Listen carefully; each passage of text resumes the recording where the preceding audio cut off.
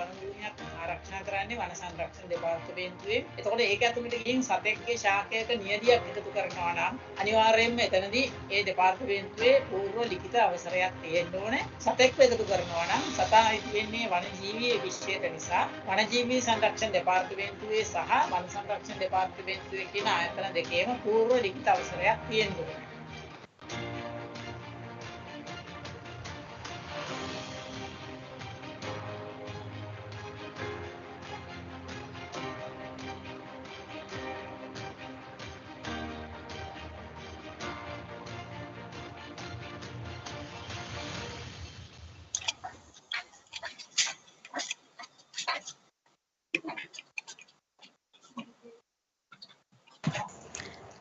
Yes. Now I invite Professor Vasantha Seniviratna to read out the felicitation note. Madam, over to you. Thank you very much, Dr. Kokila Kunasinghe. Now I am reading the felicitation to Dr. Jagat Gunawardena, which I believe is not the actual, reasonable contribution to what he has immensely done, but we try to catch up a snapshot of what he has been doing to our country at large. Dr. Jagat Gunawardena, as we all know, is an eminent environmental lawyer and activist who has dedicated his life to protect Sri Lanka's wildlife and the environment. He is the role model that we all took up to when it comes to environment and conservation in Sri Lanka. I would like to take a stroll down the memory lane and recall the early days of his activism and interest in the environment. Dr. Gunawardena's journey is one of dedication, selflessness, and struggle. Born on August 18, 1961, to attorney at law, dear Dr. Gunawardena, and educate MLD Dr. Gunawardena from Horana, Dr. Gunawardena was an alumnus of Sri Pali College and Ananda College. Dr. Gunawardena's fascination with the environment, which began with his keen interest in birds, had later branched off to other areas relating to environment as well. Dr. Gunawardena opted to read for a diploma in agriculture at the Aquinas College, University College. Completing his course with first-class honors, he was also awarded the Father Don Peter Gold Medal for the outstanding results. The decision to enter Sri Lanka Law College and qualify as an attorney at law was one that has proven as an asset in many environmental legal battles later in his life. His days of activism go back to 1985 with the Young Zoologists Association, and from then till now, Dr. Gunawardena has shared his knowledge and legal expertise freely and fought many battles to safeguard the country's environment and natural resources. It was after joining the Young Zoologists Association, I abbreviate it as YZA, and out on field visits that the foundation for his activism was first laid. He became concerned by environmental issues pertaining to endangered animals, habitat destruction, and the urgent need for conservation, and he was eager to not just sit and wait, but to do something about it. He went on to become a member of several other organizations, including the Wildlife and Nature Protection Society, the Ceylon Bird Club, and the Field Ornithology Group, even acting as an office bearer at times. After qualifying as a lawyer, Dr. Gunawardena also worked with the Environmental Congress, the Environmental Foundation, and the Central Environmental Authority. Today, Dr. Gunawardena is a senior instructor of the YZA, volunteering to educate youth. Even though he did not choose the path of social service or activism, circumstances have, to the good fortune of our country, compelled him down that path. He has always been resilient and maintained his equanimity, which while volunteering unaccountable obstacles that lay in his path towards environmental justice. He has the strength to even laugh these difficulties off as occupational hazards. Though he has led many victories in protecting Sri Lanka's wildlife, flora, fauna, and habitats, Dr. Gunawardena, he remains one of the most humble human beings I have met in my life.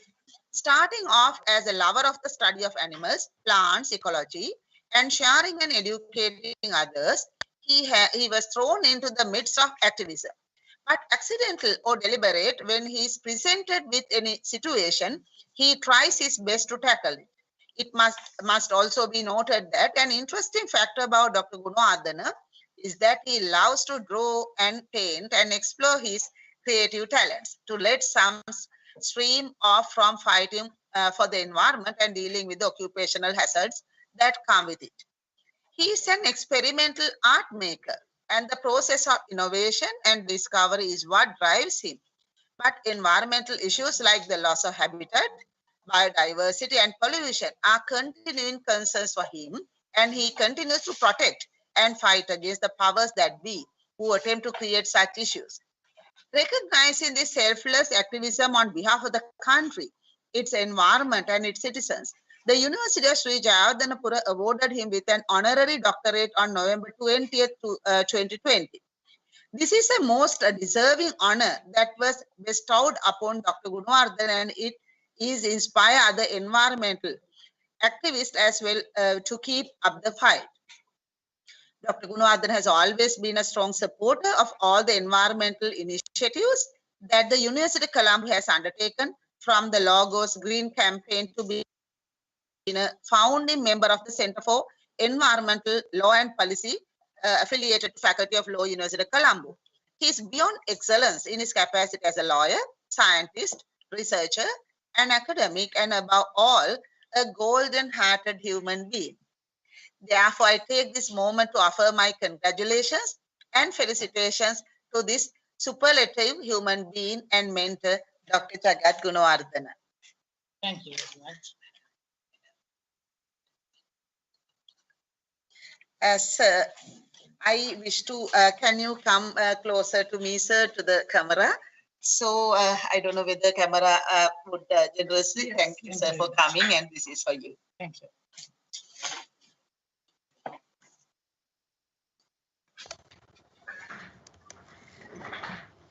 Thank you very much, Madam. Now, I would like to invite Dr. Gunawardena Liyanage Jagat Chaturadeva Gunawardena, our beloved Jagat sir, to deliver a speech. Thank you very much, all of you. It's most unexpected that I'm asked to make an impromptu speech, but I can make it. Thank you very much for felicitating me and honoring me.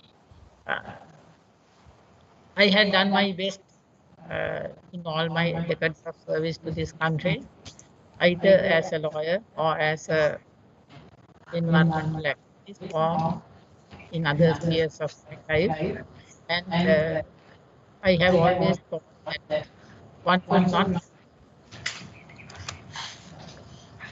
accept anything which is not due. And when I was given what I am really due, I accepted with all my heart, and it was a really good occasion when the University of Jayawardenepura gave me a honorary doctorate in the field of applied science, which is also my first love, as Professor also explained. So I veered into law later on.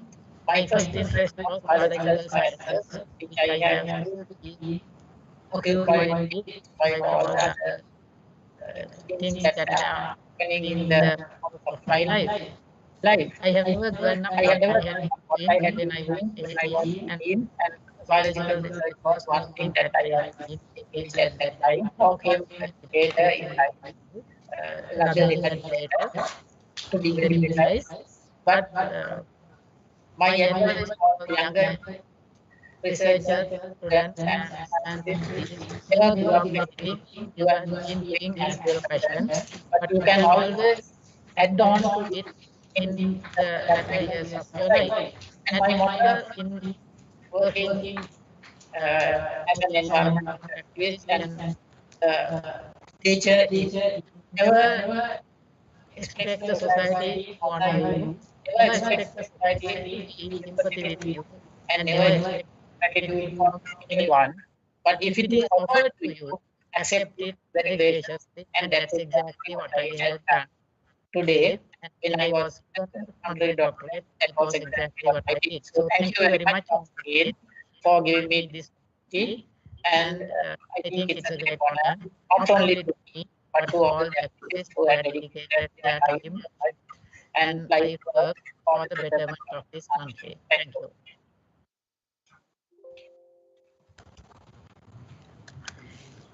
Thank you so much, sir. Now we move on to the much awaited technical session of the Public and International Law Department. The first presentation of the session is by Professor Jeeva Niriyalla under the title of Bail, Not Jail, Critique on Theory and Practice on Law Relating to Bail with special reference to Sri Lanka.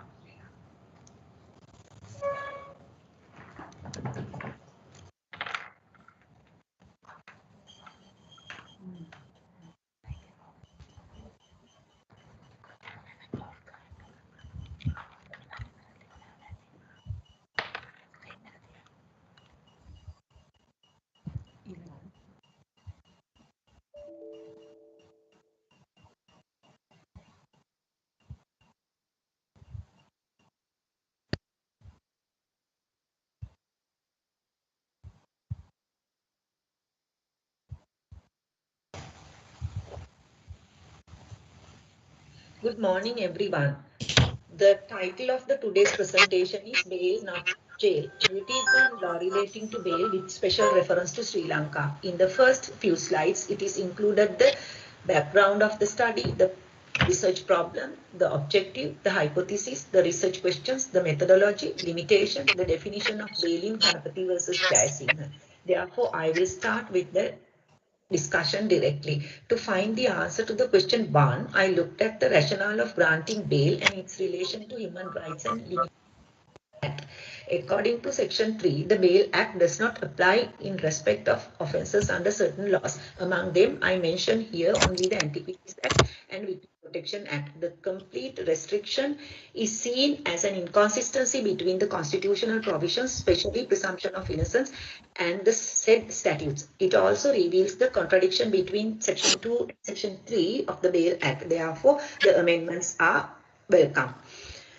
To answer this question 2 and question 3, I looked at the judicial discretion exercise in granting bail, determining bail, bond and number of suites, bail conditions and the discretion in refusing bail when the case is on pending appeal. Section 29 of the Bail Act accepts the two categories of offences, namely bailable and non-bailable offences. Section 4 deals with bailable offences. Accordingly, a suspect is entitled to be released on bail, but it is not an absolute right guaranteed for a suspect.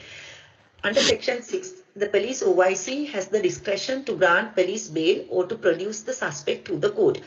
Then the magistrate should make an order. Section 7 and Section 14 are important in this regard. It was found that most of the suspects are produced to the court, although the police OIC could release them on police bail.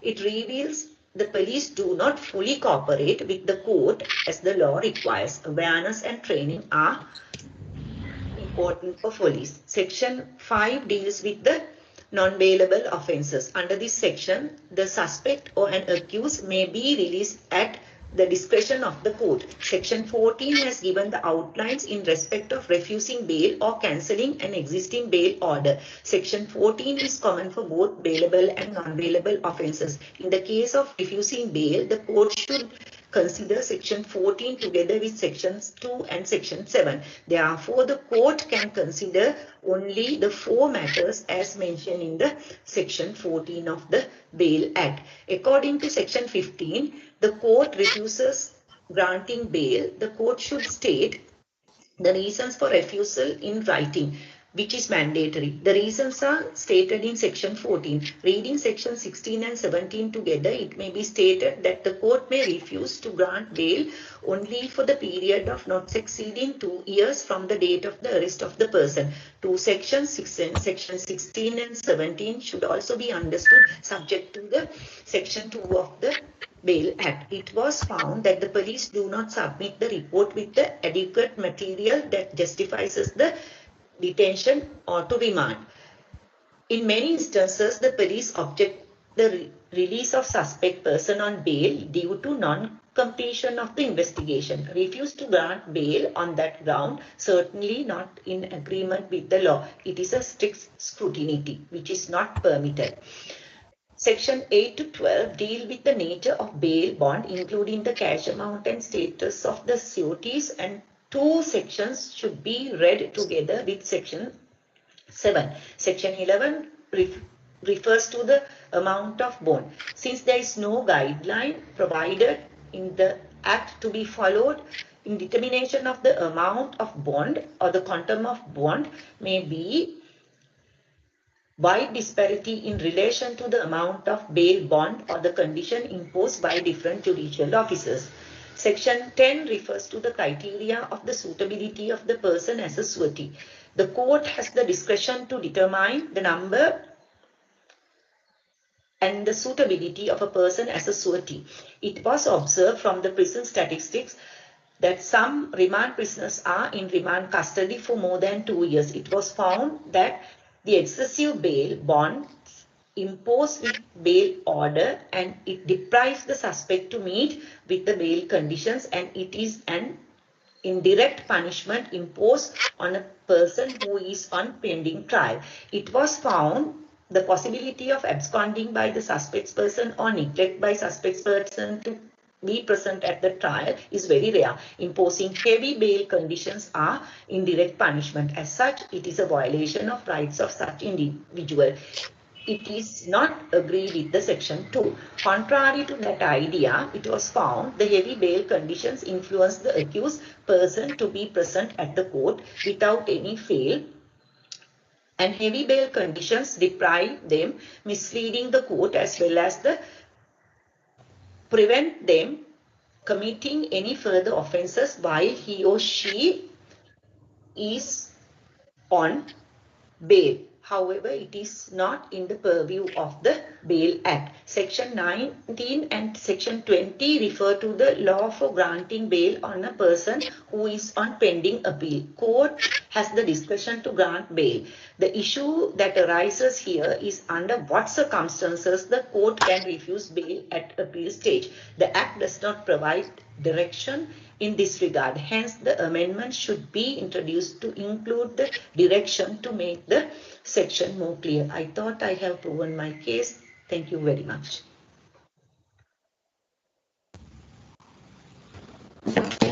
Thank you very much, madam. Now we move on to the panelists, and we welcome Mr. Prashantalal Alves, the President's Counsel, and I invite Mr. Prashantalal Alves to share your thoughts on this presentation, sir. Honorable panelists, you have 7 minutes each. After 6 minutes, I will notify the panelist by stating 1 minute more. May I very respectfully invite Mr. Prashantalal Alves. Thank you, Dr. Kokila. Professor Nirya has the most appropriate topic during this time after the Mahar incident, because it's all about bail. It's all about a person in remand. So I congratulate Professor Nirya for selecting this topic, which is very relevant, which is controversial, which is creating a lot of discussion. So it's very appropriate at this point of time. As Professor Nirya pointed out, bail is a very unique feature in our law. It's about discretion by the judge. As you pointed out, Bail Act says very clearly it is exception not to grant bail. I repeat again, not to grant bail is an exception. The court is supposed to grant bail. So this whole article or this research covers the entire scope of bail, because bail comes in when the accused is arrested with reasonable suspicion by the officer in charge and is produced before court. And then during trial, and then after conviction, your article, Professor Nirya, covers bail pending appeal. So it's a very unique feature in our criminal justice system where the bail is covering the entire spectrum. Why it is important?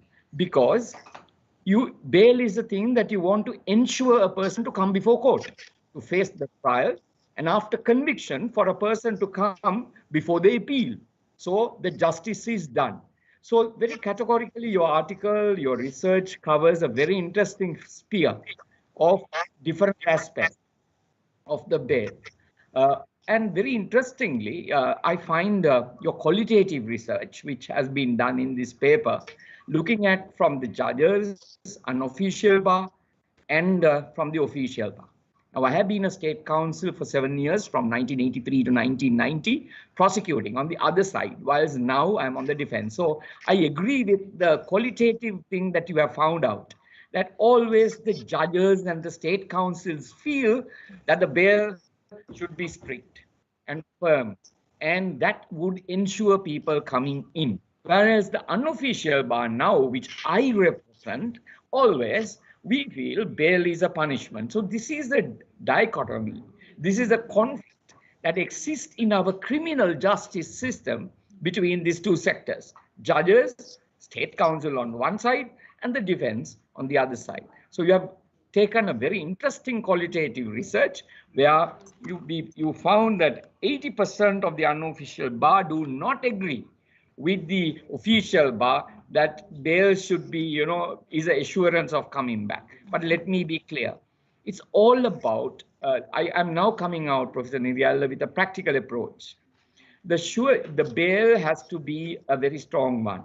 The first issue I would say that you could have considered is the quality of the surety. Quality of the surety. Now, the court sometimes had state government officials as a surety. So to ensure, as you have quite rightly pointed out, the idea or the objective of bail is to ensure that you come before court for the trial and to face the appeal. So the surety appeal, the quality of the surety does matter.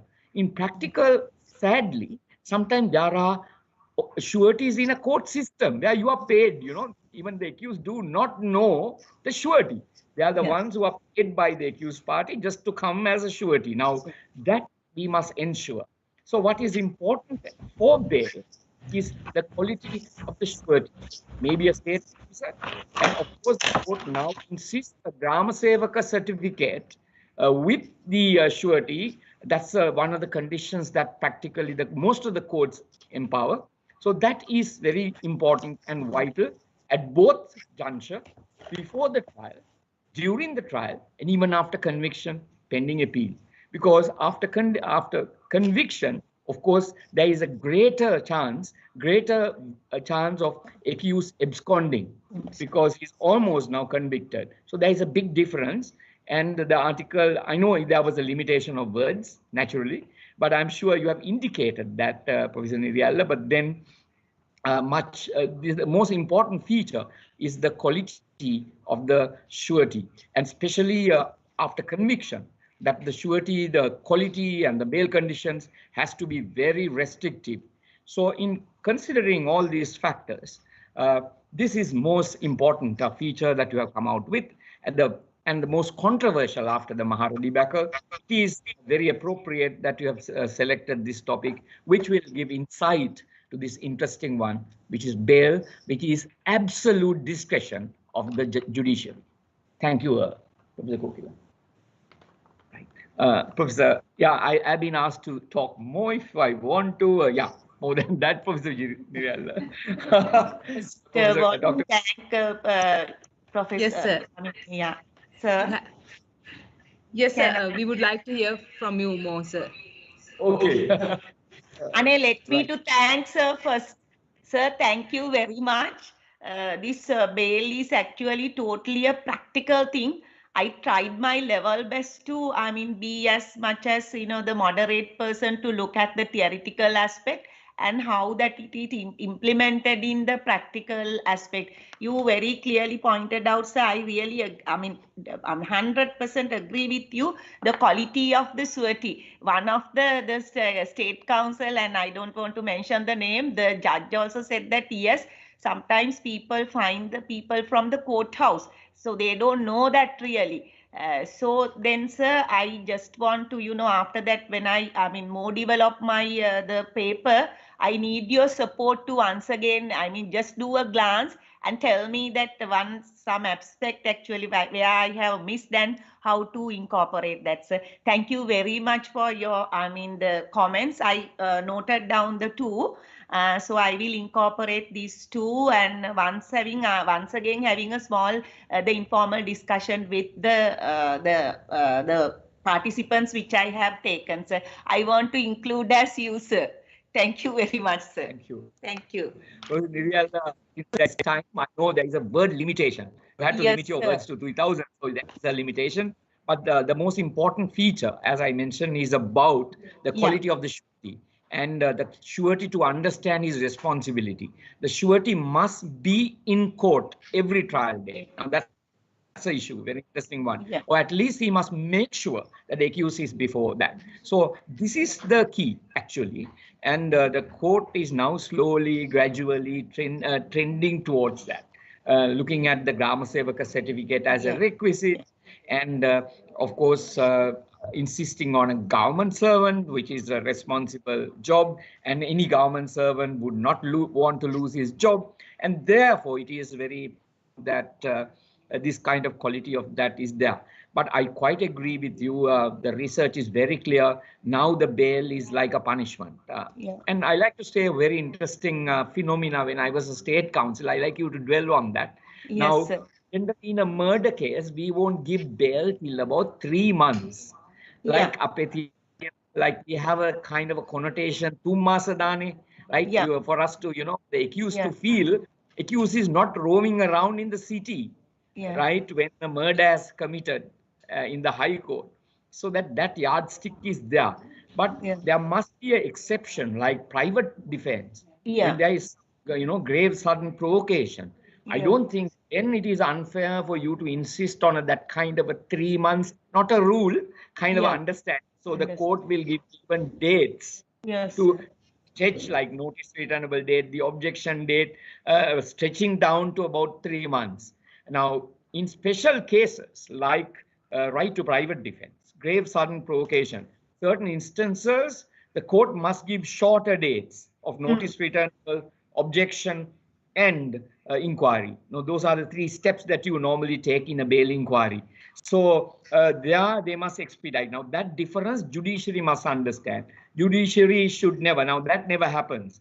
Judiciary not like a rule of thumb. Say, okay, 3 months, which seems to be a logical thing. As I mentioned earlier, like Tumma Sedane, before that, accused, the person who killed roaming around in the village would give a wrong message. Both to the victim's family and to the family because it has to be deterrent too, and it can't be found easy. You kill a person and bail is granted. But then similarly, if it is a right to private defense and grave sudden provocation, one must be given quick bail, because otherwise it is a very unfair thing for the right of private defense, that kind of a personality, to be in remand forever. So those are very interesting ones. And then we find there is another dilemma where the accused is produced before the magistrate, and you have to file a separate application in the High Court to get bail. Now, there must be some discussion with the judge if there is no evidence at all, or if the judge feels though the OIC arrested him with reasonable suspicion, there must be some discretion on the magistrate also to consider bail. I mean, that is judicial discretion, even a magistrate. So this is a very interesting dilemma. We find sometimes frivolous arrest is made by the police, and the poor person has to go to a High Court, retain a lawyer, and then go there. And so that creates a lot of financial burden on a victim, victim's family especially, because victim's family, the wife or anyone for that matter, the spouse has to find money. In addition, her breadwinner probably in jail has to find money to file a separate bail application in the High Court. Now that's a dilemma that we see in courthouse with common scenario. So I think I would conclude, Professor Rial, Thank you, again. sir. Thank you. For a good and appropriate way. Thank you very much, sir. And thank you, Kokila. Thank you, Vasanta, everyone, giving me this opportunity to, present my paper as well as to listen to sir. Thank you very much. Thank you so much, Professor Nidiyalla, for your very valuable contribution. And also, thank you very much, sir, Mr. Prashantala Alvis, for taking time to come here and attend the sessions very productively. Thank you. Now we are moving on to the next presentation. That is by Ms. Thili Galakattige, and the title is Electoral Crossroads, E-Voting and Democratic Prerequisites.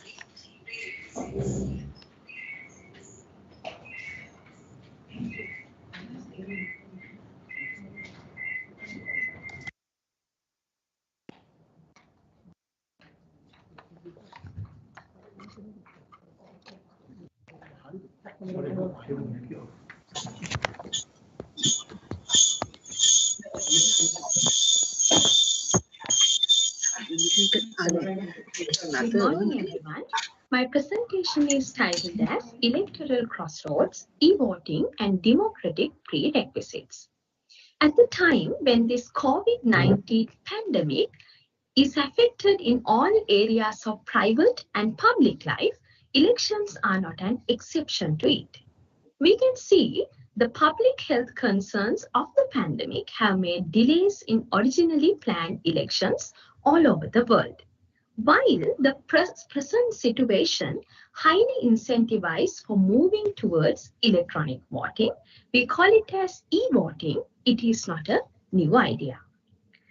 Especially the idea of implementing electronic voting came as a solution against the identified problems in the traditional voting system. Therefore, many countries currently moving towards the introduction of e-voting systems. I'm not going to mention the countries here.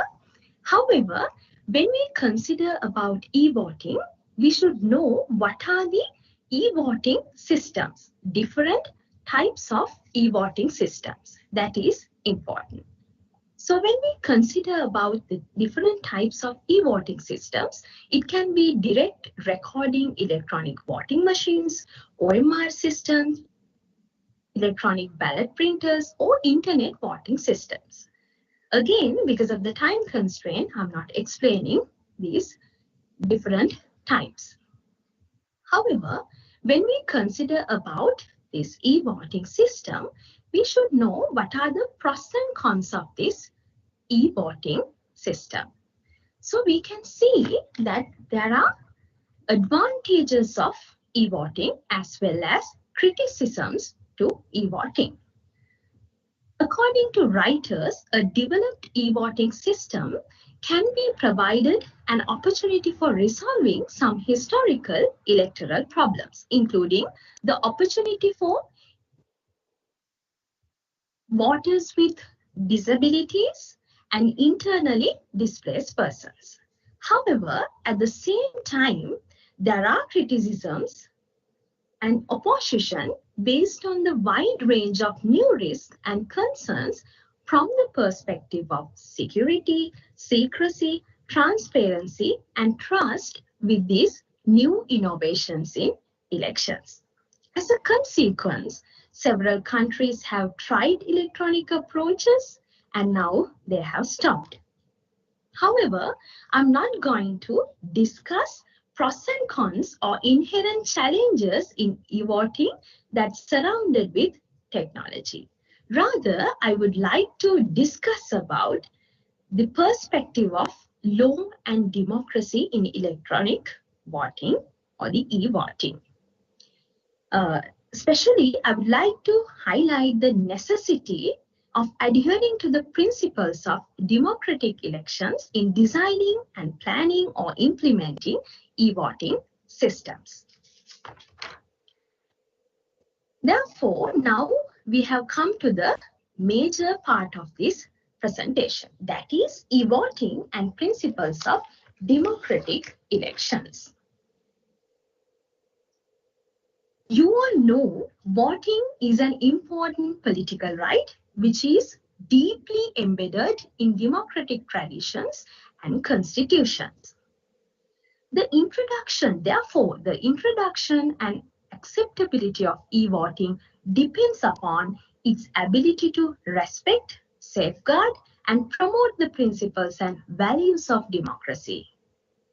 Identifying this need, the European Commission for Democracy through Law, Venice Commission, has adopted the Code of Good Practice in Electoral Matters in 2002. In line with above code, democratic elections should be founded on 5 important principles. The voting should be universal, equal, free, direct, and secret. You know, these principles are enshrined explicitly or implicitly in a number of international instruments like ICCPR, European Additional Protocol to the European Convention on Human Rights. Considering the first principle, universal suffrage, it stresses the point that all human beings have the right to vote and to stand for election subject to very limited certain conditions. To ensure this principle, the relevant conditions are accessibility of the voting procedure, availability of alternative voting methods to accommodate voters who are unable or unwilling to use new technologies, and the existence of sufficient guarantees against technical failure. So, if any country, if they are going to introduce e-voting systems, they should consider about these issues. The second point, there is a suspicion that e-voting may carry a risk of violating the principle of equal suffrage. However, this risk is not only inherent with e-voting, as it is also present with the traditional paper-based voting systems. Equal suffrage stresses the point that each voter has the same number of votes, each voter has the same weight, and equality of opportunity has to be ensured. Therefore, an e-voting system must consider and ensure that the one voter, one vote principle and all the other related principles. In terms of third principle, pre-suffrage, the voter has the right to form and to express his or her opinion in a free manner. That is the idea. So without any coercion or undue influence, they should have this right. So by means of providing voters with easily accessible information and communication facilities, the introduction of e-voting has the potential to improve more informed and active citizenry in this regard. And the final one, implementation of voting secrecy. So when we consider about this voting secrecy, this is another important element in e-voting. So e-voting shall be planned in such a way as to guarantee that the secrecy of the vote is respected at all the stages of voting procedures. Apart from the above discussed concerns, the e-voting schemes has to be transparent and should be ensured availability, reliability, and accountability.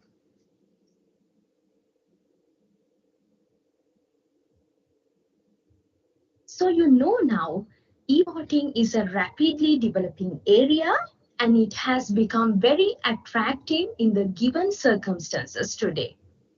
However, in conclusion, I would say democratic principles should not be undermined by the introduction of electronically backed solution in vote casting or any of the other procedures whatsoever. Thank you. Thank you so much, Thirini. I can't help mentioning this. She is a newly wedded bride on her honeymoon presenting at our technical session. Thank you so much. We really appreciate your academic commitment. So with that, I invite Mr. Louis Ganeshanathan, an attorney at law and also a bright alumni of Faculty of Law. Over to you for your review. Thank you very much for inviting me to participate in this session this morning and for the excellent papers that have been presented so far. I'm hoping everyone can hear me. Yes, we can. You have 10 minutes. Great. So I think we just listened to a very interesting paper, and there's a lot to discuss about. There's a lot to discuss about this paper as well, because it deals with a very important current issue. For me, what struck me the most about the paper was how the perspective the paper takes to this issue. Oftentimes we find, especially when we are discussing issues relating to electoral systems reforms and electoral procedures, people try to people try to reverse engineer. So you look at a result you want at the end, and then you work backwards from there, justifying that result in order to try to arrive at the modalities. Whereas the paper takes a very fresh perspective of trying to evaluate a particular system of, or trying to evaluate the voting system in line of certain democratic principles. And I think that's very important when you discuss issues relating to elections, because at the end of the day, in a country which is a republic and which says that the sovereignty is in the people, the most important way in which people actuate their sovereignty or exercise their sovereignty is at the ballot box. So you have to ensure that that happens in a smooth way, a safe way, but you also have to make sure that it happens in a way that protects democratic norms. So I think this principal approach the paper takes towards discussing this issue is very important, and I think it's a very refreshing perspective when it comes to writings on electoral issues, especially in Sri Lanka. And having said that, I'd like to just talk about the 5 principles and the discussion in the paper about the 5 principles. Because we don't have a lot of time, and because we've already listened to the paper going through the different principles, I'm not going to go through the principles again. But what I'm going to try to do is to talk about the principles desegregated by 2 different issues. One is the issue of accessibility. The other issue is the issue of security. So accessibility will cover a lot of the concerns that were raised with regard to universal suffrage and the importance of protecting universal suffrage, and whether the electoral system will protect universal suffrage or not. The issues of equal vote, free elections, and secrecy of the ballot, I'd like to consider all of those issues under the rubric of electoral security, and there are different dimensions to it. But before we get to that, I think it's also worth mentioning that having a discussion about whether or not to move from our existing paper-based voting system to an electronic voting system, and if we are to move, what is the type of voting system we need to adopt, especially considering the variety of different models available, is not exactly 2 different questions. There are one question which is very much interlinked, because the implications on the principles that are discussed in this paper oftentimes will change from the different types of electronic voting. So for example, the issue with regard to security is probably at its most highest when it comes to online voting. Whereas if you have a paperback system of electronic voting, which countries do have, the issue of security is different. So in trying to evaluate whether or not to move to an electronic voting system and which systems to vote to, you almost can't separate the 2 questions. You have to decide you have to kind of go through each of these principles and apply them to the different kinds of voting mechanisms available. The second issue is it's also very much context specific. Whether or not to the different kinds of voting systems and whether or not to adopt electoral voting is very unique to the different contexts. So, for example, a country like Iceland, with a rather homogeneous population and a small population, could and has conducted elections 100% online.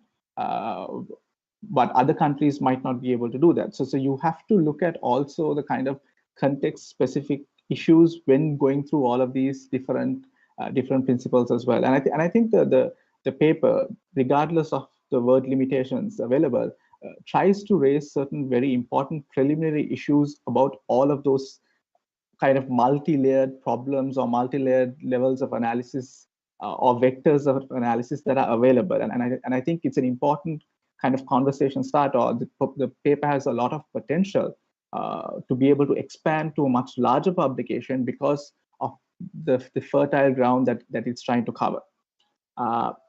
So having said that, moving on to the issue of the accessibility issue. Accessibility issues, like the paper correctly points out, is not an issue which is limited to electronic voting. Even paper voting systems have accessibility issues, specifically with regard to differently able persons. Paper voting is significantly limited, and electronic voting does provide a lot of different opportunities in which to be more inclusive. And we also have seen paper voting systems like the ballots we have over especially the last 30, 40, 50 years. People, even though they've used the same ballots over and over again, the same kind of ballot designs over and over again at elections, people still get confused, people still make mistakes. And a part of the problem is with regard to ballot design, and part of the problem is with regard to voter education on how to vote. So these considerations are going to be there at the same level when it comes to electronic voting as well. So I think the more important issue on the issue of accessibility, at least, is whether the voting system is paper-based or electronic, but whether the voting system is designed in a way which is considering the experience of the user, or is it just designed in a haphazard manner? And I think, especially in countries like Sri Lanka, there is a need to focus on this area and design ballots in a way which takes into consideration user experience and the different dynamics that exist in our society, regardless of whether we are going to paper ballots or whether we are continuing with paper ballots or whether we are going to move to a particular form of electronic voting. The next issue, and probably the elephant in the room when it comes to electronic voting systems, is the issue of security, both in terms of the integrity of the voting system itself and also the protection of the privacy of the individuals concerned, of the voters concerned, to make sure that the ballot is a secret ballot. And herein actually lies the big problem, in that it is not merely sufficient for a voting system to be 100% safe.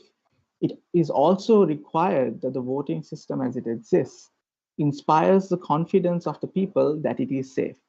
And this is unfortunate because, as we've seen most recently with the US elections, it's very easy to bring into disrepute or question the credibility of an electoral system. And we've seen this in Sri Lanka as well, even with paper-based voting, that oftentimes after elections, the credibility of the electoral process is questioned.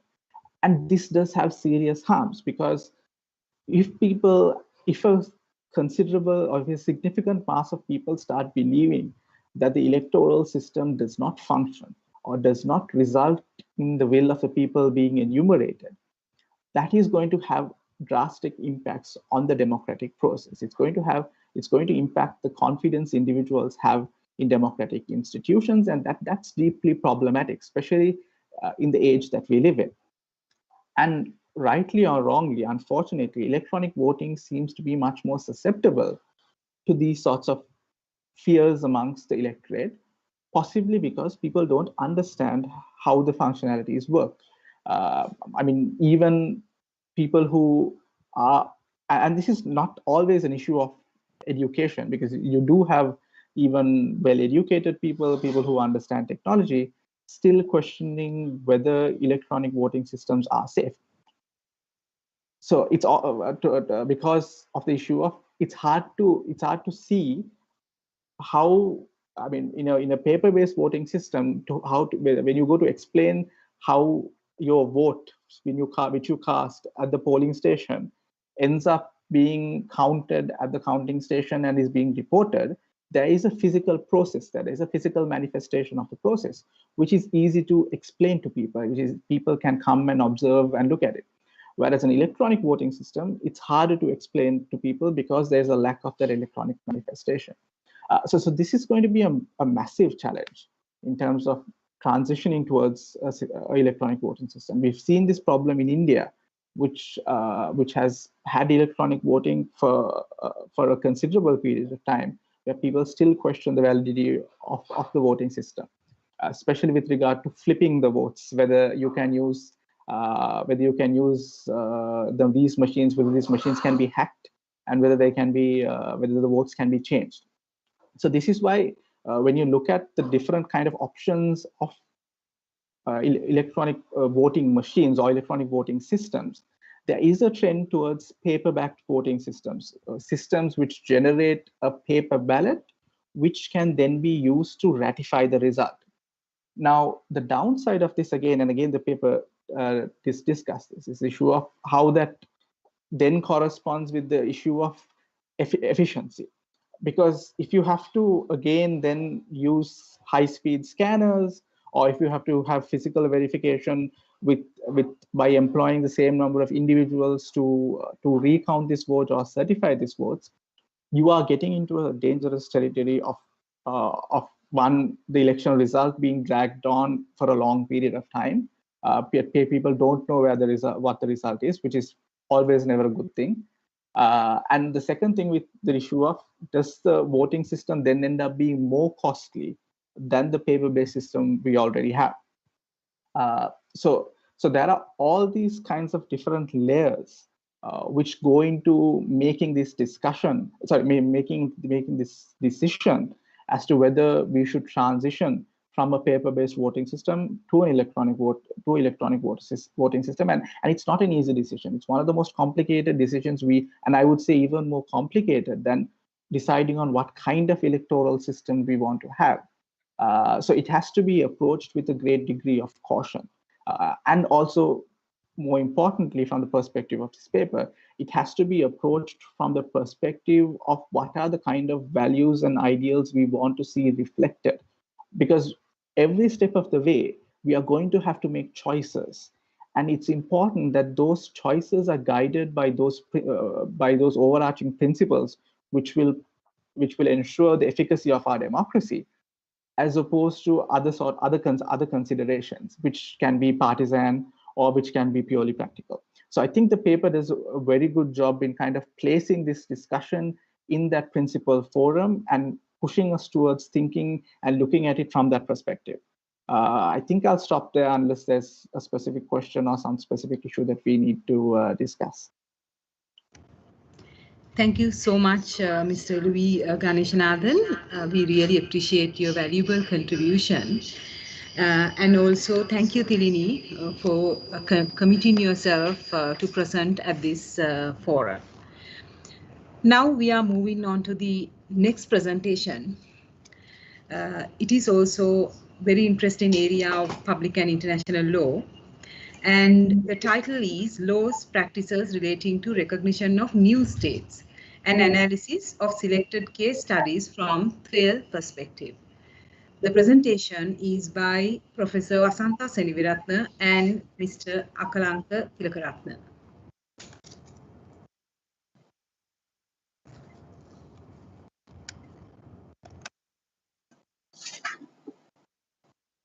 Good morning to all of you. Mr. Akalanka Tilakaratne and myself are presenting the paper titled Recognition of New States and Analysis of Selected Case Studies from a Third World Approach to International Law.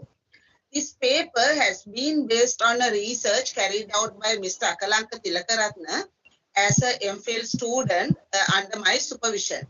We developed a perspective taken out of his research. The problem that we found in this research paper has been, despite the progressive developments over the past, some areas of international law still require further improvements. The of a new state is such an area where the decision is reached at by a recognized state, generally based on policy and politics than law, for which international law hardly provides an unbiased legal framework. The absence of such a non-politicized criteria to recognize new states necessitates to craft an appropriate legal yardstick, as this lacuna shows the unavailability of a relevant treaty or a customary international law principle. Notwithstanding the prevalence of the seemingly outmoded Montevideo Convention on the Rights and Duties of a State of 1933, which provides a criteria of statehood to be satisfied by an entity as a prerequisite to be recognized as a state. States known as third world countries particularly face frequent secessionist attempts due to complex religious and ethnic diversities in their territories, which pose threats to their sovereignty, political independence, and territorial integrity, and mostly are former colonies of the Western powers that may continue to be affected by their geopolitics. Sri Lanka is also a classic example to this. Findings of the research demonstrate a lack of uniformity in the state practices, coupled with the dearth of the formal legal sources for the recognition of new states, which has had a potential to affect the third world countries adversely by making them persistent victims of the powerful countries of the West. Conclusion of the research highlights the need to craft a proper legal criterion followed with a suitable mechanism to protect the rights and interests of the third world countries. Thank you very much. Now it is over to Mr. Akalanka. Thank you very much, madam. In in our study, we use 4 case studies to explain our research findings. We used Kosovo, South Sudan as countries belonging to the third world, and also Crimea and Catalonia. With regard to Kosovo, while in 1999 its territorial integrity was substantiated by the United Nations resolution, in 2008 Kosovo decided to make a unilateral declaration of independence. However, many of the third world countries refused to recognize Kosovo as a state. Still, many of the other Western countries did not hesitate to recognize the situation in Kosovo. And out of the 4 countries that we have taken, Kosovo was the one instance in which it was also referred to the International Court of Justice, where the ICJ refrained from clarifying the requirements of statehood. When we look at this situation from a third world perspective, it can be argued that the third world countries refuse to recognize the situation in Kosovo, fearing that it may lead to a principle of customary international law.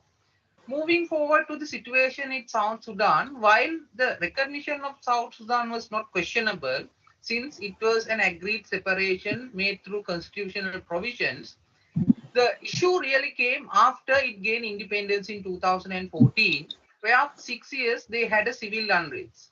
And this showcases the dilemma of premature recognition and the danger in granting the right to self-determination. Moving forward, in 2014, Crimea tried to separate itself from Ukraine, and Russia soon intervened in this process where they annexed Crimea in a rather haphazard manner. The power politics was clearly evident in this conflict, where Russia recognized the situation in Crimea immediately, while many of the Western countries refused to follow pursuit. From a third world perspective, the lack of protection from interference by a powerful state indicates the lacuna in the law with regard to recognition of new states. The most recent example can be discerned from Catalonia, where it tried to secede from the Spain mainland, through a referendum, even though it got the majority of votes in the referendum, the European Union, along with the United States and the United Kingdom, refused to recognize the situation in Catalonia. This also emphasizes the dangers associated with lack of uniformity in the state practices, where we can see some similarities between the situation in Catalonia and Kosovo, where still the state practices were totally different. Therefore, it can be seen that as the current law stands, the recognition of states should be a law that should be developed, and especially from a third world perspective, to protect its rights and its territorial integrity. Thank you very much.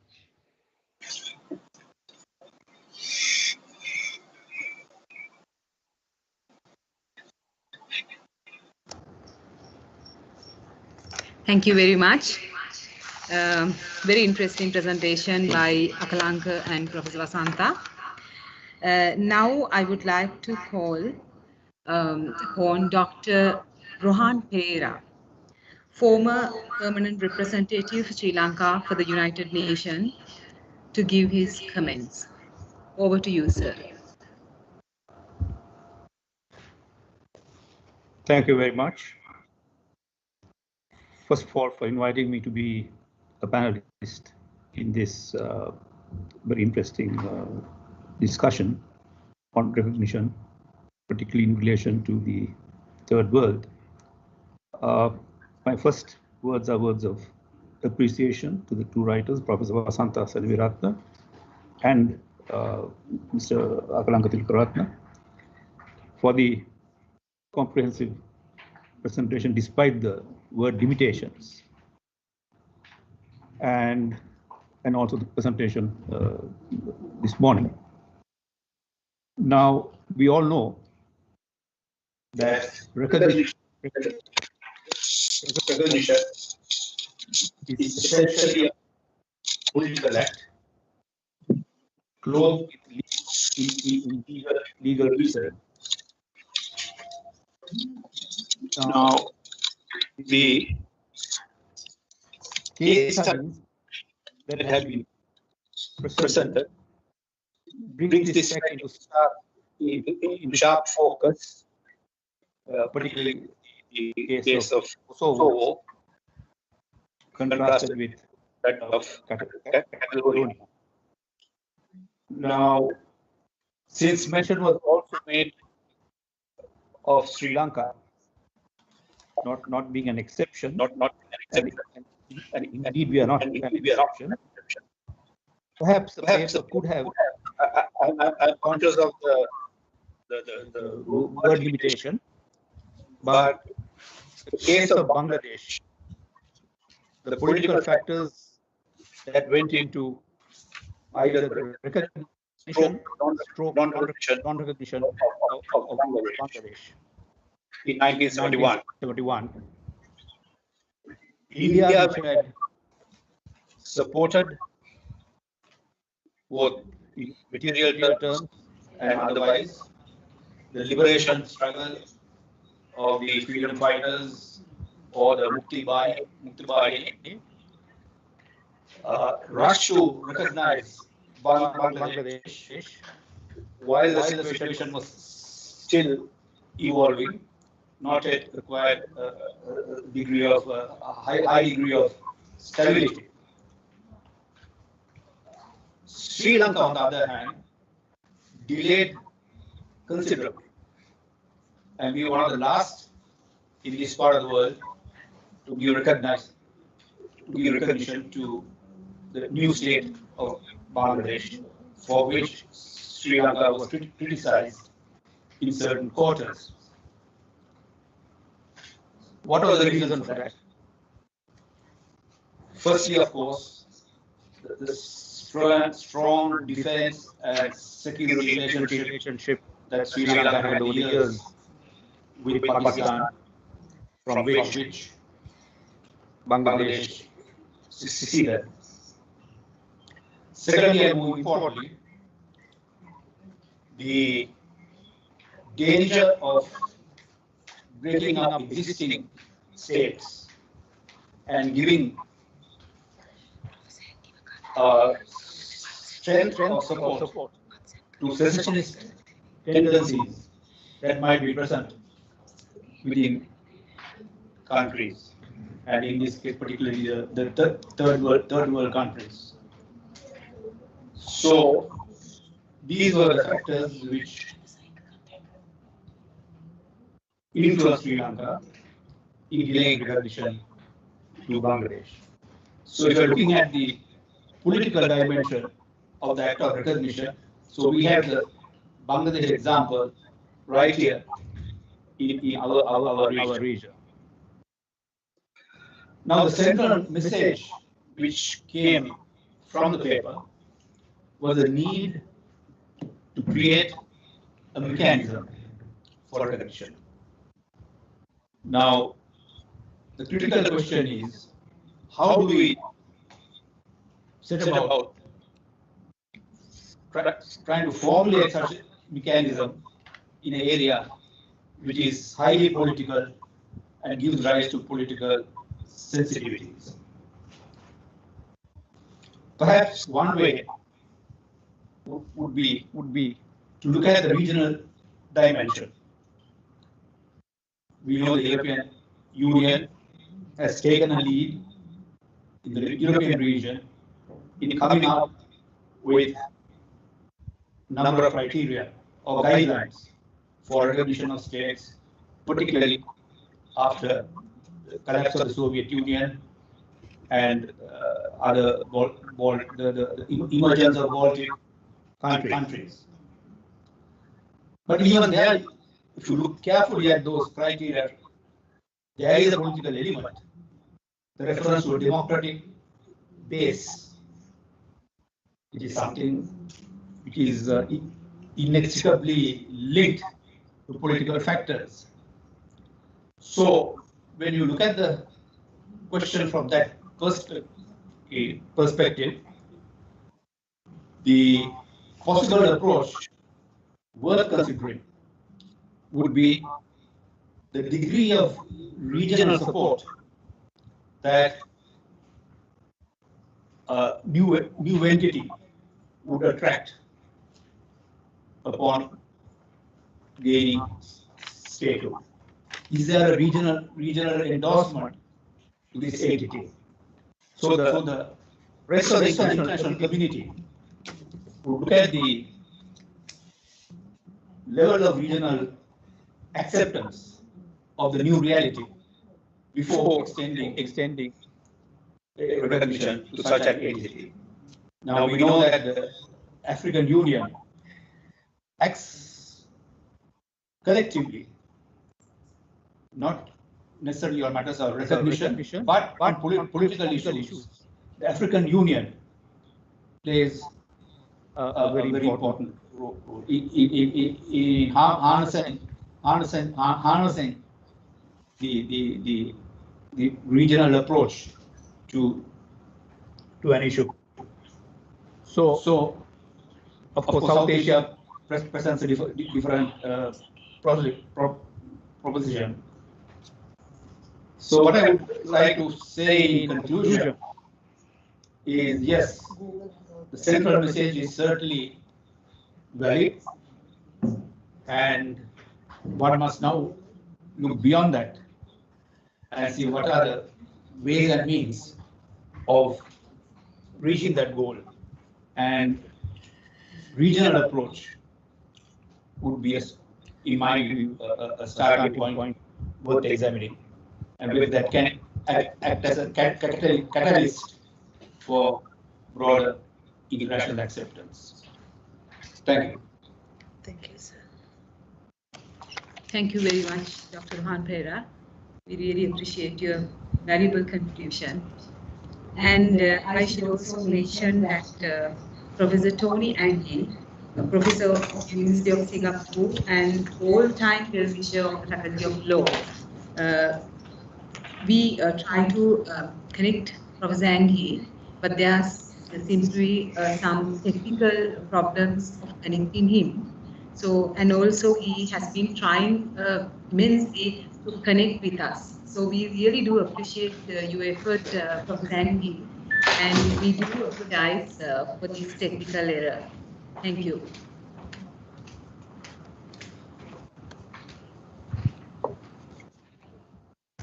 Now we are moving on to the next presentation. This presentation is by Ms. Binendri Pereira, and the title of the presentation is Constitutional Amendment and Reform, Perspective from Theravada Buddhist Teachings. Over to you, Binendri. Thank you, Dr. Kokila. I hope everyone can hear me. My paper provides a perspective from the Theravada Buddhist principles for constitutional amendment and reform in Sri Lanka. Theravada Buddhism, as the religion of about 70% of Sri Lanka's population, has had a profound impact on the country's social and political structures, and its principles continue to be of significance today. Theravada Buddhism has also had a significant impact on local understandings of governance. For instance, we find references to and from Theravada Buddhism in our current constitution of 1978. In this paper, I focus on one of the teachings of the Buddha relating to governance, namely the Sapta Aparihani Dharma, or the principles on prosperity of a nation. The Buddha lays out these principles in the Mahaparinibbana Sutta of the Digha Nikaya. At the very outset, I concede to two ways in which the context of these 7 principles can be distinguished from modern governance. First is that the Buddha is basing these principles on the practices of the Vajjans from an ancient historical period of time. Hence, this period is drastically different socially, economically, politically, and culturally from the modern period. Secondly, the Vajjans are also following a different model of governance, namely a monarchical form, different from the democratic forms of governance in contemporary societies.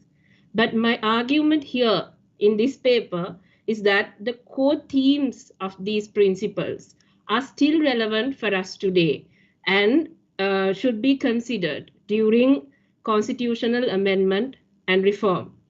These are specific instances during which we focus on the principles of governance.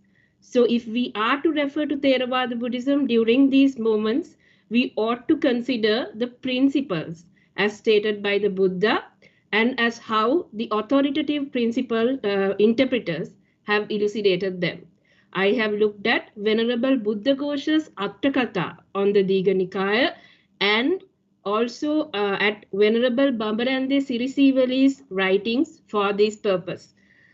These 7 principles on prosperity of a nation, namely deliberation through regular assemblies, harmonious governance, respecting the law, respecting the elders, respecting the women, protection of various religious shrines, and protection of the Arahants, have 3 recurrent core themes.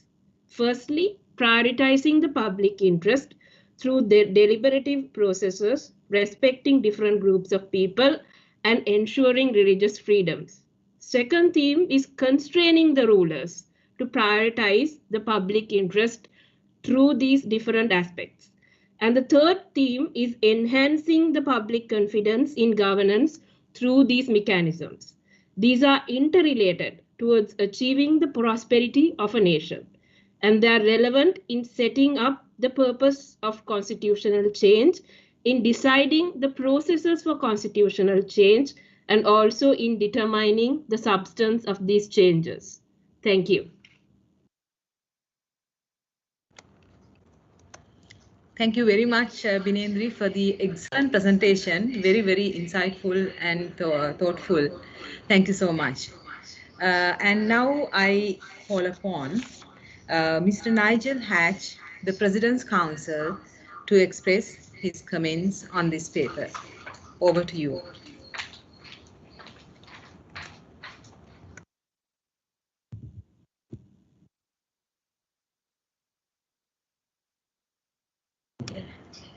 Mr. Hatch, could you please unmute your mic? Can I be heard now? Absolutely. Thank you. Thank you. Chairperson Binendri and other distinguished participants. Binendri, at the outset, let me congratulate you on a thought-provoking presentation, the thrust of which is based on the discourse of the Buddha on the prosperity of a nation, where you have extracted three core themes, namely prioritizing public interest, constraining rulers to so prioritize public interest, and thereby enhancing public confidence in governance. You argue that these three themes could animate the purpose, processes, and substance of constitutional change in Sri Lanka. Now, the basis, the rationale of this argument that you present is that Theravada Buddhism is practiced by the vast majority of Sri Lankans and has had a significant impact on local understanding of governance. And you cite Article 9 in the present Second Republican Constitution and the stanza that appears at the end of this constitution about rains coming on time, bountiful harvests, and righteous rulers. But interestingly, you also seek to steer very clear from what you describe as Sinhala Buddhist culture or radicalized Sinhala Buddhist identity. Now, I want to make my position very clear. As a notion, the three core themes that you have extracted, I have absolutely no problem with. But I would wish to have a counterpoint to that. I would argue that these three core themes of prioritizing public interest, constraining rulers to so prioritize, and thereby enhancing confidence, public confidence in governance, could they also not be found in a more universalistic setting? Are they only limited to Theravada Buddhism, as in this particular discourse of the Buddha?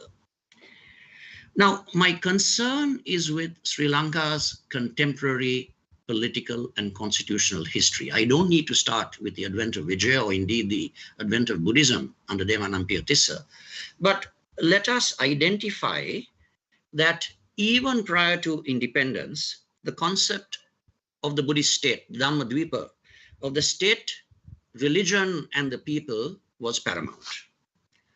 Post-independence, although we had, I would argue, a secular constitution with the Independence Constitution in 1978, both the First Republican Constitution and the Second Republican Constitution of 72 and 78 brought in the concept of affording, or according to Buddhism, the foremost place. Right. But prior to these two constitutions, what has been our contemporary political history? Regrettably, ever since 1956, there has been engendered a further polarization between the majority community and certainly the principal minority, although there have been issues with the secondary minority community, namely the Muslims, over time. And when you look at the Second Republican Constitution, even though Buddhism is afforded the foremost place, the ability of other communities to practice their religion is also guaranteed, both in terms of Article 9 and in complementary provisions of fundamental rights. But what has this led to? I want to draw your attention to two cases. Now, there have been attempts under this present constitution to even afford Buddhism a further place of importance. We have in the first instance the abortive 19th Amendment, which was brought by a Buddhist parliamentarian, Buddhist monk parliamentarian in 2004. What did that amendment seek to do? It sought to further recognize Buddhism as the religion of the overwhelming majority and secure further state patronage. Amongst other things, it also sought to prevent the conversion of Buddhists or indeed the exposure of Buddhists to other religions, the anti-conversion element. Now, the Supreme Court had no hesitation in finding that this proposed amendment was anathema to fundamental features of the Constitution and decreed that it required both a 2/3 majority and a referendum. Needless to say, it was not proceeded with. But I want to draw attention to the concurring judgment of Justice Shirani Tilakawardena, who for the first time in the Supreme Court, or indeed by any judge in the Supreme Court under the present Constitution, articulated that Sri Lanka was a secular state. Right. Now, the next case I want to draw your attention to is a subsequent judgment in 2007, which is the Beruwala Mosque case. That is where there was a noise pollution from the Beruwala Mosque and litigation ensued. And in that, Chief Justice Sarat Silva, also reiterating what Shirani Tilakawardena said this, and I'm quoting directly, I think it's important for us to pay heed to what he said. It should be firmly borne in mind that Sri Lanka is a secular state and that sovereignty is in the people, is devoid of any division based on perceptions of race, religion, and language. So you can see the tension that our courts have had to face in trying to reconcile fundamental principles of representative democracy, republicanism, the separation of powers, sovereignty in the people as manifested in Articles 3 and 4, and fundamental rights as enshrined in our Constitution, with attempts from time to time to further entrench Buddhism or indeed to further strengthen it at the concomitant expense of other communities and religions that live in this country. Now, I do appreciate that you were very careful in wanting to skirt, in wanting to avoid Sinhalese Buddhist culture or radicalize Sinhalese Buddhist identity, and I commend you for that.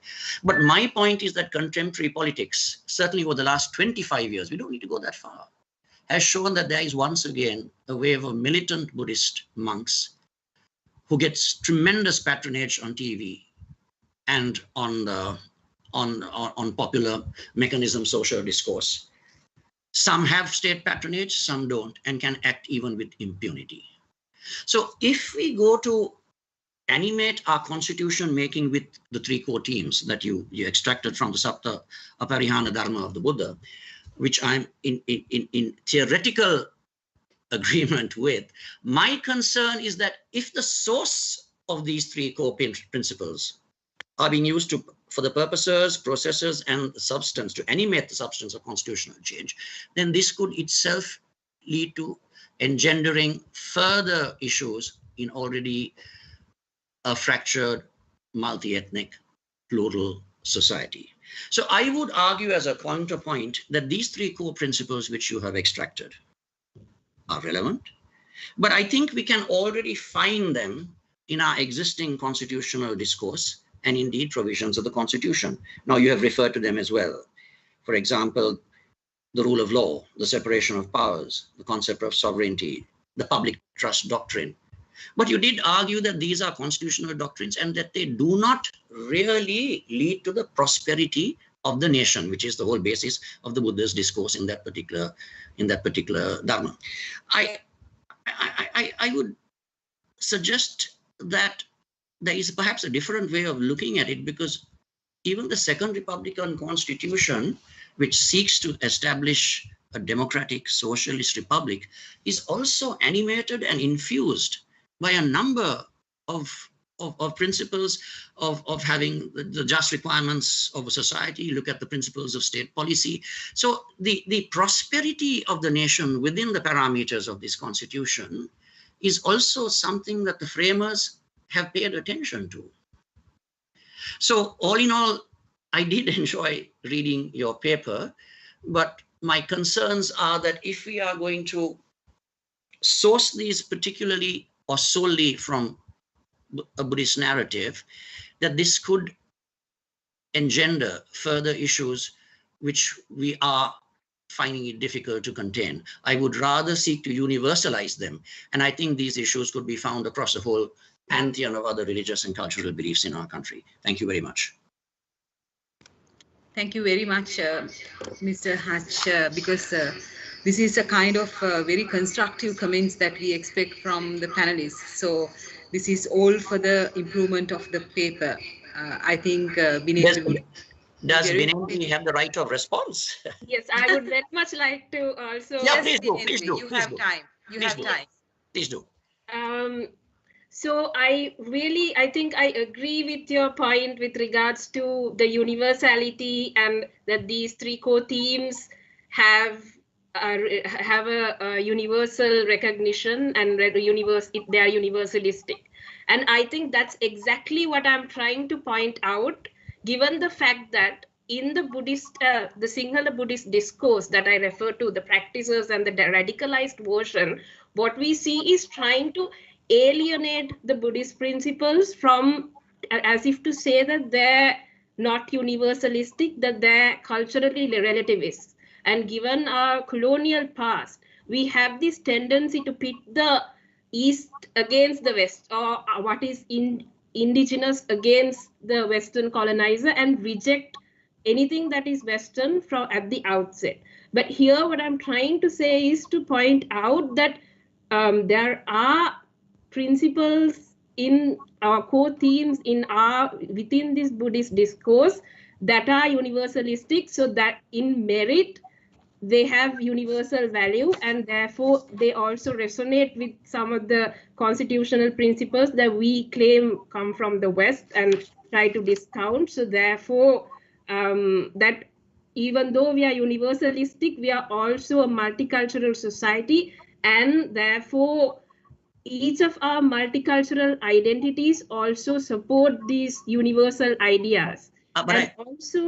I hope you do appreciate that there's a very thin line here in the current context, Binendra. This is my argument. There's an extremely thin line from beautiful exposition from the Buddha in this particular Dharma and practical politics in Sri Lanka today. Exactly. And I believe it's important for us to walk the thin line and reiterate the doctrine of what is stated by the Buddha, because we seem to get subsumed or drowned in what is happening in the practice and what the drastic interpretations and the radicalizations. So I believe it's more timely and more important for us to insist on what is stated by the Buddha as a doctrine or as a set of principles, because in radicalizing Sinhala Buddhism, what we see is overshadowing the principles. So my attempt within these 3,000 words is to sort of reiterate that and provide one perspective. So not to discount the other perspectives that would come from other religions, but this is just a one perspective coming from Theravada Buddhism. So yeah. Okay, thank you, Mr. Hatch. Yeah, thank you, Mr. Hatch, for your comments. Thank you so much, both of you. Yes, thank you so much, both of you. I wish we have more time for you, but unfortunately, we have come to the end of your presentation. Thank you, Binendra. Thank you, Mr. Hatch. Thank you, very nice contribution. Thank you so much, Mr. Hatch. Now I should mention again that Mr. Rohan Edirisinghe was one of the other panelists for Binendra's paper, but unfortunately, again, due to technical error, we could not get him connected. He has been also trying for a long time, and we were also trying to get him connected, but unfortunately, we could not be successful. But I'm very happy to announce you, as per the instructions given by the head of the department, the Public and International Law Department is going to have an extension of this research forum. So we will select some very important presentations, and then we are going to have a lengthy research forum. So even though this is an annual research symposium, but we are going to focus more on research dialogue, and we are going to have a lengthy forum very soon in the future, probably by next month. So we look forward to get you join again, Mr. Hatch, for a more constructive comments on this paper. Appreciate it. Thank you. Okay, let's move on to very interesting presentation for all of us academia who are participating here. It's from Danushka Madavatta, and the title of the paper is The Academic Displays the Eviction of the Legal Educator from Pedagogy, Curriculum and the Profession. Over to you, Danushka. Thank you very much, Dr. Kokila. Good afternoon, ladies and gentlemen, distinguished guests, friends and colleagues. So when we decided this time that we are going to be speaking about law being at crossroads and to think of what reflections we may have, what foresights we may have, I thought of something that has been bothering me ever since I became an academic. I've been having this nagging feeling that legal academia is not taken very seriously, especially in our context, because there is this understanding that legal academics are not necessarily performing a socially relevant function. And my engagement at the faculty for 7 years, my engagement with the students and my colleagues, my research engagements have been proving this to me. So I thought about how do I unpack this issue of the academic being displaced. So there are many ways of doing it. But for purposes of this particular paper, I thought of looking at how the academic gets displaced in pedagogy, curricular traditionalism, and in terms of the legal profession. So in the first part of the paper, I go on to talk about what's problematic with our pedagogical approach. In that, I look at how some of us have become dictators. By dictators, I mean that we go into a class and dictate a note and students take it down and they regurgitate it back to us at the exam. And I feel like this contributes to an intellectual demise. So we are contributing to our own intellectual demise as well as the intellectual demise of the society as a whole. And I think we need to be very worried about this. We have to take this very, very seriously.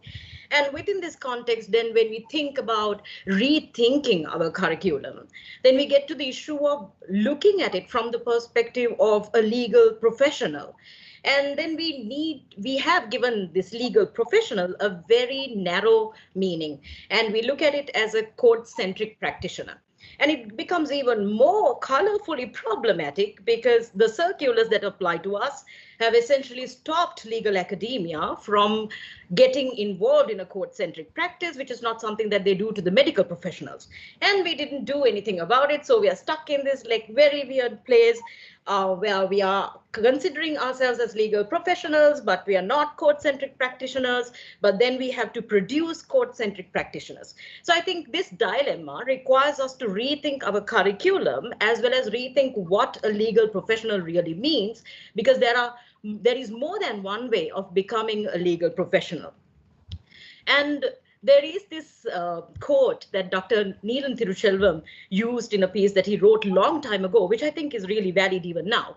When he was talking about curriculum development from long time ago, he says that what ultimately happens is that we changed the title of the subject from law of bastards to law of illegitimates. And this is an extremely valid comment, I think, which we need to be worried about even today. So looking at pedagogy, curricular traditionalism that we have continued so far, and making a plea to look at the practitioner, legal professional in a more broad sense, I make the argument that at present, legal academics have been displaced. I stop at that, and I would really love to hear what Professor Savitri and Dr. Maria Gomez would have to say. Thank you very much.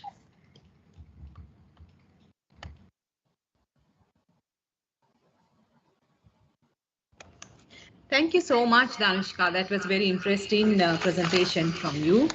And we all have comments for you, but there is a very special guest panelist here with us today.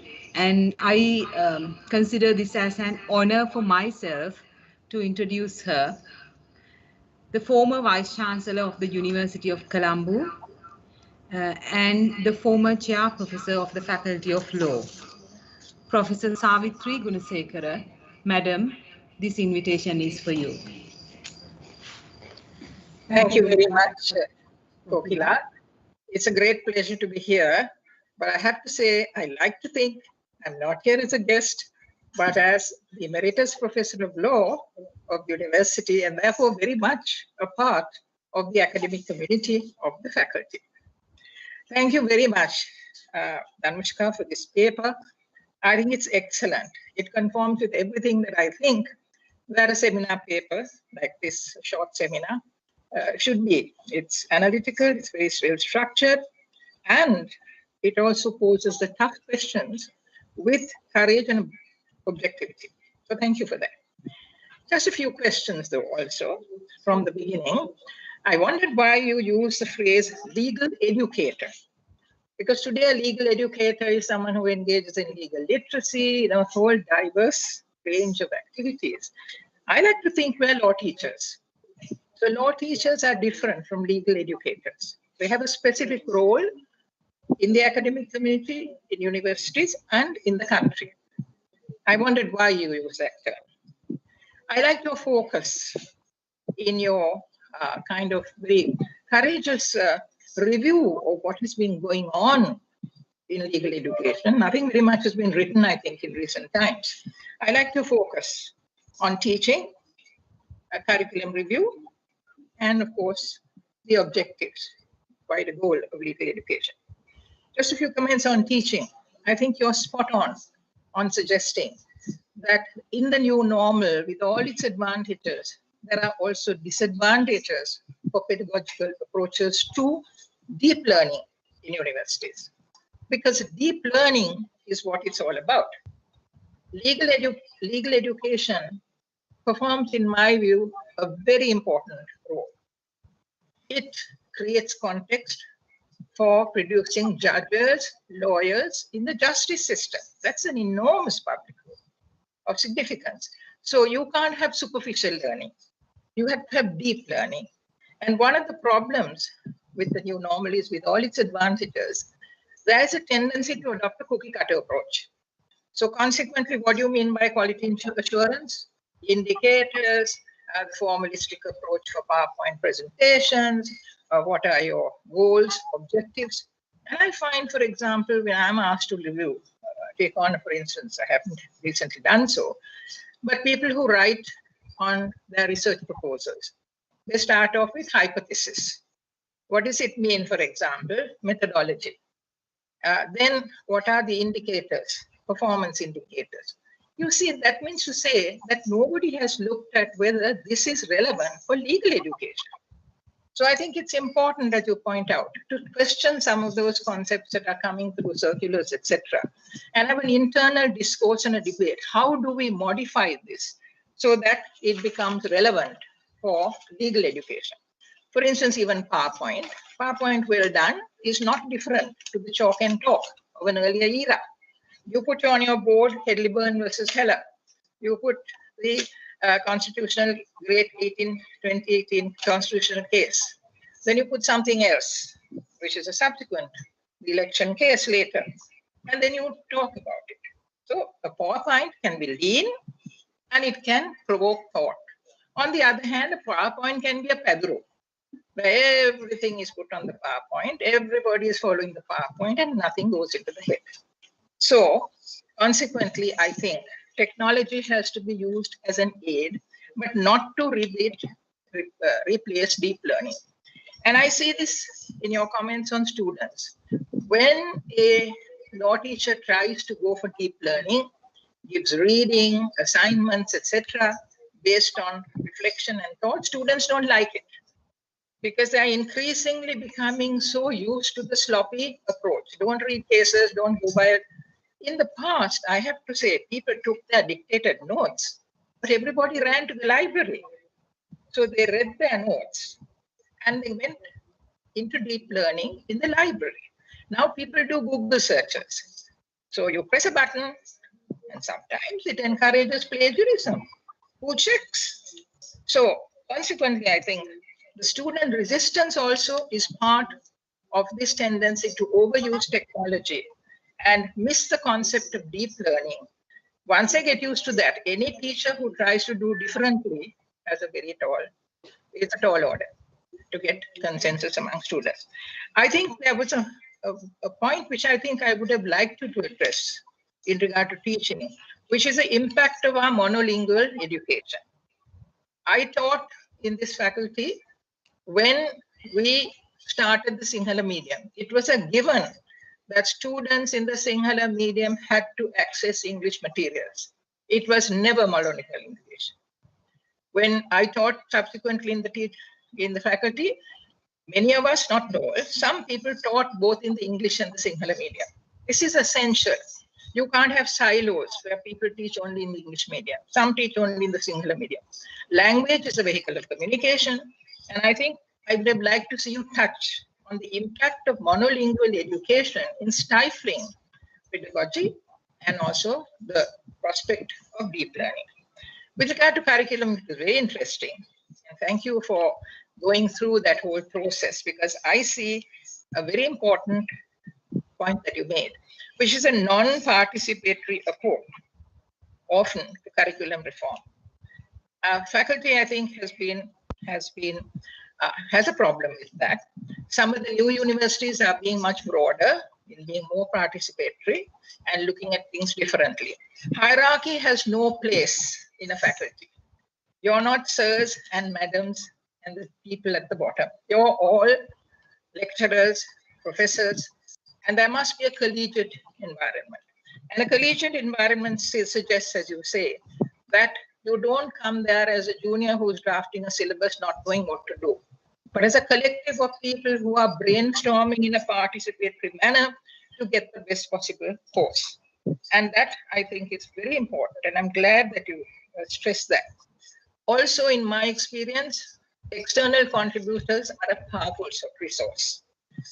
A curriculum review is not a good idea, and you bring that out, to be totally incestuous within the faculty on a hierarchy of professors and junior lecturers. It has to be a collective approach, and you benefit from getting external reviewers to participate in that process. They bring in insights, and I think I agree with you that curriculum reform should go in an extremely participatory way, and if it's not, then you will have the same sterile business of having old wine in new bottles. But I also want to say something else, which is, Danushka, I would have liked you to really reflect on some of the pieces that have been written on legal education, which reflect on what did happen in the faculty. In 1995, Professor Sharia Scarnival and I, we engaged in a curriculum reform effort, which really changed much of what was happening.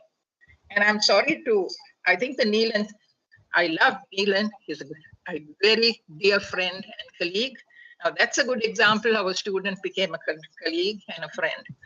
But this is not correct, that in curriculum reform, we changed from bastard to illegitimate. In 1995, we changed the whole concept of the law of persons and property 1 and persons and property 2 and went into family law and land law. And the family law syllabus did not talk of illegitimates at all.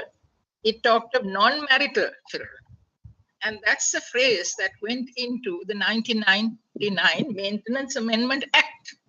So I hope that the faculty is now not teaching and using these phrases illegitimate,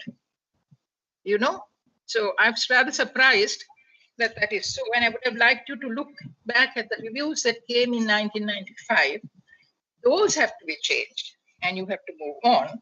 And I didn't see anything on that in your paper. Finally, to get on to this concept of the new, the new discourse. Is it a discourse or is it a new concept of production of a court-centric practitioner?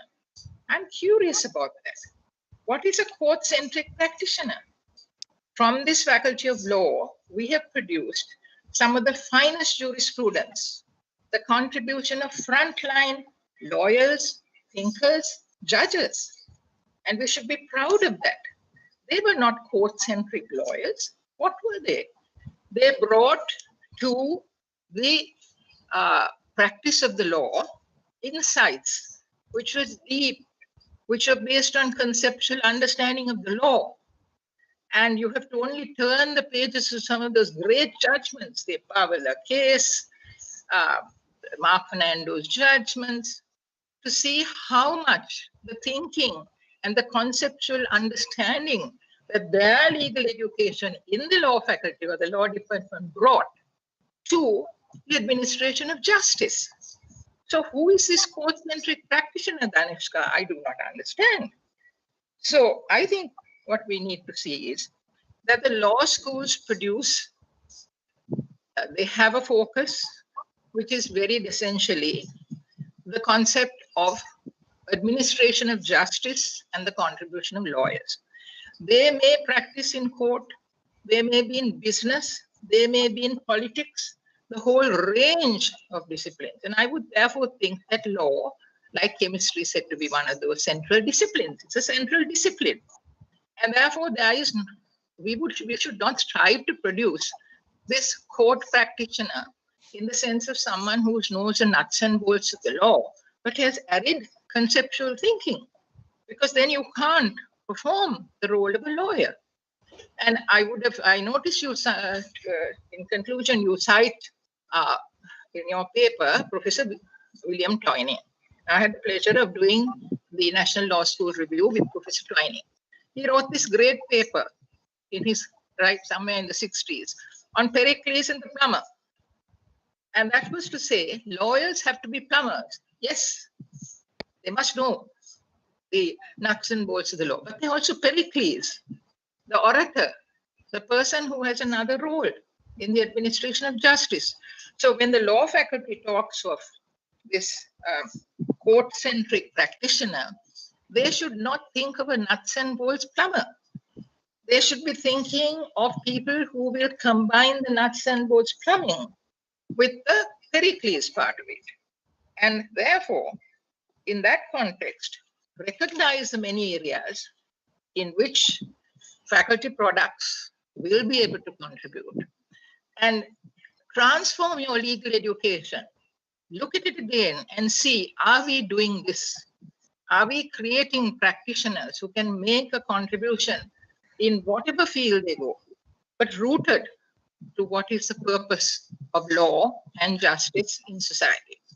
One of the problems we do have is this whole connectivity to law college and the need for exemptions.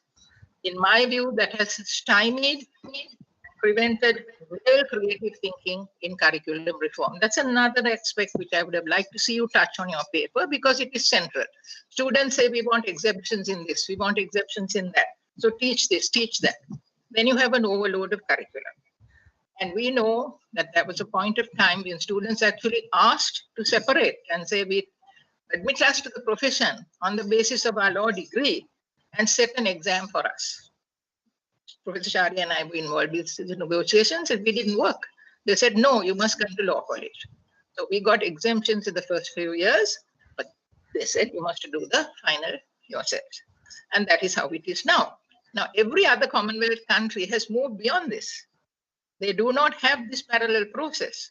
So it's also a part of legal education for you to be able to negotiate that as the faculties.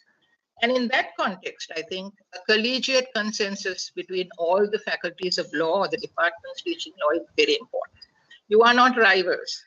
You should be able to talk to each other, work together, work and dialogue with the law college, and come out with a sensible future approach to legal education. So that in a collegiate sense, without competition, competition is a good thing, but it must not become silos and rivalry, and come together and then come forward with the kind of curriculum change, the kind of pedagogical change, the kind of vision collectively that can really contribute to justice in this community. So thank you very much. And I do hope that, as promised, Professor Vasanta Senaviratne and Kokila and others will provide us another opportunity to brainstorm on this very important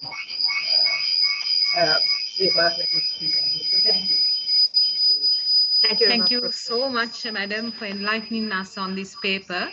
Danushka, I will go to the next panelist and then I will give you some time to respond. So now I'm moving on to another former faculty of the Faculty of Law and well-distinguished scholar, Dr. Mario Gomez. So Dr. Gomez, it's your turn to give your comments. Thank you very much, and it's a pleasure to be part of this symposium. Like Professor Gunasekara, I really enjoyed this paper. I thought it was an excellent piece, very much located in the mold of critical scholarship, and the sort of scholarship I think that legal academia should be producing. So I really enjoyed this paper. And I think it has the potential to be expanded into a law journal article, perhaps into a monograph, or even a larger book project, and which might even encompass a sort of conference and a symposium of the sort that Professor Gunasekara is talking about. I mean, I identified very much with your point about a lack of focus on student-centered education, and I thought that was a key point, and I sort of related very much to that. I also related quite closely to the challenges of curriculum reform and the fact that sometimes this is very difficult. You have issues like law college and so on acting as an obstacle to effective curriculum reform. But then you also have the question of student resistance, which I think you flagged quite interestingly. That the fact that you have to cater, you have to teach to please the student. And I think the whole idea of student resistance to really good curriculum reform is something to be thought about. I think should you decide to sort of expand the paper into something much larger, one point you might want to reflect on is a challenge of teaching law in 3 languages. So Sri Lankan law schools are perhaps one of the few law schools in the world that teach law in 3 languages. And sometimes this becomes problematic when you want to change pedagogy, when you want to introduce new methods of teaching and assessment. And so I think it would be worth really spending some time to reflect on how you could do this in a way that doesn't deepen any inequalities that might be existing right now. Because we all know that law reports are published in English, most of the legal literature is available in English, and the bulk of legal material is available only in English. So then how do we adapt pedagogy? How do we introduce effective and creative means of assessment and other teaching methodologies without, in a way, deepening inequalities that might already exist? And I think, one way this might be done is trying to adopt a sort of clinical legal education method that the American law schools use. I don't want to really use that word because that's associated very closely with American law schools, but basically giving students an opportunity to engage with practitioners, to go into places where law might work in other different ways. So to give an example of what I mean, if you teach constitutional law 2, for example, and you're looking at devolution and provincial councils and so on, an effective way of teaching this would be to actually send students into a local government authority, into a provincial council, get them to engage with councillors and provincial councillors, and then perhaps produce a report which can be assessed and then graded. And in a way here, it doesn't depend on language as well. Sinhala, Tamil and English medium students could all equally be able to engage in these sorts of endeavors. It could include, visit to a registrar of patents. It could include a placement or an internship with organizations. And I think in that way, you won't be exacerbating any of the equalities based on language. So, that's something perhaps you might want to think about. It's also something perhaps the faculty might want to think about. I also liked your focus on the idea of the legal practitioner, the fact that sometimes legal education is focused very much on a very narrow conception of who the legal practitioner is, court-centered practice. And that legal problems, legal issues crop up in many different environments. It could be in the public service, it could be in the foreign service, it could be in international tribunals and so on. And that you need a broader vision of where law and legal problems actually surface, which means, rethinking your whole vision of legal education. Although, I take Professor Gunasekara's point that law college, the fact that you have to take your bar exam at law college has sometimes stymied sort of effective change. And really, certainly there's really no substitute for sort of engagement and dialogue, I think, with institutions like law college and the Open University. A third, slightly more controversial point is, is the role of law schools confined to teaching law students alone? Or does it have a broader role of legal literacy and educating the community and the public about the law?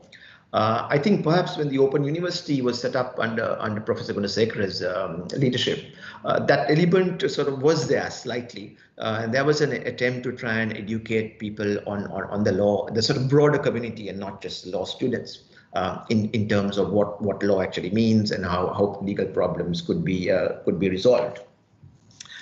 Again, I think if you are expanding this paper into something much larger, you might want to reflect on some of the other writings on legal education in Sri Lanka. So we have pieces by Professor Piris and Professor Gunasekara. I remember Sharia de Souza sort of writing something early on. There's a piece by Mark Curry. I think several pieces by Mark Curry. There's also an interesting piece by PTM Fernando on the colonial legal profession. Vijay Samravira has explored some of these issues in some of his writings. And if I can also just flaunt myself, I also did a piece for the Law and Society Trust in 1993 called Legal Education for Social Change, which sort of explored some of these issues. So I think should you decide to expand this into something much larger, it would be good to also look at the Sri Lankan legal writing on this subject. And I think really this sort of deserves a much more nuanced and much more sophisticated exploration if this is something that really interests you. Yeah, then finally, I think, globally, of course, there's been a lot of writings, including people like Lon Fuller and so on. You referred to William Twining, but other people like Roger Cottrell, Rajiv Dhawan and so on have also written some interesting pieces. But I don't know whether you saw this recent piece by Vicky Jackson from Harvard, just looking at the role of knowledge institutions, knowledge generation institutions, and what should universities or other think tanks that produce knowledge, how should they be doing this? How should they be disseminating their research? And I think perhaps locating what you're talking about in that broader context of a university context and of a university setting and knowledge generation institutions would also perhaps enhance your analysis. Finally, there's also some writing, this is specific, of course, to public law and constitutional law, which is to look at the role of the constitutional scholar in the larger constitutional universe and the governance universe. So you have parliament, you have the executive, you have the courts, you now have fourth branch institutions, like the Human Rights Commission, the Electoral Commission, the Right to Information Commission, and so on. But what is the role of the constitutional scholar or the constitutional actor in that larger constitutional public law universe? Is it something that deserves protection? Is it something worth thinking about? So I'll leave it there. I think it's been an excellent paper, and I do hope you'll take it forward into something much larger so that it can be disseminated to a broader audience as well. Thank you very much. Thank you very much, Dr. Gomez. We really appreciate your comments.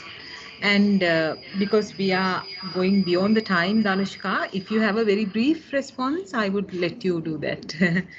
Thank you very much, Professor and Dr. Gomez. It was very useful for me. So, Professor, I really need to think about why I used legal educator. To be very honest, I did not think about that in detail. So I will conceptualize that when I get to the larger work. And I will also look at the works that I have missed. It is a bit of a struggle to pack in all of these arguments that I wanted to get in 3,000 words. But I am going to be working on a longer paper, and I will include some of the other literature that Dr. Gomez mentioned. And I will also did not think about what is the role of the constitutional scholar as such. And I think I need to bring that in. So thank you very much for your useful comments. I would thank you very much, Danushka. And I think our Emeritus Professor Gunasekara would like to say a few words.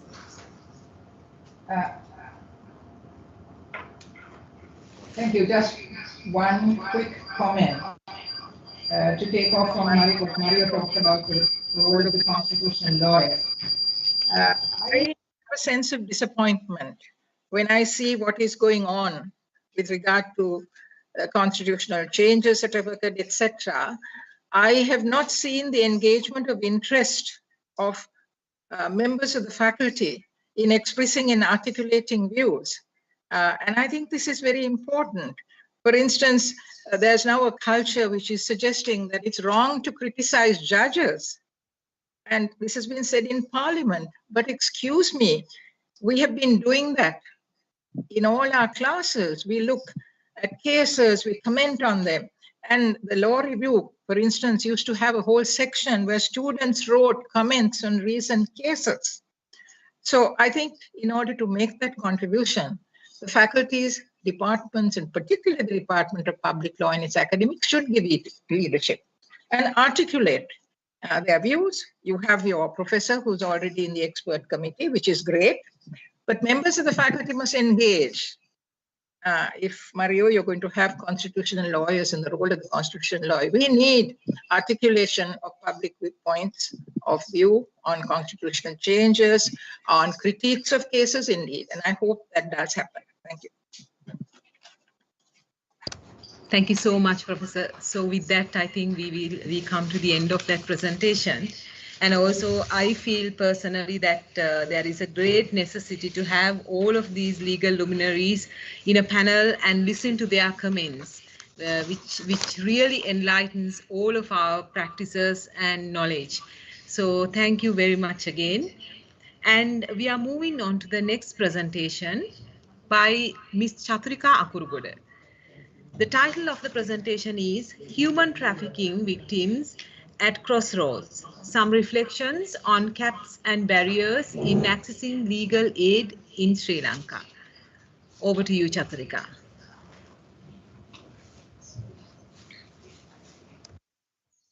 Good afternoon, everyone. Today, I'm going to talk about legal aid facilities available for human trafficking victims in Sri Lanka.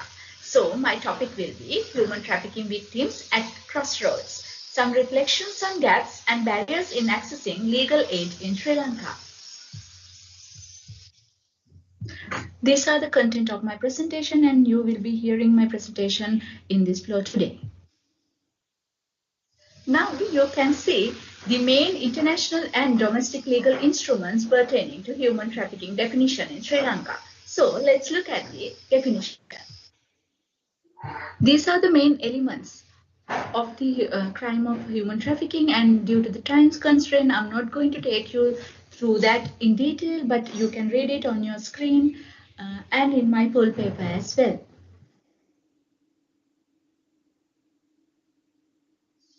During my field research for the study, I have noticed that victims of human trafficking are people, especially vulnerable group of people who needs a spectrum of assistance, including legal aid and access to justice. But there are so many obstacles that they have faced when they are trying to access to justice and enjoy their human rights. In this context, this paper attempts to examine the status of legal aid assistance available for human trafficking victims in Sri Lanka with a right-based approach.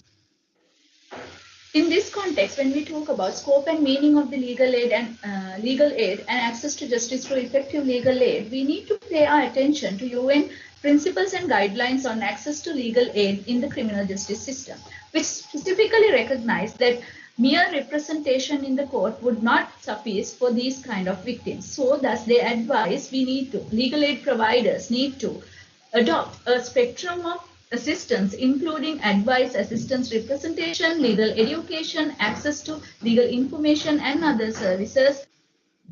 And this is the guideline 7, which include about 8 guidelines to show that how a victim-centered approach should be taken in when providing the legal aid assistance to a victim of any crime. In this context, I argue that when we are providing legal aid assistance to the human trafficking victims, we need to have these elements in the process. The first thing is access to protection and other services, subject matter expertise, victim-centered approach of the legal aid assistance, and the trust between the legal aid provider and the victim, and especially legal aid providers needs to be informed or trained about the trauma that these victims has undergone, and they need to be trained on the anti-trafficking strategies to tackle the situation of these victims. There are different actors and stakeholders when it comes to the legal aid assistance for victims of human trafficking in Sri Lanka. And when I'm conducting the research for this paper, I have contacted about 22 stakeholders or the people service providers who provide legal aid for the victims.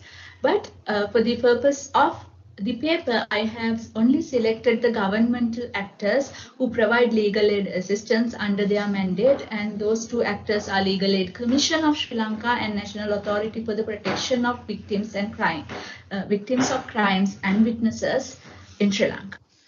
Major finding of this study is that there is no substantial legal aid services available to particularly accommodate the special needs and vulnerabilities of the victims of human trafficking.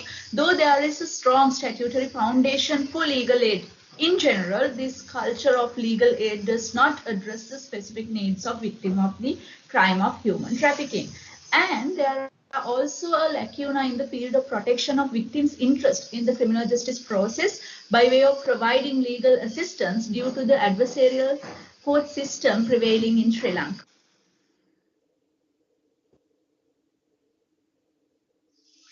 When we talk about challenges and foresight, it is recommended to initiate a tailor-made awareness campaign in a language-friendly manner in order to educate average individuals to prevent this crime happening in Sri Lanka, and especially establish a pool of lawyers specially trained to deal with such matters functioning under the Legal Aid Commission, because that will give the government support and assurance for better life and the respected human rights.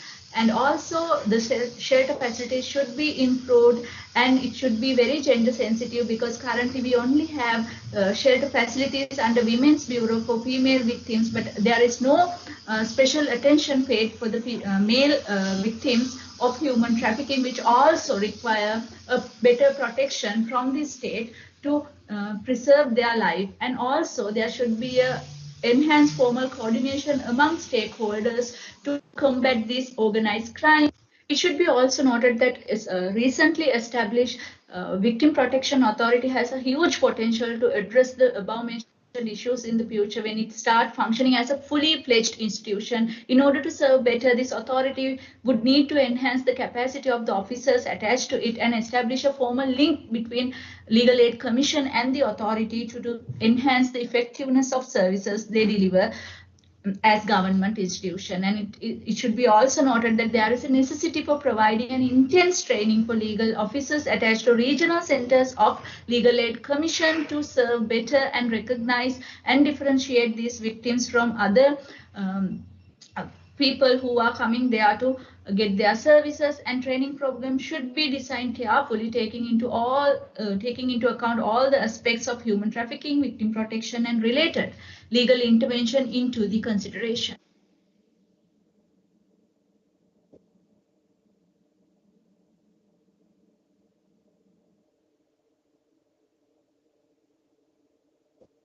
Thank you very much, Chaturika. So that was a very insightful presentation. And now we are going to listen to one of the experts in the area, that is Dr. Yashodhara Kadagama-Thambi. And she was once a colleague with me in the faculty, so we are contemporaries. Dr. Yashodhara, it's over to you for your comments.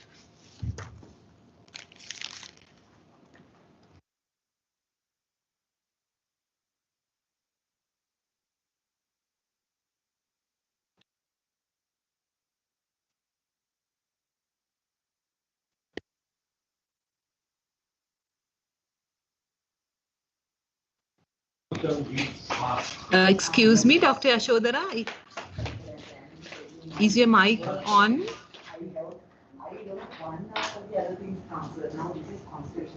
Is the mic on? Okay. Okay, yes.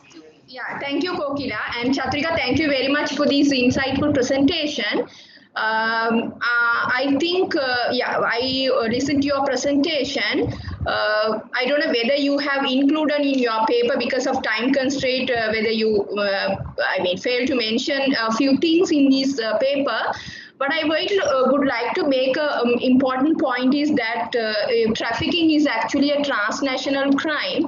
And you have mentioned in the first slides that UNCTOC, that is United Nations Convention on Transnational Organized Crime. I think it's a first, I think better if you define these, giving the definition of organized crime in the Human Trafficking Protocol along with Article 2A of the UNCTOC, because it's an organized crime. And I think even in the presentation, it would be better if you can just explain what is organized crime in order to understand, because it is carried out by an organized group, right? And again, this transnational, it is a transnational, it is beyond, trafficking takes place beyond the state borders, even within that country. So there are two things that I don't know whether you are mentioning in the paper. I think if it is not, it is better. And the second thing I would like to make a point is you have to refer to Article 2B of this Human Trafficking Protocol, because that specifically talk about to protect and assist the victims of such trafficking with full respect of their human rights. So I think it's you have to include, and I think better you include that Article 2B of the protocol. Again, I would like also you to ask to look at the UN Model Law on Human Trafficking. So this UN Model Law is being prepared taking into considerations domestic laws of various countries.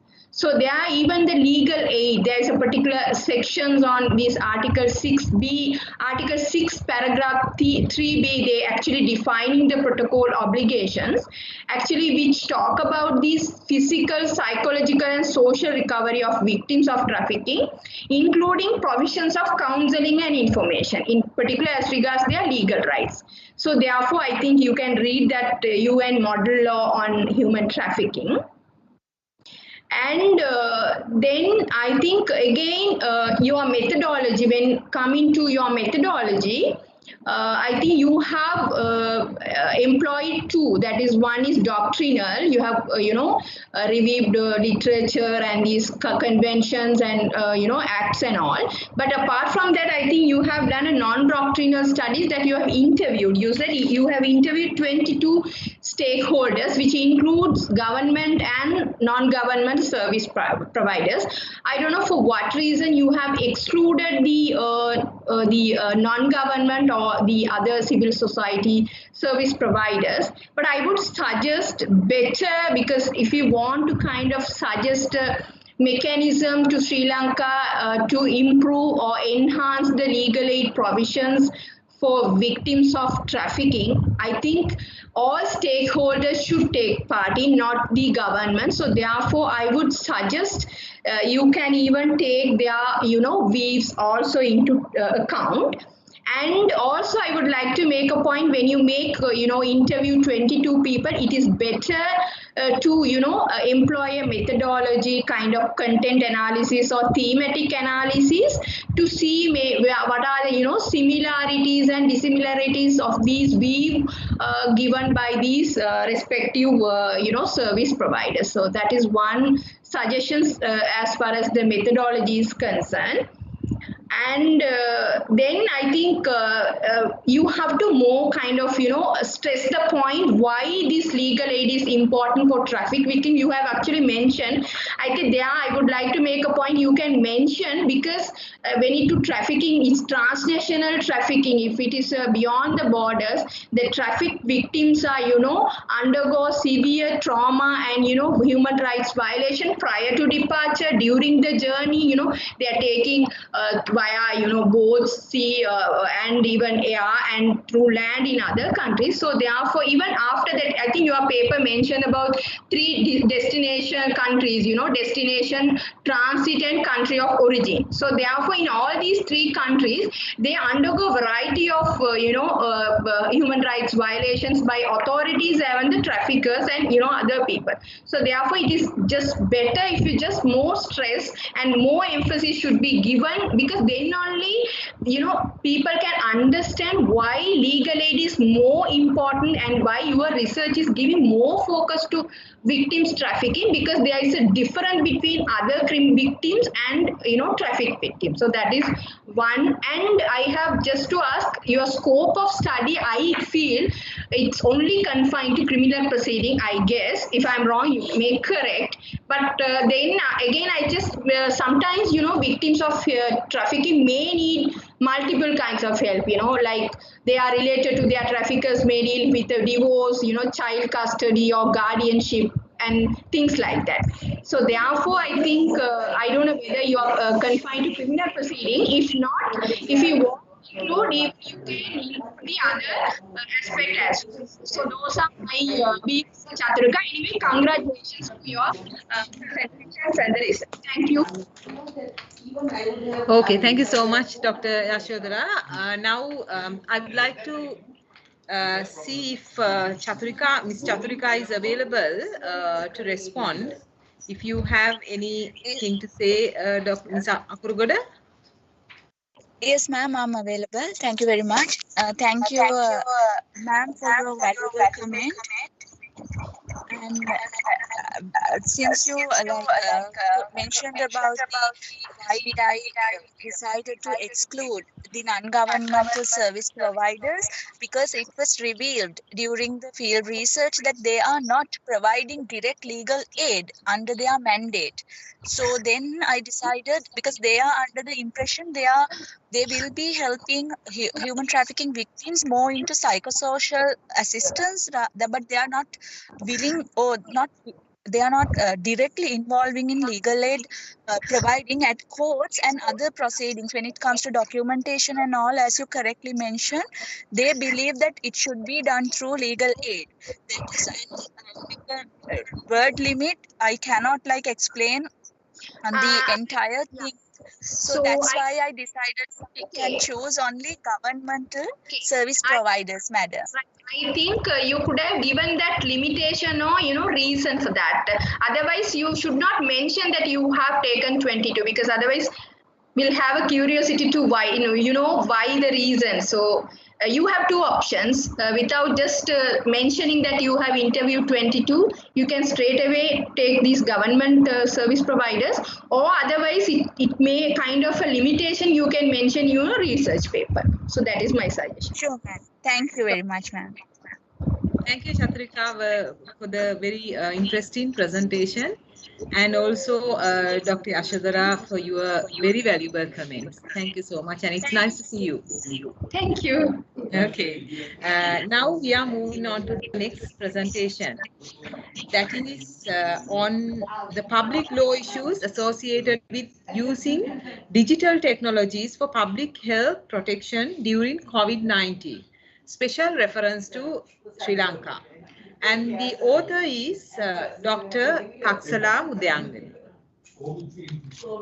That is the only thing now about AI, especially.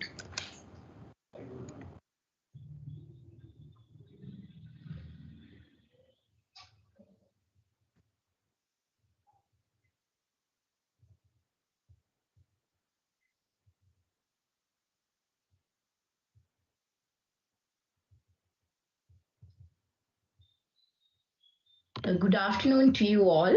My presentation is based on the topic of the public law issues associated with using digital technologies for public health protection during COVID-19. Special reference to Sri Lanka.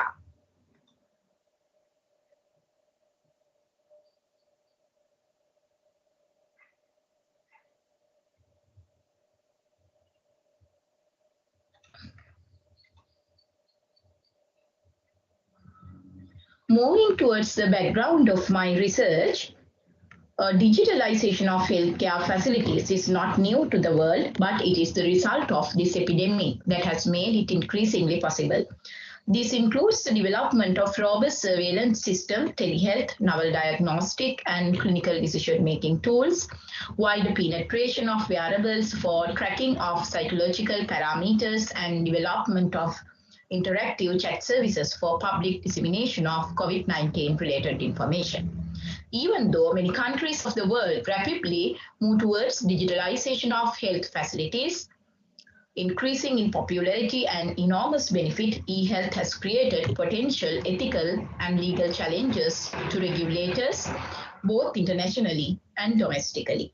In this context, the paper attempts to highlight selected public law issues associated with using digital technologies for health protection during COVID-19.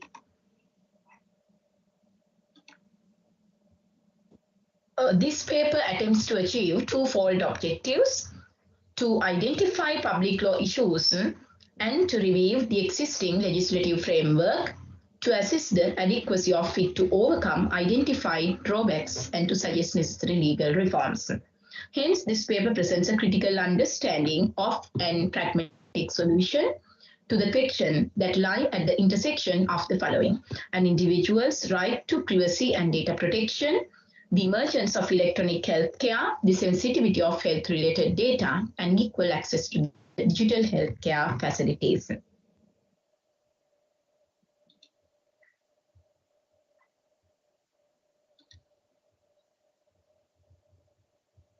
Setting the theoretical background of this paper, I have utilized two approaches, which are Norman Daniels' public health justice approach and right to health approach.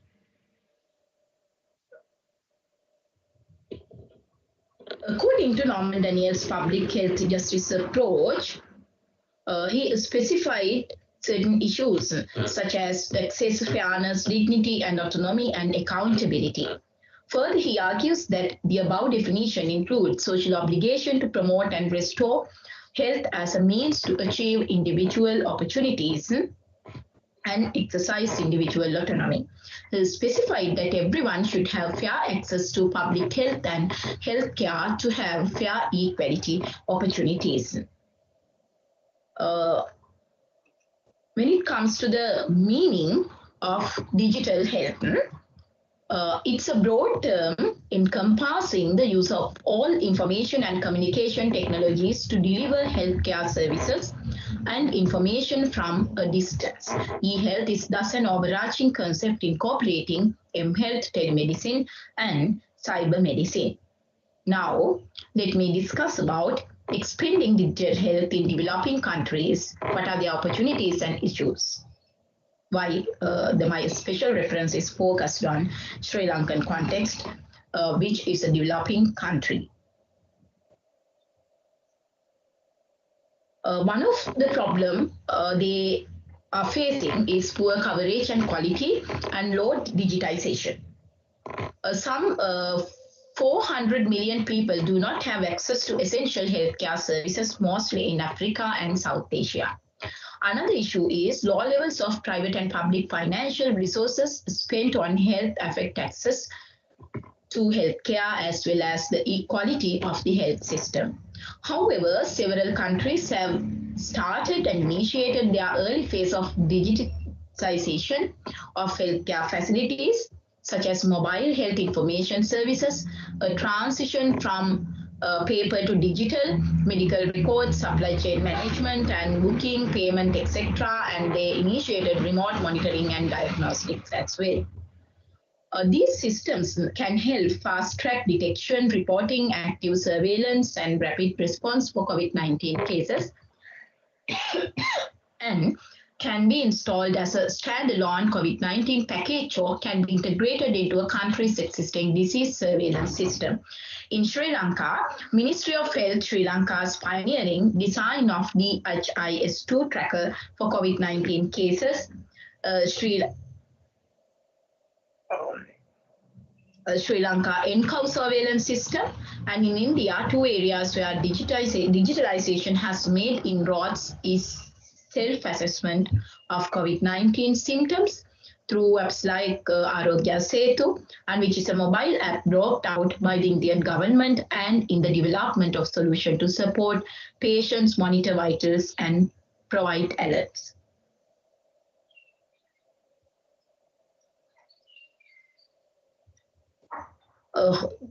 Now, I'm going to move towards the core of my research. What are the public law issues associated with the digitalization of healthcare facilities during COVID-19? Here, I attempted to identify two approaches. The two basic areas these issues are involving, the health justice and health equity. Accordingly, let me explain very briefly what are those issues. The immediate pathways through which the COVID-19 emergency lockdowns are likely to have unequal health impacts are multiple, ranging from unequal experiences of lockdown as a result of this. They lost their jobs and income, overcrowding, urbanity, access to green space, and key worker roles. Another issue is the use of sensitive, including health data, and the digitalization of process have been at the core in the process of fighting with COVID-19 pandemic. Hence, many issues have been arisen due to the unavoidable threat to the right to privacy. And also, the authorities responsible for health system are being driven to a new recognition of just how critical the availability and sharing of comprehensive health data are to address major public health challenges. If you are moving towards the specific context in Sri Lanka, the recent improvements in the digitalization of healthcare facilities as responses to COVID-19 have covered many fields in the healthcare system, such as remote patient monitoring, telemedicine, screening, population outbreak management, and delivery of pharmaceuticals to teleprescriptions, etc. These are some of the experience that I could be able to find out, but many of these, that almost all of these methods have been launched and initiated by private partners. Here I have mentioned certain, Hema Saibo, they started remote patient monitoring, and ADOC, they started telemedicine, and SLMA Mobitel started screening, and then e-channeling PLC started telemedicine, etc. Now, due to this very restricted time framework, I would like to discuss about the legal framework governing digitalization of healthcare facilities in Sri Lanka. The Constitution as a supreme law of the country is really important in this regard. Article 15.7 of the Fundamental Rights of the Constitution states, in the interest of national security, public order, and the protection of public health, the state may withhold rights. However, Article 12 of the Constitution recognizes the equal protection of law and non-discrimination. Therefore, the right to health needs to be protected with associated rights, and direct claims are impossible. The personal health information may contain certain types of strictly confidential information about an individual. If such information is revealed to the public, it can cause marginalization in society and can bring social stigma to the persons. Comparatively, two approaches can be identified in protecting health information, which is the introduction of specific laws relating to health information and providing protection under the General Data Protection Law. Even though Section 5 of the Right to Information Act 2016 provides some guidance to the privacy of health information, data protection bill is yet to be passed. The human dignity is a well-accepted fundamental norm recognized by international and domestic human rights instruments. Media misbehavior is largely responsible for creating a stigma around the disease, which is turn impact control measures. In early April, the Health Ministry urged everyone to stop stigmatizing and marginalizing people with the virus, saying it could drive some people hide their condition. A similar situation was experienced in the second wave of corona spreading as well.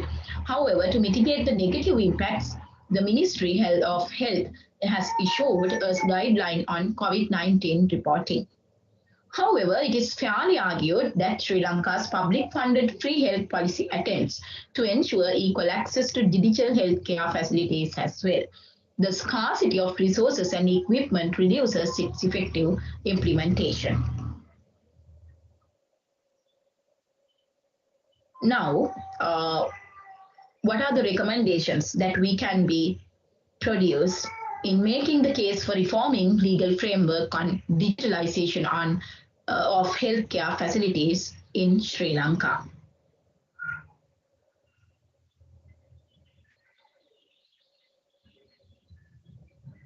It has recognized that the access of people to their health data and the processing thereof needs to be ensured by establishing a suitable legal basis that covers the right to access health data, the right to transparent information, and the consent of people for the processing of their health data, including accountability and effective audit and control mechanisms. Appropriate measures based on national or regional data protection policies should be taken against unauthorized or unlawful processing of health data, accidental loss, malicious or inadvertent alteration or destruction of data. National health guidelines and standards were adopted by the country in 2016, which aims to achieve uniformity in the e-health solution implemented in Sri Lanka while ensuring quality care and right of the care recipients. However, there's no specific laws to deal with privacy and data protection in Sri Lanka. As a conclusion, this discussion and the analysis of public law issues relating to digital healthcare protection show two clear trends. Firstly, the importance and the value of digital healthcare have been highlighted and expanded by the current COVID-19 pandemic in both developed and developing countries. Secondly, the unexpected rapid use of these innovative methods creates many issues about the adequacy of the current legal framework on digital health. Moving towards the first one, as a result, several innovative methods were introduced and applied, such as mobile health apps, health information technology, wearables, telemedicine, and other related medical software functions, already essential innovations before the COVID-19 pandemic, have become even more so in the current era. With regard to second one, in the Sri Lankan context, the right to privacy and the protection of health data both are outside the legal landscape. So therefore, there is an urgent necessity of reforming or introducing necessary legislative provisions with regard to this. Thank you.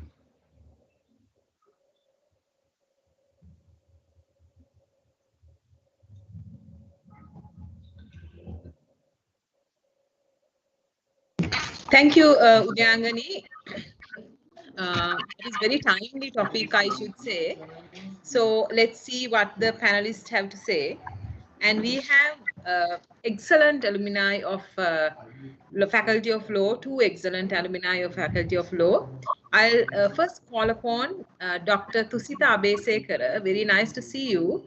Head of the Legal Studies Unit at Sri Jayawardhanapura University. Over to you, Dr. Abesekara. Dr. Kokila, thank you very much. I'm hoping everyone can hear me properly. I think so. Yes, right. Yes, Dr. Thusita. Okay. First of all, I must thank to Professor Vasantha Seneviratne and organizing committee for inviting me for this valuable event and give me this important occasion, important opportunity to review a nice piece of work. Dr. Udyangani, it was a very interesting presentation and you have done a very good job under the topic, the public law issues associated with using digital technologies for public health protection during COVID-19 with a special reference to Sri Lanka. At the very beginning of your presentation and your paper especially, you have mentioned that digitalization of healthcare facilities is not new to the world, but it is the result of this epidemic that has made it increasingly possible. Actually, I went to the depth of the word possible, increasingly possible. My suggestion is that the more accurate to say that the epidemic made digitalization a necessity or made it increasingly popular rather possible. It was possible even before the pandemic. So you better think on it, that word possible, as it is the very first part of your research, and change the word possible with increasingly popular, right? Again, in your very first page in the research presentation and the research paper, you have mentioned that accordingly the paper addressed the selected issues, arising in the field of public law in the process of the digitalization of healthcare facilities that is shown. But in here you did not more fully identify the selected areas or issues. So good to mention those issues in brief at the start, since this is the crux of the research, right? Throughout the work, I have noticed that you have shown your professional research skills by providing right arguments, by providing right detailed data, and by providing a very logical manner, so on, everything is in right line. So I appreciate the work you have done throughout the work. I would like to jump to the page number 13 of your paper, specifically the second paragraph from the bottom. You pick up a very nice example from Germany. In here you have mentioned that in Germany, the new digital healthcare was passed by the German Bundestag on November 7th, 2019. Appreciate it is a very nice example, but you did not mention precise examples from the selected Digital Healthcare Act. So it would be better to highlight some of the key provisions in this act or its objectives, the very purpose of, in order to justify selecting as a recommendation. As a researcher, you can select whatever you want. You can do whatever you want as a professional researcher, but you have to provide some justification for your selection. In this way, you can give a very good picture to the public that I have selected a right example. Again, on the same example, Digital Healthcare Act in German. As the first country in the world, Germany, they have passed this type of act. The new Digital Healthcare Act allows doctors and psychotherapists in Germany to prescribe medical apps which can be reimbursed by statutory health insurance according to the new section 33A and 139, section 139E of the German Social Code 5. In addition, the Digital Healthcare Act, the same act, introduced a quick approval procedure of digital health application for standard provision by statutory health insurance. At the very last moment, page 13 and 14, in your conclusion, based on that conclusion, I would like to give some general comments on your paper. At the very beginning, I mentioned that it is a very nice work. You have selected a right topic, a timely, very important topic. However, the research problem in this work did not seem specific enough compared to the broad topic, that is public law issue. You have mentioned that term, public law issue, in your title. But in your research problem, you did not seem specific enough compared to the broad topic that is public law issues. The issue need to be more clearly defined, and all issues identified have to be addressed. For example, equal access to health, equal access to e-health. E-health was identified in your paper, but not addressed during the later part in a research or presenting a research paper. Doing a research and presenting a research paper or presenting a research presentation is a totally different three kinds of things.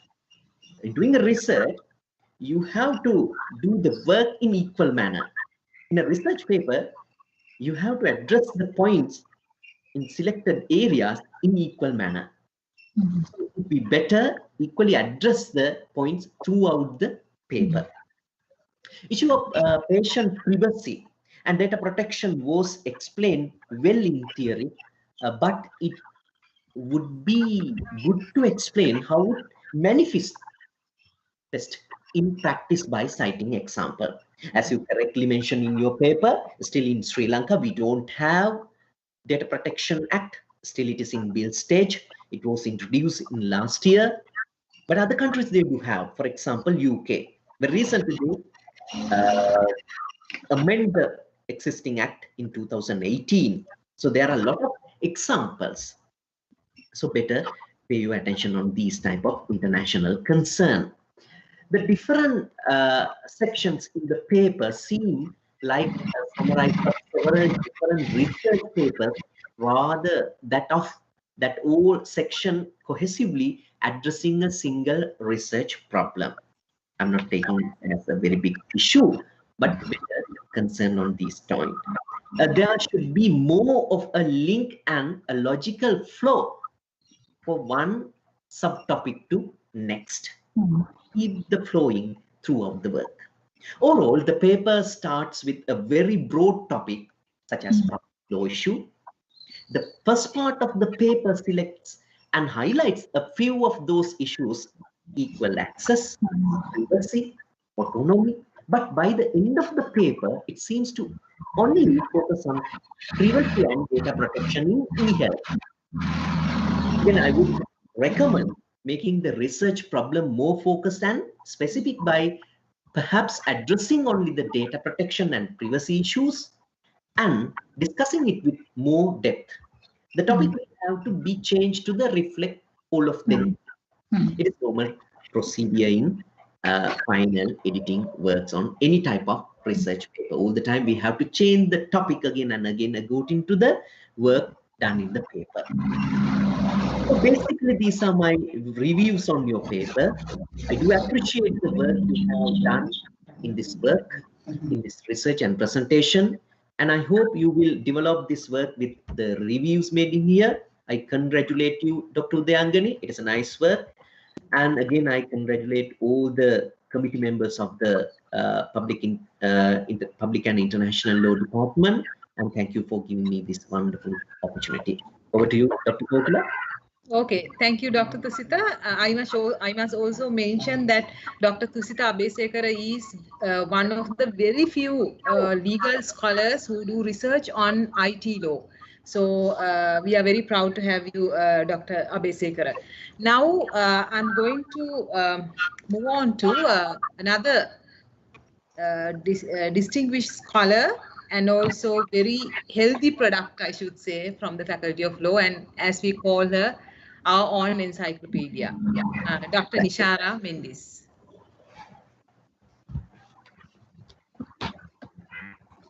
Hello. Nishara? Yes. Can you see me? Right. I hope you can all hear and see me. Yes, absolutely. First, I have to congratulate Dr. Udayangani for her choice of this topic because it's extremely timely. It's current situation. So I'm very happy to see someone actually researching on this topic, and I see a lot of potential here to actually advance this paper. And I agree with a lot of the comments that Dr. Tusita said. I see actually several papers that could come out of your research in your presentation. So it is possible that you could develop several papers because you have highlighted a number of very important public law issues. So my comments are basically hopefully to see an outcome of publications from this research that you have done and hopefully several papers. So focusing on the particular issues that I think have potential, I would try and concentrate on the conceptual basis of your paper. I saw that you had used as a conceptual basis both Norman Daniels' public health justice as well as the right to health, and you had put that in your slide earlier on in the presentation. And I was just thinking you could do one if you want to. I mean, this is entirely up to you. If you want to, you could do one paper looking at the differences in these two conceptual approaches. Because I have to point out that Norman Daniels' public health approach is from a particular context, from the American legal system context. He was a professor in the Harvard School of Public Health. And since the 1980s, he used Rawls' idea of justice to develop a theory of justice for public health. And now one part of why he used Rawls' theory of justice rather than use international human rights is because of the, let's say, the greater acceptance in US academia for using that sort of conceptual basis rather than international human rights law relating to economic and social rights.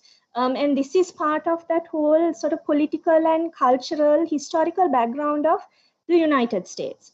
The right to health in the United States was politically problematic to raise. There is this whole history of the sort of diversion of the human rights into two different areas, and the ICCPR, ICSCR being divided, the idea of different generations of rights, and the sort of downgrading of economic, social, and cultural rights in the so-called West. So in that context, it should be understood that public health justice does not have a strong rights basis as international human rights law, right to health.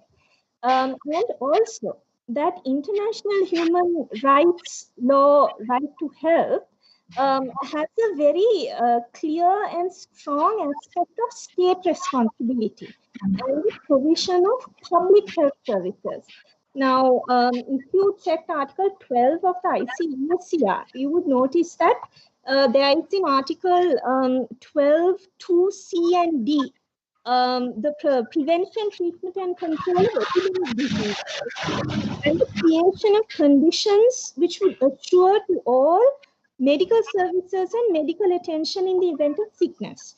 Now, that basis, I would say, has a stronger emphasis on public provision of health services. Now, I see this aspect running through your paper where you talk about public responsibility, the public sort of legal system reform.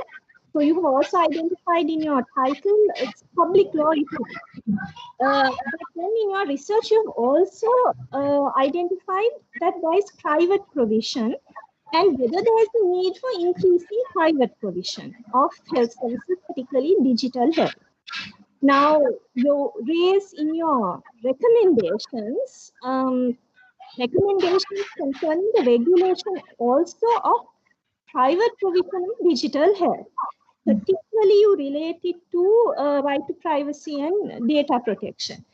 But there is also a larger aspect you have touched on in your paper. Now, you go into a whole separate paper, you raise the question of equity.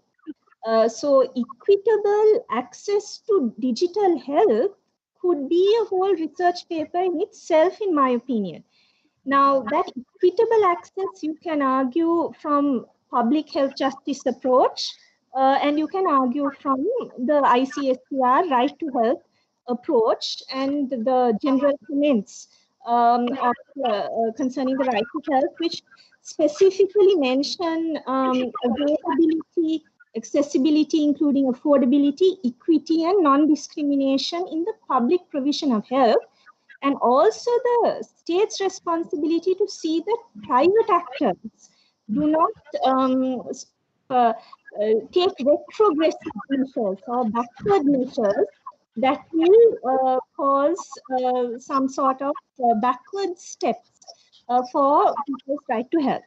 So using these different conceptual bases, you can do a number of different researches. There could be this whole aspect of equity in digital health and telemedicine as a particular mode of delivery of health service. Then there is, as Dr. Kusika also said, you could do a whole different research, if you wished, on the right to privacy and data protection aspects, balancing individual rights and the public health interest. So I can really see so much potential in this paper, and I would really like to see some of the further outcomes of this research. So I encourage Dr. Deang to continue on this very good preliminary and develop further, and looking forward to seeing the results of the final papers. I think more than one you could do that would come out of this. And in that way, specific research problems and answers and recommendations for a number of different public law issues. So agreeing with much of what Dr. Tusita said also, and adding a little bit more, hopefully these will be useful comments for you. And as you can see, I think we are all on the same wavelength concerning the topic of your research and the potential for your research as well. So congratulations once again. Thank you, Dr. Nishara. Thank you so much. So as I told you that we are going to have a research forum organized probably next month with all the experts who participated here today. So I think this paper also should go there because this is a very timely contribution by Dr. Deangani. Do you have to respond or do? Yes, I think now we are running with this time restriction. So therefore, let me thanks my two panelists, Dr. Tusita and Dr. Nishara. Thank you so much for your very valuable comments. You two provided your comments from two different perspectives. So that's really important to enhance my research. Actually, as Dr. Nishara said, I'm also planning to develop this as a research project. So hopefully in future, we'll try to expand this project. Thank you so much for your invaluable comments. Excellent contribution to you. Thank you so much. Now we are moving on to the next presentation by Ms. Selvaraj Purnita. And she's going to present on restorative justice theory, a critical examination on the rehabilitation and reintegration of prisoners in the criminal justice system of Sri Lanka, a comparative analysis. Over to you, Purnita.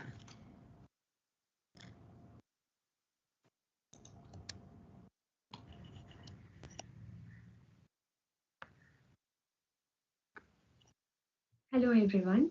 At the end of my presentation, you will identify the importance of incorporating the theory of restorative justice to the criminal justice system of Sri Lanka and identify viable solutions to do so through a comparative study on selected jurisdictions. The theories of retributive and restorative justice plays a major role in the system of criminal justice of a country. Retributive justice theory concentrates and gives prominence to the concept of punishment as a way to maintain the public order of a society. Conversely, the theory of restorative justice focuses more on the therapeutic treatment and restitution and rehabilitation of offenders. Sri Lanka is not also an exception to the history of criminal justice, which reveals the dominancy of retributive justice. Although favor provisions of Code of Criminal Procedure Act, Community-Based Corrections Orders Act provide for restitution and rehabilitation, starting from penal code to current laws existing in Sri Lanka have paid more attention on incorporating the essence of retributive justice. The victim offender mediation, restitution through compensating the victims, probation, conditional discharge, suspending sentencing, and community-based corrections are few models that are being adopted so far in Sri Lanka, not as a part of substantive law, but as a part of policy and as a part of development programs. Moreover, the outcomes of the statistics since 2000 do not directly connect with the objectives of rehabilitation and reintegration process, as the statistics do not show any decline in the number of reconviction of the offenders in Sri Lanka. Although in times offenders are considered as enemies of the society who should be punished by imposing severe sentence, but now offenders should be seen through a lens as a person who needs treatment to overcome his or her status of criminality in order to reintegrate into the society as a law-abiding citizen. The current debate challenges this phenomenon of retributive justice based on the main goals of criminal justice system like upholding social contract, sanctioning, and so on. However, I would like to focus more on the right of an offender as a citizen to this country to live a dignified life as mentioned there in the preamble to the Constitution. Having said that, how can we change the criminal justice system in Sri Lanka, giving more attention to the essence of restorative justice theory? I would like to draw a few examples from other jurisdictions, which in my opinion are viable to be implemented here at the local level. In order to build a safer society of the offender, should be released with a vision way forward to contribute to a peaceful society. Therefore, every offender has a special need for psychological and physical care that has to be treated individually. In order to ensure the ex-offender is not induced to engage in any sort of criminal offences in future, such person should be treated with the skills which he is good at and make sure that his skills are marketable at least at the local level. Although the present system could not afford all the causes preferred by offenders, the initiatives should be taken at least the initial levels to identify the collective preferences of the offenders in each prison. Especially the courses on language and IT are few essential skills to be enhanced to find and survive in the most of the professions in 21st century. The confidence and the skills to become an entrepreneur is one of the best ways to make sure that ex-prisoners are not discriminated and declined without any opportunities or with any opportunities when they are applying for jobs. The criminal records also plays a major role in the process of rehabilitation and reintegration as they are generally utilized in different purposes, specifically in work area. A legislative reform in Costa Rica since 2017 Jan, a new law permits courts to erase a criminal record. The individual courses, which focuses on anger management, as in United Kingdom, and special counseling on psychological issues of every individual is also necessary apart from the counseling sessions of the monks, priests, and etc. The United Kingdom also categorizes the prison into 4 categories based on the aggressiveness of the criminal act of the offender. This makes sure that the offender convicted for a crime that are aggressive in nature are not linked or allowed to communicate with the offenders who are convicted for minor crimes. This practice will break the crime chain in many different ways. In numerous cases, youth brutality is a reaction to danger and dread of exploitation and has its foundation in endemic network slavery. The project A Planned New Path in Jamaica has sought to address this complex mix of societal, community, interpersonal, and individual factors leading to widespread youth violence by improving the availability and quality of reintegration services, technical training, and psychological support services for convicted youth.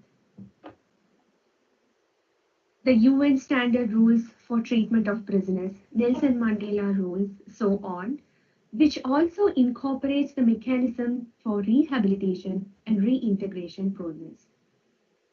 Thus, the above set innovative mechanisms followed by other jurisdictions and guidelines of the international instruments should be taken into consideration to reform the rehabilitation and reintegration process of criminal justice system in Sri Lanka.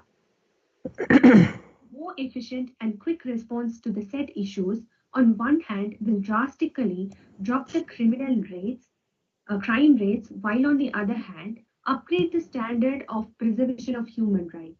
right to live a dignified life as a citizen in Sri Lanka. Thank you. Thank you so much, Purnita. And Purnita is a lecturer at the Faculty of Department of Public and International Law, who is currently involved in many research in this particular area. So it's very interesting to listen to you, Purnita. Very good. So actually, one of the panelists excused. We invited Mr. Chandana Ekanayaka. So due to unavoidable circumstances, he excused. So to our rescue, Madam Jeeva Niriyalla, our own professor in criminal law, is here. The former head of the department and expert in criminal law who published widely in criminal law and criminal justice. Over to you, madam, for your comments. Thank you very much, Kokila. I hope that, am I audible? Am I audible? Yes, madam. Okay. Yes, madam. Right. Thank you very much for giving me the opportunity to be, comment on this paper as a panelist. In the morning, I did my job as a presenter and got to listen to the commentary given by one of the excellent the legal luminary in the country. Now I am going to take the second role as the panelist. Now, Purnita, thank you very much and congratulate. You have done a very excellent effort to consider. It is one of the burning issue in the country today. Why I say it is burning issue in the country today, I think you heard, everybody, we are witness in Sri Lanka to see and hear what happened in Mahara prison. So then people died, inmates died, then a big question arose. Everybody pointed out the prison system in Sri Lanka to say that yes, our system is failed. Actually, not only the prison system, I think the whole criminal justice system is failed. That is what the biggest criticism made on our system by all the other countries who are engaged in criminal justice, the human rights, penology, criminology, victimology, so on and so forth. So keep it in that mind, and I would turn to your topic, Purnita. You wanted to focus on, according to the topic, restorative justice, a critical examination on the rehabilitation and reintegration of prisoners in the criminal justice system of Sri Lanka. To my limited knowledge in this area, I would like to say, Purnita, you are taking two different aspects to, amalgamate to come to your conclusion. One hand, the restorative justice, the other hand, rehabilitative justice, and as an extension of the rehabilitative justice, the reintegration. If you go through the criminal justice, you can see that there are four different justice, the systems, the theoretical or the conceptual, the underpinnings were there. Number one, retributive justice. Number two, the rehabilitative justice. Number three, the preventive justice. Then number four, the restorative justice. So then, since I know that we are given a very limited number of words, that is 3,006 minutes. Therefore, I think that you have to, it is better if you can narrow down it. Either take restorative justice part and see that how we can incorporate the restorative justice theory and the mechanisms into the criminal justice system. That is one, because the restorative justice theory and the methods, you here mention the grandfather. In your today's presentation, I saw that you mentioned the father, that is John Braithwaite. He is the modern day restorative father of restorative justice. So then you look into that, how that it is the restorative justice means it is a theory plus, you know, some methods that you can adopt in order to achieve that theory, that is restore the justice. Restore the justice. One hand you have to come with the offender, the other hand you have to come with the victim. Where the rehabilitation and the reintegration of the prisoners, we do not look at the victim at all. Therefore, you have to have a very clear understanding whether you are taking restorative justice or the other part. We are talking about because the restorative justice look at the two the aspects, that is the two parties, let's say that the victim and the offender.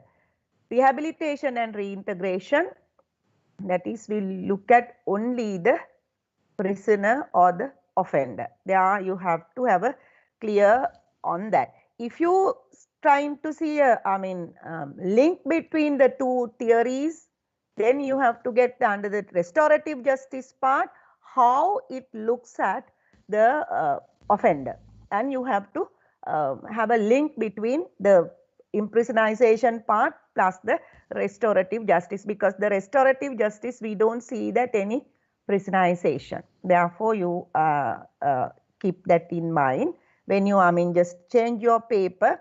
You have to consider how to get away this issue. When it comes to the rehabilitation and reintegration, the main point is restorative justice and the restorative justice and the rehabilitation and reintegration. In your paper, you started with the retributive justice versus restorative justice. So there I would suggest to consider you restorative justice versus rehabilitative justice, because when it comes to retributive justice, once again you just do not consider the offender as really a human being, and you are trying to, in your presentation here you mentioned the Mandela the rules, the Beijing rules, the Tokyo rules, as well as the Riyadh guiding principles as well. So they all look at differently to the retributive justice. If not, you have to say that from restorative justice to retributive justice to restorative justice. Then you can slowly, very clearly show that how that has been, improved to the today's context.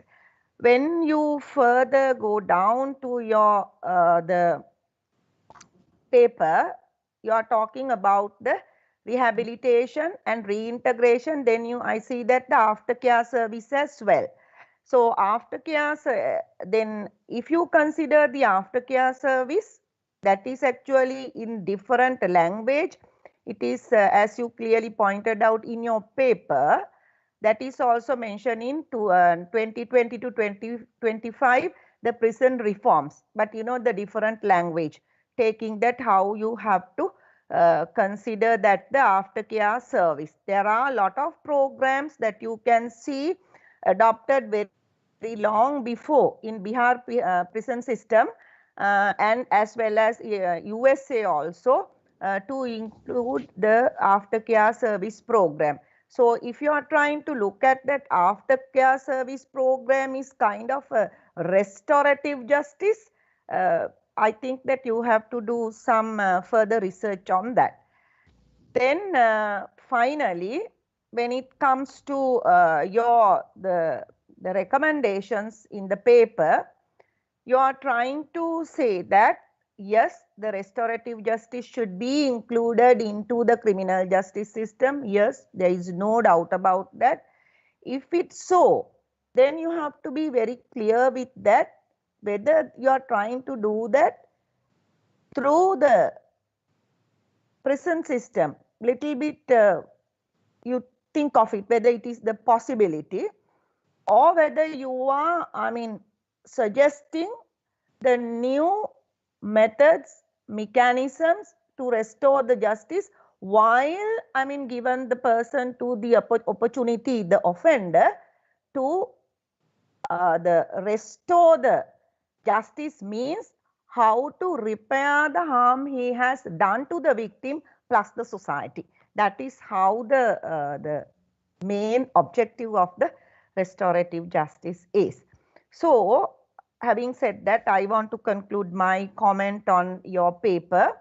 So, think of it how you have to particularly focus on, right, your research problem, whether the restorative justice or the rehabilitation, because the restorative justice do not consider incarceration of a person. Then the next point, if you are very focused on that, then you see on what theoretical perspective that you are trying to consider to come to the final, the conclusion with the arguments. However it is, I really appreciate the time and the effort taken by one of our young colleagues who are trying to, come up with new ideas and to see, look at the burning issue in the country, because the, prison system and how that the prison system really, serve in the country, the main objectives of the criminal justice plus the restorative justice, the retributive justice, the rehabilitative justice and preventive justice. So then there are the, at the beginning you can take in one paragraph, explain everything, and later on then you can come to your main point to discuss what you have to say. I hope that I have done my job. Yes, while once again congratulating you, Puanita. Yes, I hope that you will publish this paper with the suggested the not reforms really to the paper, the suggested comments. That the publication that we are going to publish near future, in the sense the next month. Yes, thank you very much. And Kokila, thank you very much for giving me this opportunity to comment on this paper. Thank you very much, all. I do really appreciate Professor Nirella's comment. With such a short notice, you gave a very excellent and very comprehensive comments looking at the overview of the research problem. Now, Puanita, if you have to respond, it's time.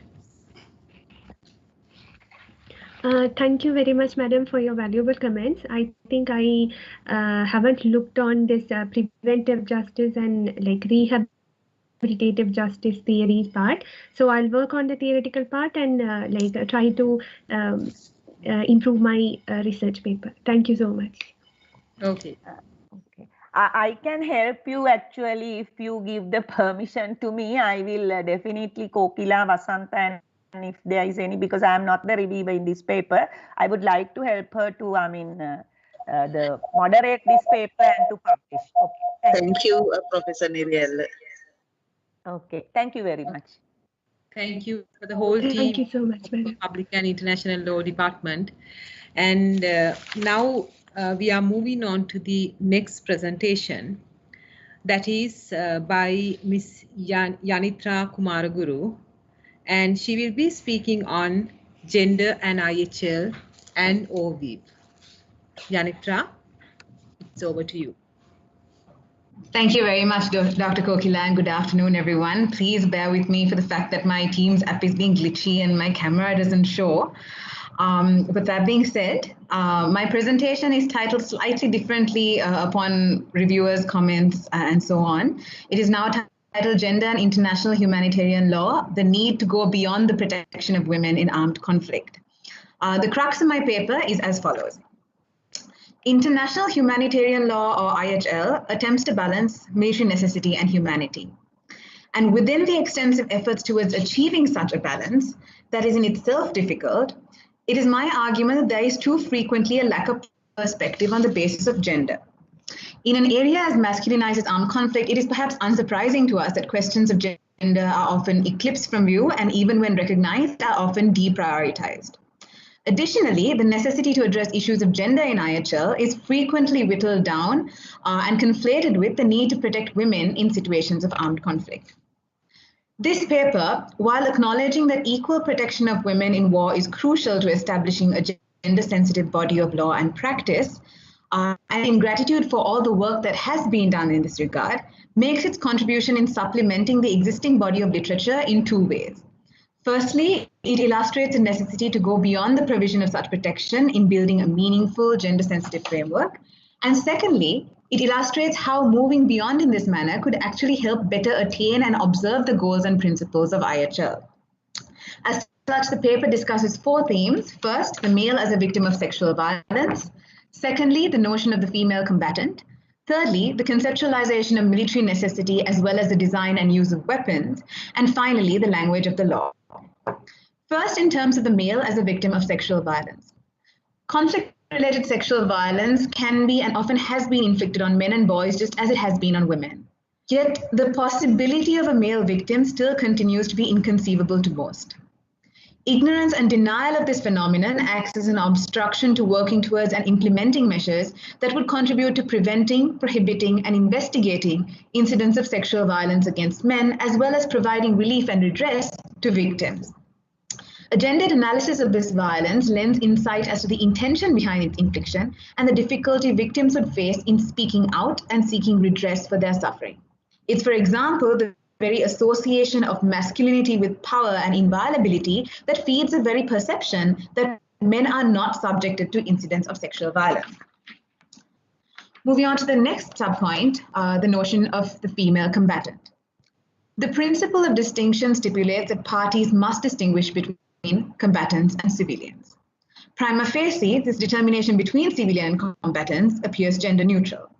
Yet upon a closer examination, oftentimes of even our own very instinctive reactions to these terms, it reveals a disarmingly heavy extent to which the ideas of combatants and civilians have been infiltrated and conditioned by gender norms that have circulated for centuries. The stereotype of the brave men who are heading off to war with their weapons while protecting the women who are, remaining tending to their homes seems to have carved out masculinity as a prerequisite for being considered a combatant, despite the direct involvement of women in hostilities having consistently proven otherwise. And as a result, in practice, there seems to be a conflation of the combatant-civilian distinction with one of a male-female distinction. Thirdly, weapons, military necessity, and conversations that are stifled at tables. Regulations of means and methods of warfare is fundamental to IHL. From stereotypes that start as early as childhood, where guns and swords are often considered toys of choice for boys, to the entertainment industry's portrayal of weapons and violence as correlated to masculinity in adolescence, the gendered nature of weaponry, both within and outside warfare, is more than a little apparent. And yet, despite this obviously and inextricably intertwined nature of gender and weapons in war, the conversation surrounding the subject of weapons is for the most part deafeningly silent on the perspective of gender. As discussed before, the extent to which human perceptions of and interest in security have been infused with associations and correlations of power, military prowess, and violence with notions of masculinity and even sexual potency is apparent when relevant contexts are examined closely. Consider as just one example the reaction of a prominent Indian politician to the country's nuclear testing, stating that we have to prove that we are not eunuchs. Could it not be possible then that dismantling some of these appendages that society has ascribed to true masculinity and power could cause a change in perception of what actually would constitute military advantage and military necessity and how these are framed? This then in turn could impact the overall balance of military necessity and advantage against humanitarian concerns and civilian loss. Those responsible for making decisions pertaining to military force and strategy are restrained by these unwritten norms, often forged based on perceptions of power and gender bias that they themselves may be blind to or unaware of. Finally, gender in the language of the law. While the role of law in contributing to protections resulting from a gender perspective is by no means denied, the language of such law must not remain exempt from scrutiny. Often, although the content of the law itself may be motivated by bona fide intentions to accord protection, the language of the law may still, perhaps subconsciously, be laden with the perceptions of the biases of its makers. If so laden, the language may then take on an auxiliary role of subliminally perpetuating these biases. Article 27 of the 4th Geneva Convention, stating inter alia that women shall be especially protected against any attack on their honor, in particular against rape, enforced prostitution, or any form of indecent assault, may be taken as an example. The placement of women in IHL may also be subject to examination. Often, for example, pronouncements and explanations of this body of law assimilate women with children under one category. While at best done with the intention that women are afforded the maximum amount of protection, this categorization of women and children as one serves to entrench the inequalities experienced by women by portraying them solely as vulnerable in the eyes of the law, denying and belittling their capacity and capabilities as individual adults, and disregarding whatever changes the role of women in society may have undergone. In conclusion, the question of gender in IHL stretches well beyond the apparent affording of protection against violence to women and extends to whichever messages and biases that may be subliminally buried in law and practice. Addressing this is difficult, but oftentimes it's not just merely inch towards the alleviation of gender inequalities. It even moves differently, less hindered by the weight of masculinity and resulting conceptualizations, towards achieving a better balance between military necessity and humanity. Thank you. Thank you, Anitra. Now it's time to receive comments from the panelists for Ms. Kumarguru's presentation. And may I now invite very cordially Ms. Hasini Ratnamanala, Senior Lecturer at the Kotalawala Defence University. Over to you, Hasini.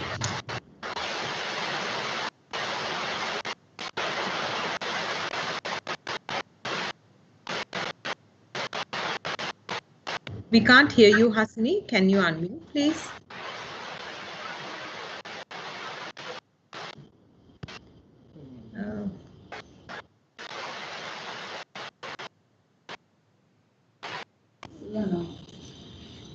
Your sound is not clear.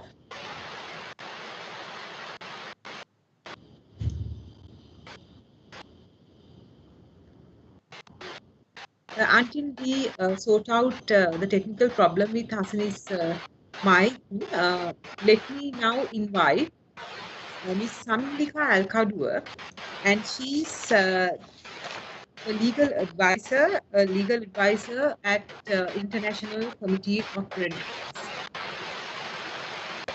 Ms. Alkadua. Good afternoon, madam. Can you hear me well? Yes, very well. Yes, thank you very much, madam. And I will take, I'll try to make it quite quickly. Thank you very much again for the invitation. And Ms. Kumaraguru, I would like to really congratulate you on the really excellent job you've done in bringing this unexplored dimensions relating to IHL and gender to the table today, because there is, of course, literature, as yourself has identified in your paper, which explores certain aspects relating to this gender dimension of IHL, and also there's an ongoing discussion about this, particularly in light of the recently launched updated commentaries to the 3rd Geneva Convention on Prisoners of War. And I will give you a couple of examples from the debate surrounding that issue as well later on in my comment. But in the midst of this discourse relating to IHL and gender, I find your paper quite special for 2 reasons. When I read it, I was quite fascinated to find some of the thoughts that you've mentioned there, basically for 2 reasons. Firstly, you're not saying that, you're not speaking out loud and saying that, look, because of certain gendered aspects, nuances that we can find in the law and its implementation, this favors one gender or the other, or this disfavors one gender or the other. You're not saying that. What you're saying is, because of these nuances, because of these gendered interpretations to the law or the gendered language used in the law, it actually favors and disfavors all sorts of genders. So for instance, this example that you take in your analysis on the female combatant, that there's this general assumption that usually combatants are usually men, and that women are less likely to be combatants or to be captured. Now this favors men to a greater extent, because when a military person is making an assessment as to whether a person is targetable or not, then if the person is male, even though he might actually be a civilian, the chances of him being considered as a target is more because of this perception. So for the first reason that I mentioned, that you're saying with your analysis that this is not just a problem of law being favoring women or disfavoring women, but this is a problem of all genders. I really like that analysis. And secondly, you're also going beyond the text of the law and saying that at times even the law itself might be gender neutral. The practical application of it, how we perceive the application of it, could be gender bias, and pointing out that is also quite important. So particularly, if I were to describe my second comment, now in the first and the third aspects out of the four that you discuss, that is males as victims of sexual violence, and also the final one, which is about the language of the law. Now these are problems with how the law is framed, the text of the law rather, and that you bring out quite well. And then the second and the third aspects, the notion of the female combatant, and then the aspect of gender and weapons, particularly, or regulation of weapons and conceptualization of military necessity and humanity. Now there, the law might not necessarily be gendered, or rather it's gender neutral, but the application of it and how we perceive it being applied it favors or disfavors a particular gender. So I really like how you selected and pointed out these two things, because if you look at the present discourse of the discussion on IHL and gender, your conceptualization of this problem stand out because of these two reasons. And I congratulate you for articulating it that way, and it really is an addition to the existing body of literature. Now to comment on how you could perhaps expand on it there, and now when I say expand, I don't necessarily think that that given the limitation of words in your paper, that is 3,000 words, that you might necessarily be able to incorporate all of this. But my suggestion rather is that you try and maybe develop these four aspects either into 2 different papers or just 4 different papers. And I really believe that there's room to do that, and that given the amount of research you have done, I believe developing one paper out of one aspect that you have mentioned out of the 4 is not going to be that hard. So how I suggest that you probably could go ahead and expand is, firstly, in terms of the language of the law, and also how the law itself might not necessarily be gender neutral, and the examples that you have taken from the language of the Geneva Conventions. Now, of course, the language has not changed from how it was stated in the Geneva Conventions in the 49, but probably something that you could explore is to see whether there's any change in the language from how the role of the woman or how the role of a particular gender was discussed or written in the Geneva Conventions when it came to the additional protocols of 77, probably to see whether there's even a slight difference in the way the roles have been identified. And secondly, how the commentaries have evolved would be a very interesting topic for you to discuss, because as I said earlier, when the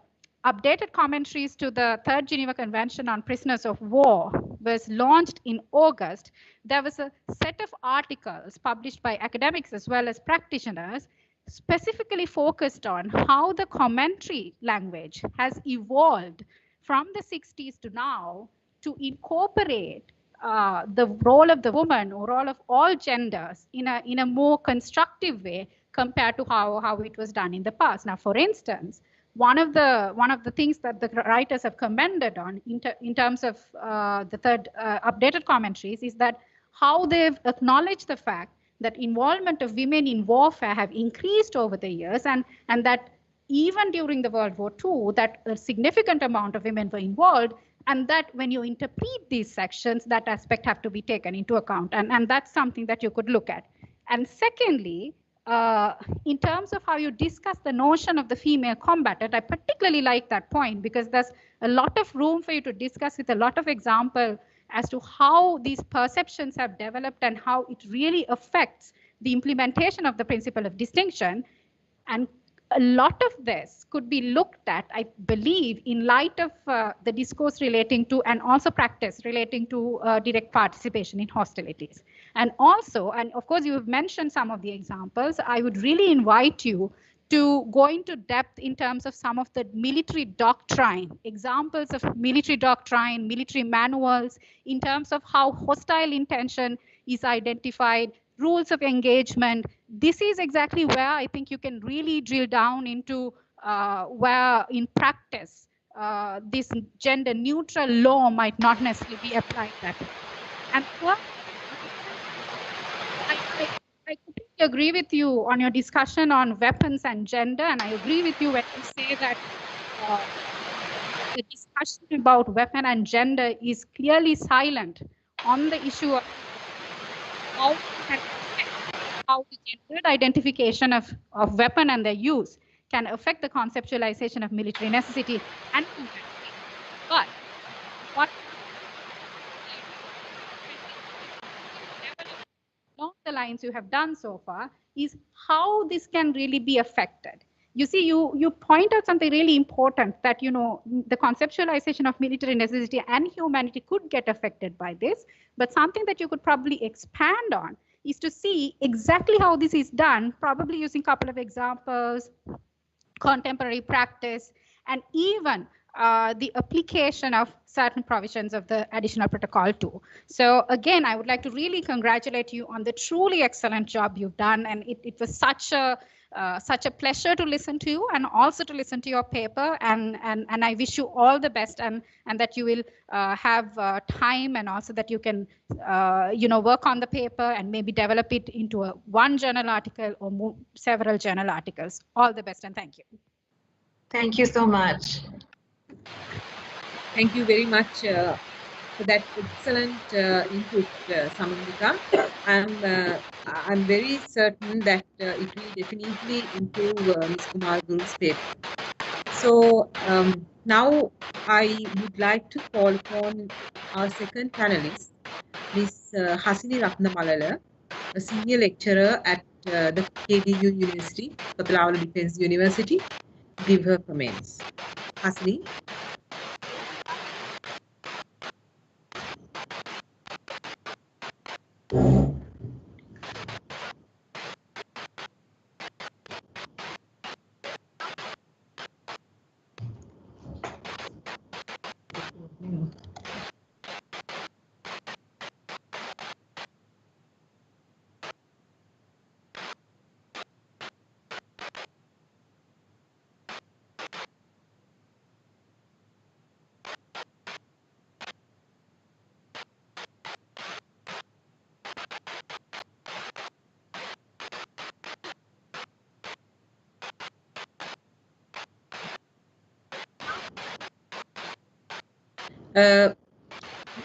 Hasini,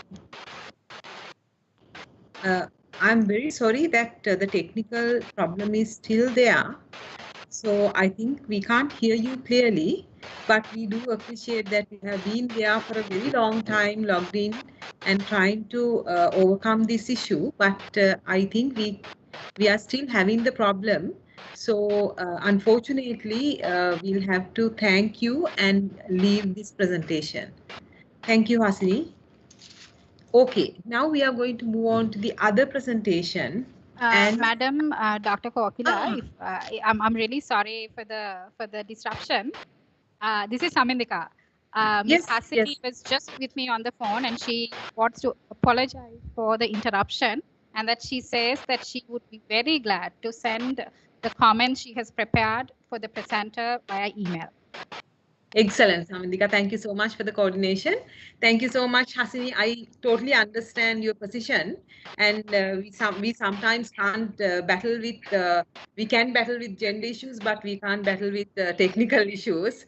Sometimes we have to kneel down. So this is one of those occasions. But we can always have remedial action. So please do send your written submission of the comments. We really appreciate you. Thank you so much. Okay, the next presentation is by Mr. Kusal Amarasinghe. The title of the presentation is The Shape of War in the 21st Century, International Humanitarian Law and the Challenges of Contemporary Armed Conflict. Over to you, Kusal.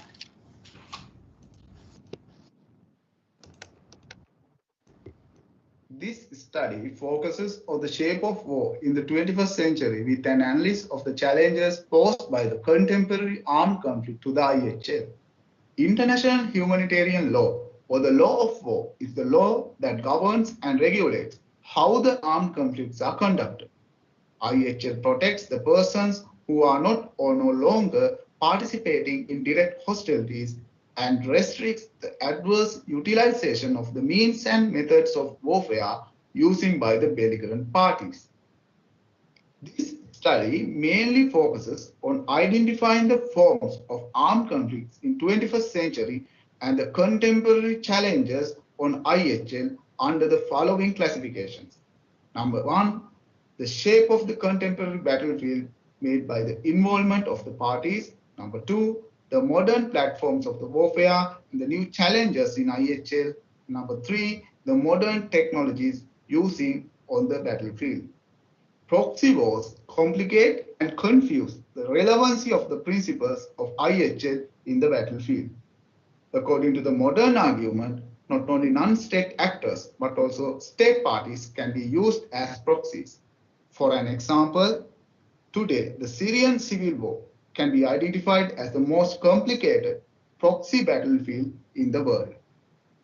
Terrorism is a huge challenge to the global peace today. Also, it degrades the value of the applicability of international humanitarian law. This study categorized the global terrorism into two major eras. During the Cold War period, terrorist activities were not able to go beyond the national territories, and most of the time, terrorism was used as a tool of indirect aggressions. But after the Cold War, terrorism has spread worldwide. Today, the most terrorist groups have multinational relations. Mercenaries and foreign fighters are two different concepts, and also two another challenges to the implementation of IHL. Under the international humanitarian law, the mercenary shall not have the right to be a combatant or a prisoner of war. However, in 2006, the Montreux document was introduced to regulate the activities of private military contractors. The foreign fighter is a new phenomenon in today's armed conflict, but these foreign fighters cannot be interpreted as the mercenaries. Urban areas now becoming the new theater of the armed conflicts. Increasingly, fighting takes place in urban areas and civilians bear the brunt of it. The principles of distinction and proportionality become more vulnerable in an urban battlefield. In this century, cyberspace can be identified the fifth domain of warfare, next to land, sea, air, and space. However, war in cyberspace is making huge problems to the international humanitarian law. Space warfare is a brand new concept to the law of war.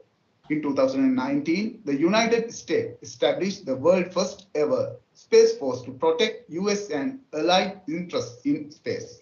But until now, there is no any specific treaty for governing armed conflicts, which can be happen in the future at space.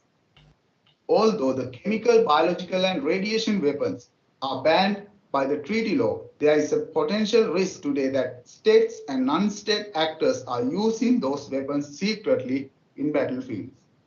According to the annual report released by the Stockholm International Peace Research Institute in 2019, there were total 13,865 nuclear warheads owned by 9 nations.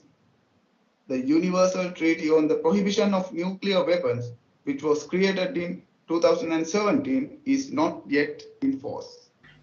Remote control drones, nanotechnological robots, and autonomous weapons are now introduced to the modern industrialized battlefield. But the question is how these new methods of warfare cope with the scope of international humanitarian law.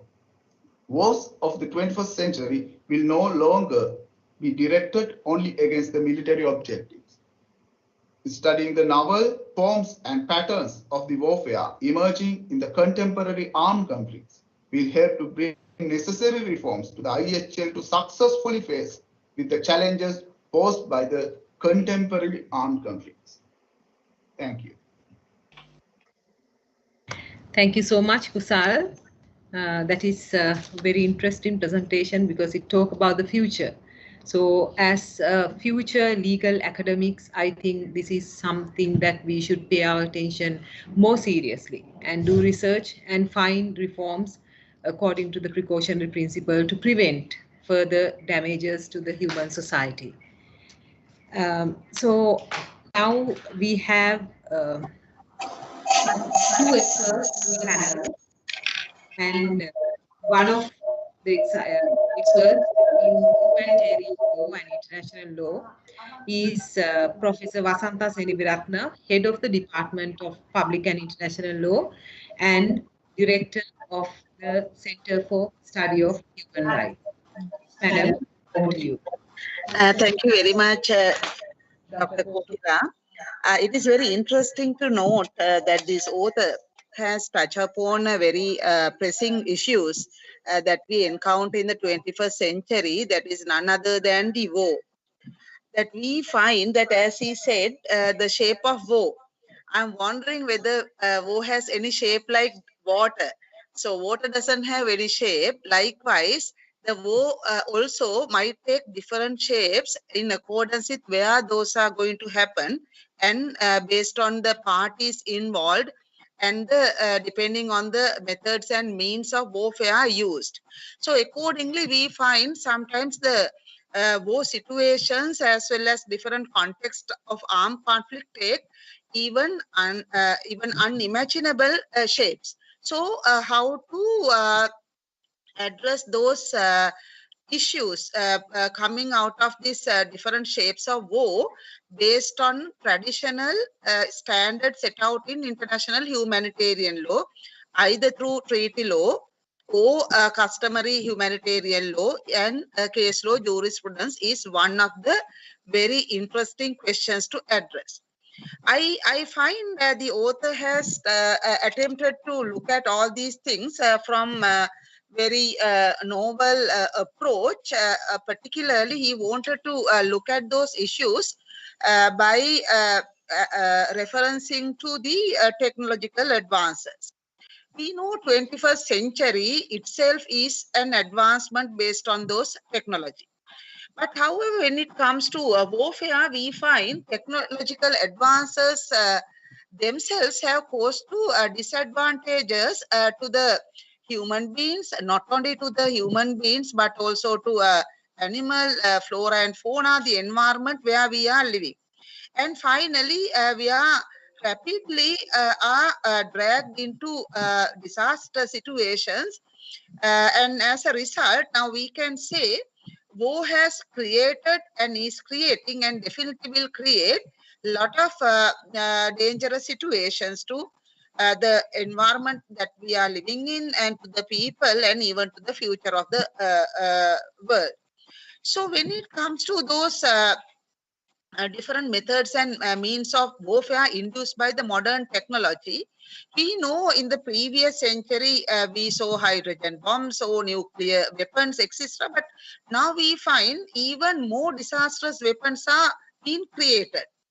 But At the same time, we find, I mean, if we really wish to look at for the legal principles, Article 36 of Additional Protocol 1 of 1977 try to reduce the impact of all those new methods and means of warfare by requiring the state parties to those international standards to study the impact of those weapons to be produced or weapons to be tested, weapons to be stockpiled, weapons to be transferred or to be used in those warfare but without any name.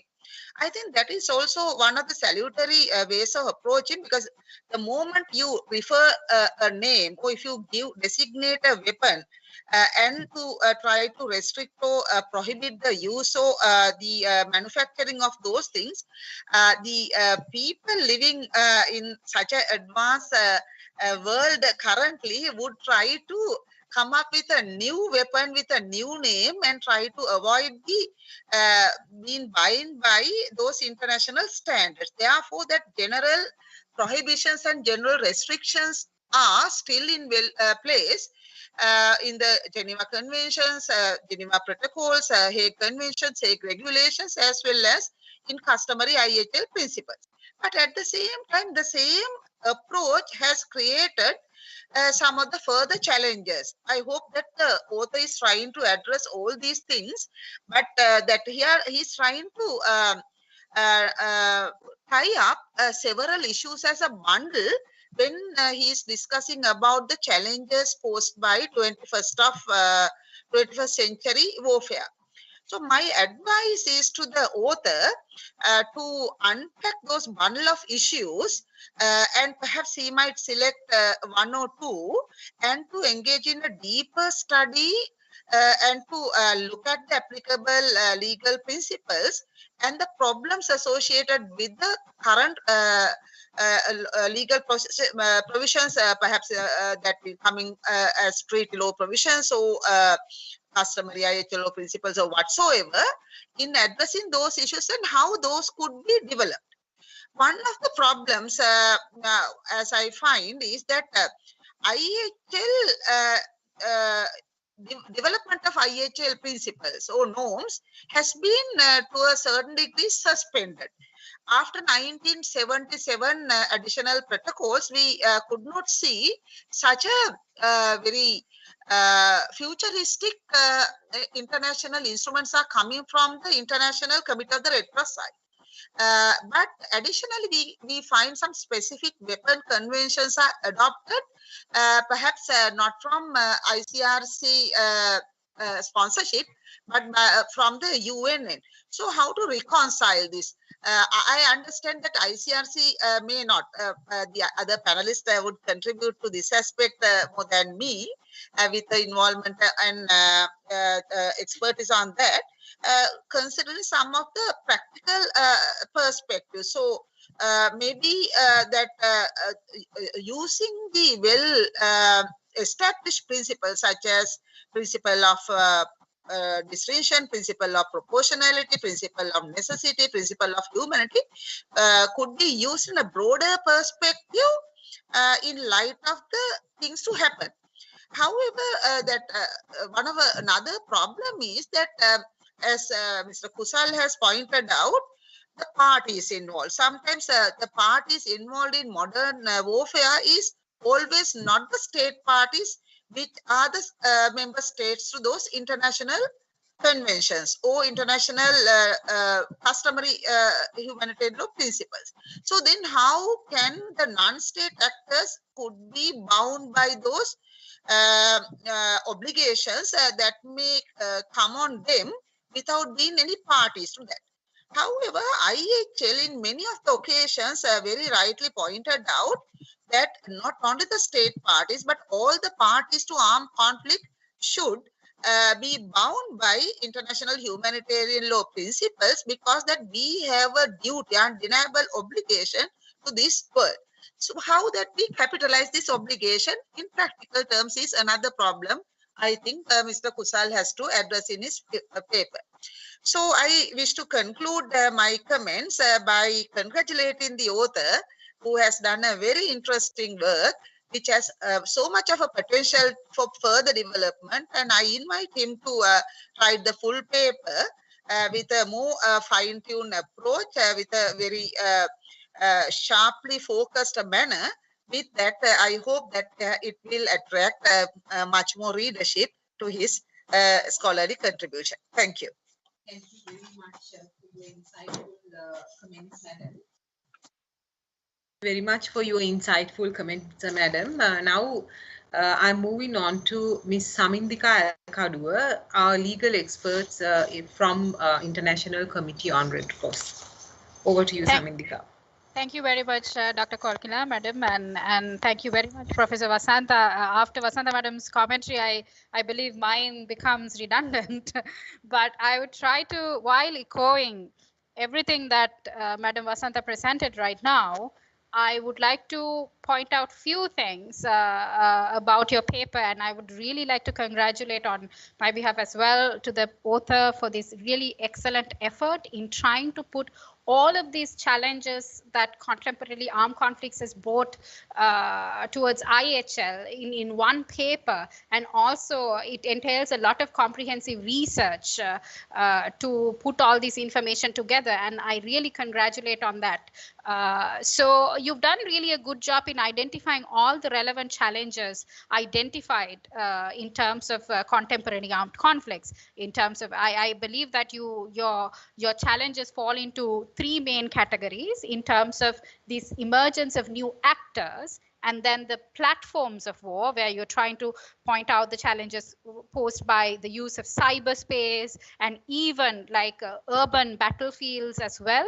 And another addition that you could also look at is also something that has been very recently been discussed, and a lot of scholars have shown interest in this, is the potential of use of cyberspace as a platform of warfare. And in the ICRC, we have a project where we are trying to look into the aspects of law that might be applicable here. And if you can browse the information about this, you will see some information published in the ICRC website as well about it. So this is something, again, that you might like to have a look at.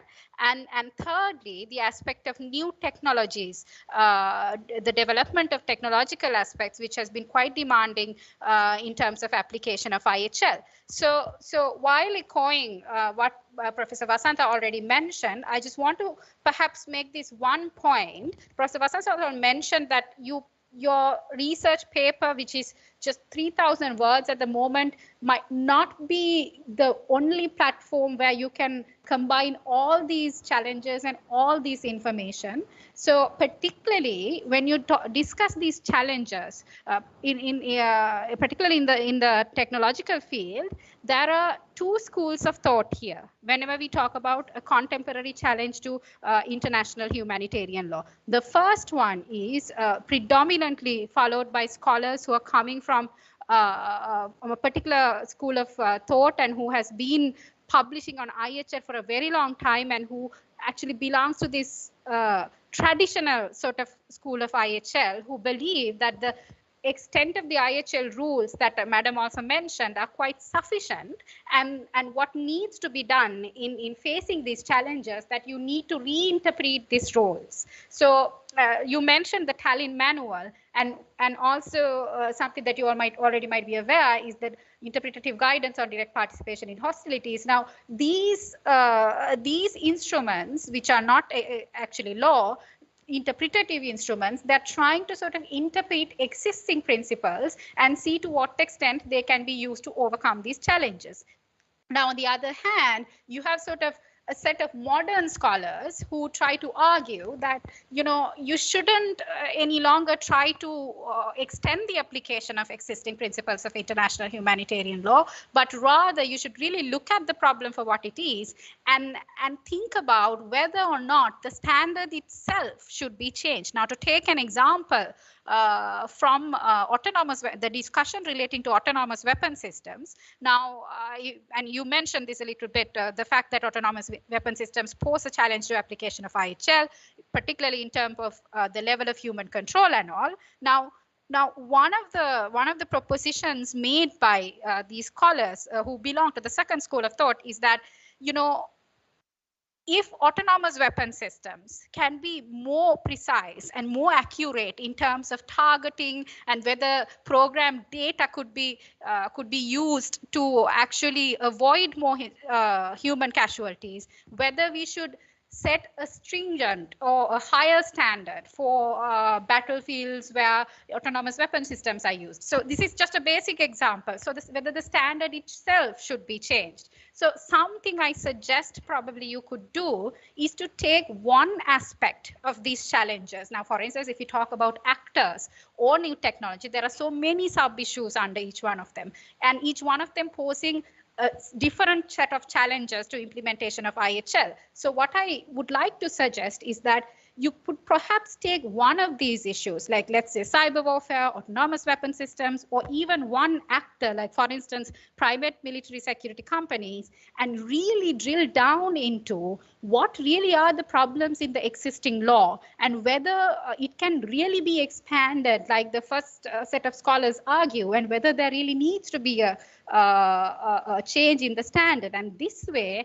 I believe the research that you've done, the extensive research that you've already done, could be put to very good use, and you can make sure that your paper really stands out. And also to comment on what Professor Vasanta said about these treaties that actually were adopted later, which are not under the auspices of the ICRC and its diplomatic conferences. Now, of course, there are many treaties which were adopted outside of this and also the UN framework, like for instance, the Ottawa Treaty and also the Cluster Munition Treaty, which we call through the Ottawa process and all. So, of course, ICRC was not the initiator, but we were historically a part of it in adopting these treaties, and also we keep actively promoting them. And a little bit of good news to the author who mentioned the TPNW and it's coming into force is that because of the 50th ratification that was recently received, it will come into force in January 2021. So with that, I would like to conclude my comments and really congratulate the author and thank Madam Vasanta and also Dr. Kokila for allowing me to give these comments. Thank you very much. Thank you so much. That's a very comprehensive comments that you receive, Mr. Amar Singh. Now, I would like to give you a very short period of time due to the constraint of time to respond. I would like to thank Professor Vasanta and Ms. Al-Kadua for their valuable comments on my paper. Actually, it's a premature paper. I'm still working to develop it, and I really appreciate your comment, and thank you very much. Thank you, Kusal. Okay, now we are moving on to another interesting area of law, that is the title of the paper is Can Green Bench Make Any Difference? Importance of Establishing an Environmental Court in Sri Lanka, a comparative study with the National Green Tribunal Act of India. This paper is presented by Ms. Pavitra Rajendran. Over to you, Pavitra.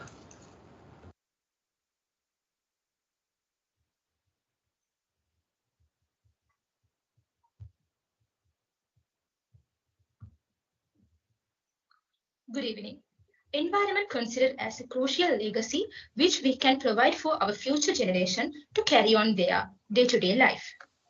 According to the very first Convention on Environment, preserving environment is a duty of each individual as well as a state liability. However, in light of representative democratic principles, state bodies are playing an essential role to meet eco-justice. Judiciary is the last and the best hope for anyone who seeks environmental justice. Therefore, strengthening judiciary as well as empower judiciary without any restrictions is essential to keep environmental justice maintained. The environmental jurisprudence of Sri Lanka has developed uniquely by utilizing existing legislation creatively. In order to this, in many decades, judiciary of Sri Lanka emphasized sustainable development goals many times.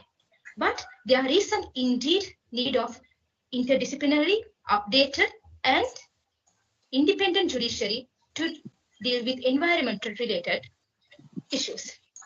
My research tried to achieve these goals by establishing an environmental course in Sri Lanka. When we look at our past, there are some lacunas always stand as a barriers to provide environmental justice accordingly. Those are systematic weakness in access to environmental justice. Second, non-flexible definition on the ground of local standing. Third, right-based approach, that is lack of right-based approach in Sri Lanka. Third, there is the requirement of interdisciplinary bench in environmental related matters. And finally, there is no appeal system in the most of the cases related to environmental justice. So my objective is shortly to improve the access to environmental justice, to make flexible in the local standing of the petitioner, to settle the environmental issues in a right-based approach, to discover the solution of each issues in the interdisciplinary manner, to maintain an appeal system in the field of environmental in general. I have divided my main primary research in 4 parts. First part will address the role of judiciary in environmental related matters and how it emphasizes in global definitions and global conventions. Second, since NGT, National Green Tribunal Act of India, is the primary resource of this research, significant features of the National Green Tribunal of Indian Act is well explained. In the third part, I like to give some recommendation borrow from National Green Tribunal of India, which is most suitable for environmental jurisprudence of Sri Lanka. In conclusion, I like to reaffirm the need of environmental courts in Sri Lanka. We'll go to the first part. Role of the judiciary in environmental related matters is firstly emphasizing the Article 10 of your declaration as effective access to judicial and administrative proceeding, including redress and remedy shall be provided. So in this convention, for the need of redress and remedy, the environmental judiciary emphasized. In 2002's Johannesburg Principles on the Role of Law and Sustainable Development, judiciary has recognized as a guardian of rule of law, which is boldly and fearlessly implement and enforce applicable international laws and national laws, which is in the field of environment and sustainable development. So the role of the custodian re-emphasized by this convention. Now we move to the significant features of the National Green Tribunal of India. First one is local standing. When it comes to the section 2F, the definition of the person is not directly said, but it's include a person includes an individual, a Hindu undivided family, that means the family, a company, a firm, association of persons or body of individuals, whether incorporated or not incorporated, trustee of a trust, a local authority, and every artificial jurisdictional person not falling within any of the preceding sub-clauses. So it's a wide definition for a person. So it's really flexibilized the standard of local standi. Second one is statutory panel. They have mentioned about a statutory panel, and apart from the chairperson, there are active members are 20, that is 10 to 20 judicial members and 10 to 20 expert panel. In this expert panel, they recruited physics, chemistry, botanical, social sciences, zoology, engineering, environmental economics, and forestry experts. Also, they have a separate requirements to recruit them as well. So this kind of panel is very needed for settlement of environmental cases in Sri Lanka as well. The third one is principal and circuit benches, which is really helpful for remote people to access environmental justice. As a principal bench, that means the appellate court is dealt by New Delhi court, and circuit benches are 4 established until now, that is Bhopal, Chennai, Kolkata, and Pune. And also they're trying to establish some more circuit benches as well. This kind of circuit bench system is need for Sri Lanka as well.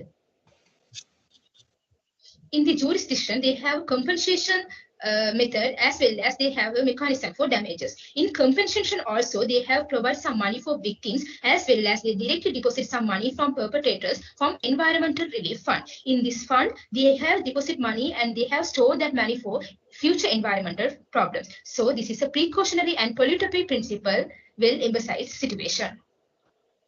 Other vibrant role its main role carry on by National Green Tribunal is the National Green Tribunal work as a guard for right of life, which emphasized as a fundamental right in India, which is not emphasized as a fundamental right in Sri Lanka.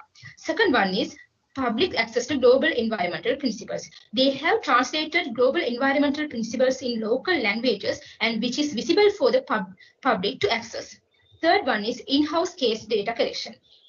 To know the new trend of the case methods, they have a data collection in-house and it's visible for public access and inspection.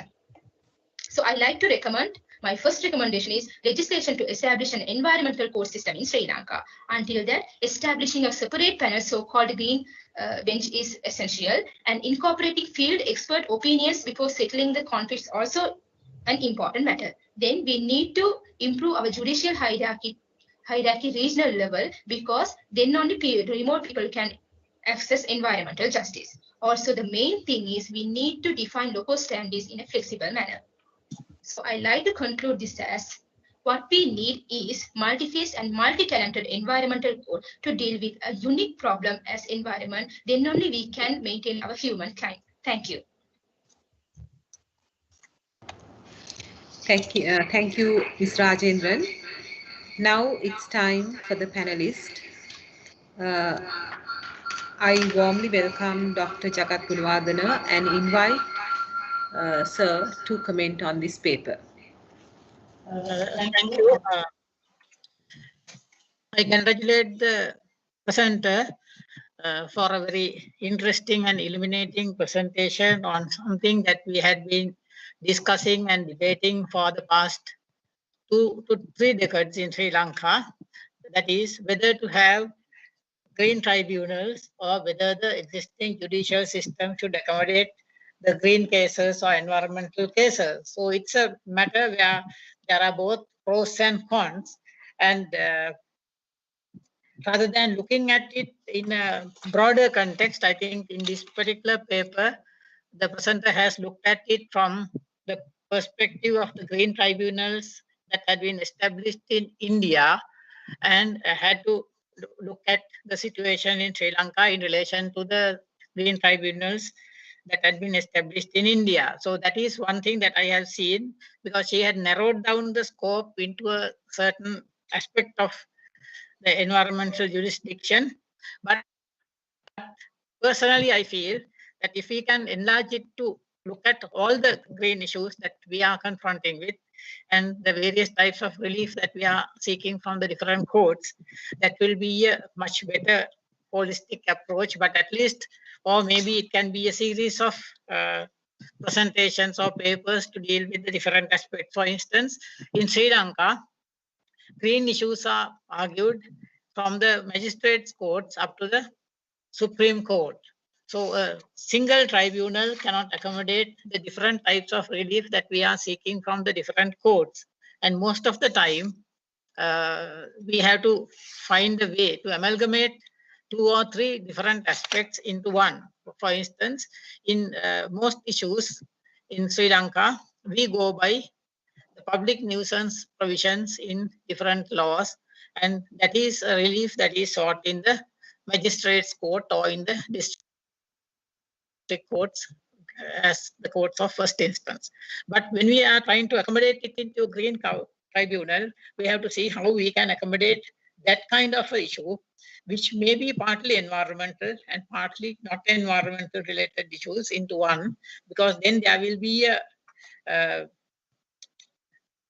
issue where we can stop it being acting as a green tribunal, and whether we should seek relief in 2 different tribunals. Let me cite an example to cite it.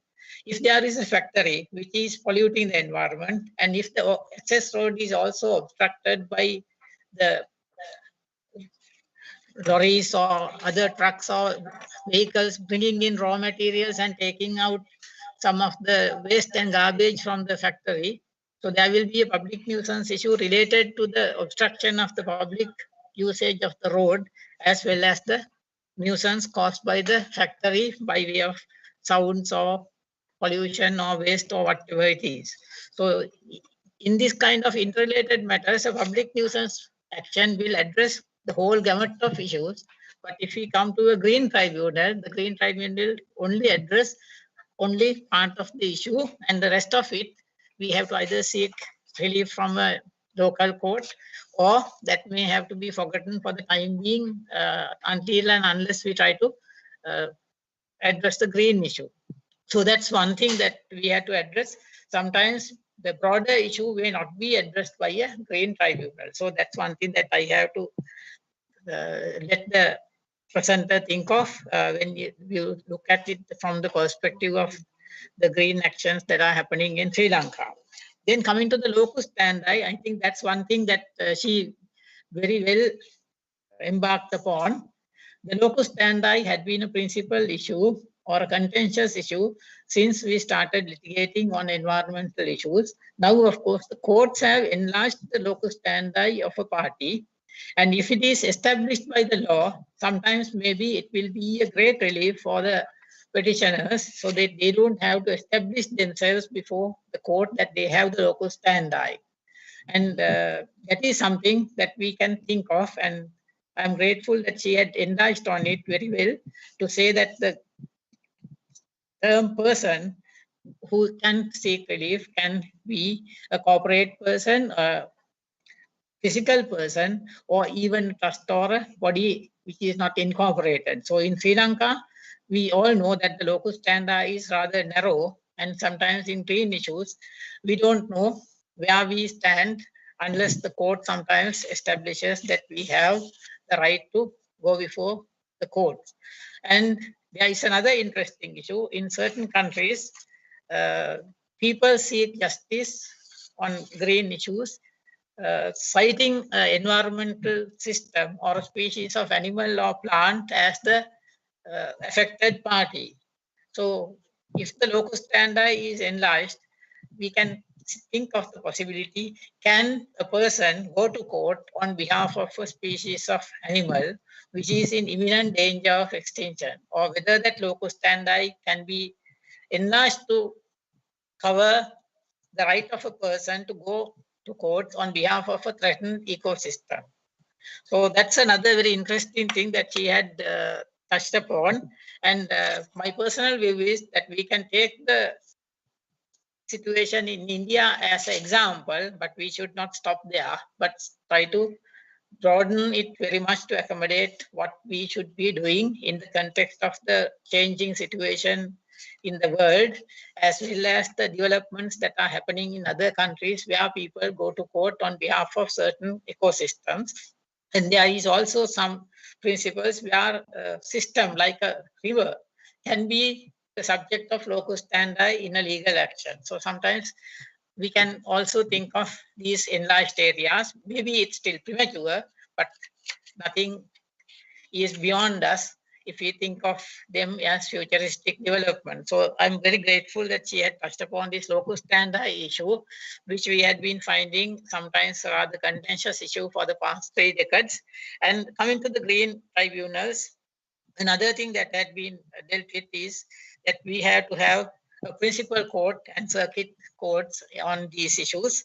My personal view is also the same, that we can't have one green tribunal for the whole of the country, that we have to have a system of green courts like the provincial high courts, where at least one province should have one green court, or at least one district should have ideally one at least, because there are so many issues.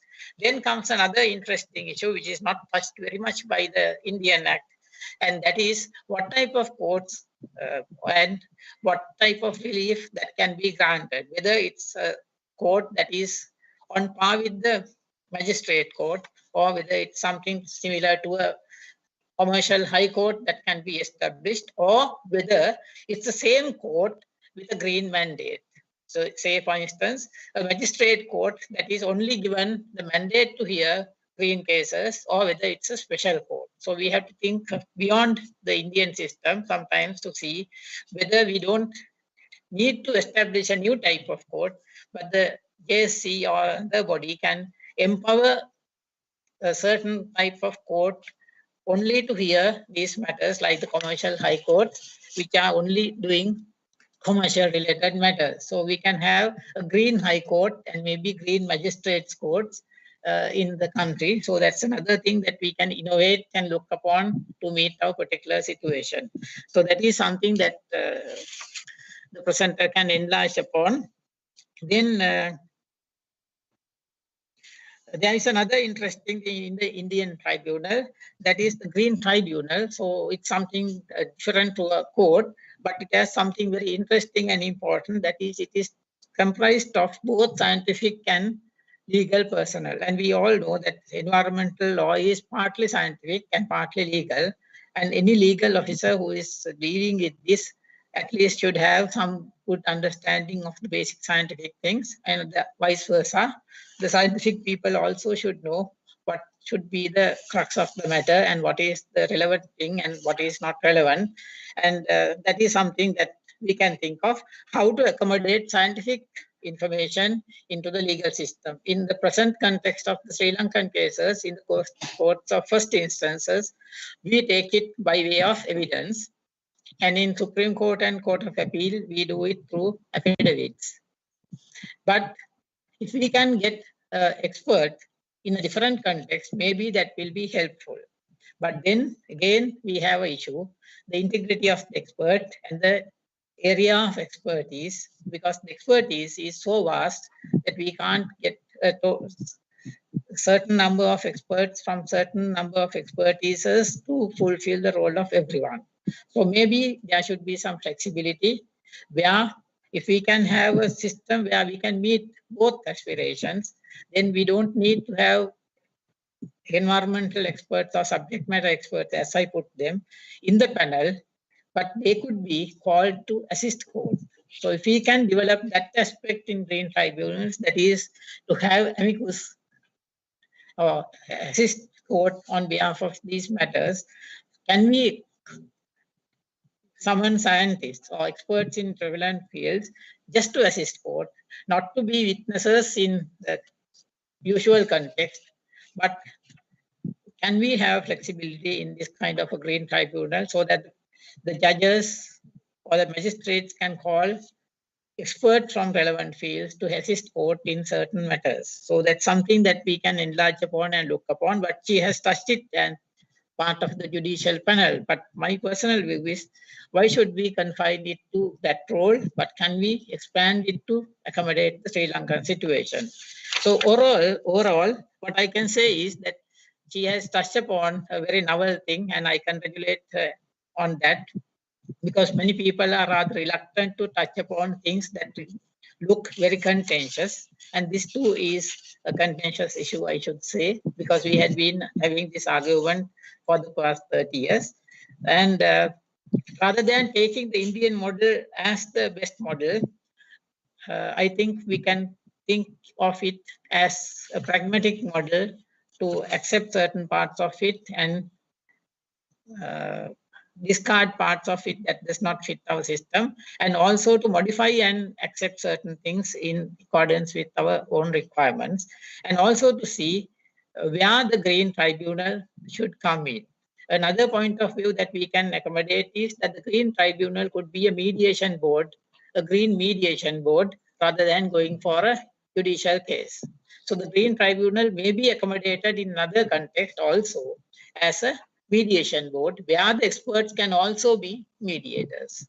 Then of course we can meet both situations together, where the judicial and the expertise can play a similar role in panel by being panelists. So the experts can show the way forward on the basis of science, whereas the other members of the tribunal or the mediation board can mediate according to the situation. So we can also think of that model.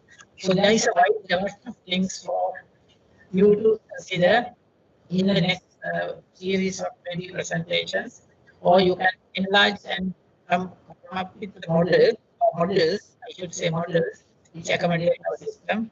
And in conclusion, I once again congratulate her for a good job, and also a very good analysis and an overview of the situation in India compared to the situation in Sri Lanka and how to accommodate green tribunals, which I told in the opening remarks, had been an issue in discussion, and we can take this discussion forward with a certain yardstick and a certain amount of research now that she had done.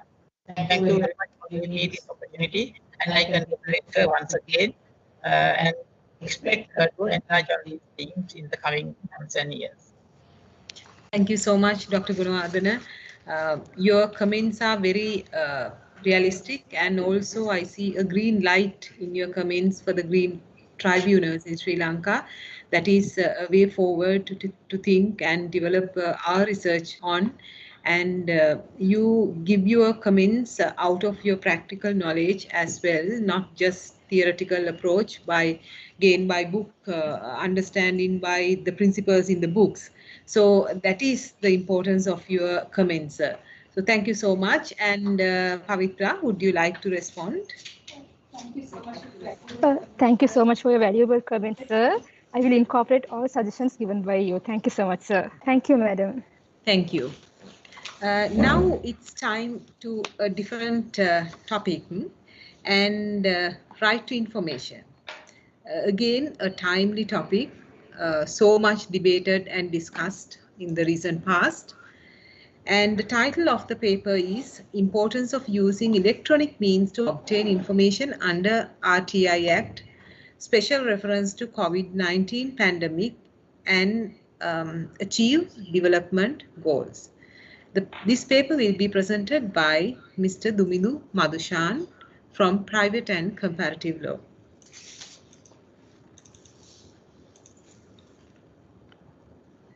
Good afternoon to all of you. My research topic is Importance of Using Electronic Means to Obtain Information under RTI Act, Special Reference to COVID-19 Pandemic. I would like to have your constructive, valuable comments at the end of this presentation. I would like to give you a brief outline of my research. I would like to provide an introduction of the research and research problem, method, and discussion and findings. Finally, a conclusion. In introduction, the Right to Information Act is one of the greatest democratic initiative of Sri Lankan legal system. After enacting RTI Act, any citizen of Sri Lanka can obtain the information which is under Section 3 of RTI Act. Citizen can request information in written or verbally, and RTI 1 form is non-mandatory. Also, RTI Act provides provision for requesting information by utilizing electronic means while employing traditional means.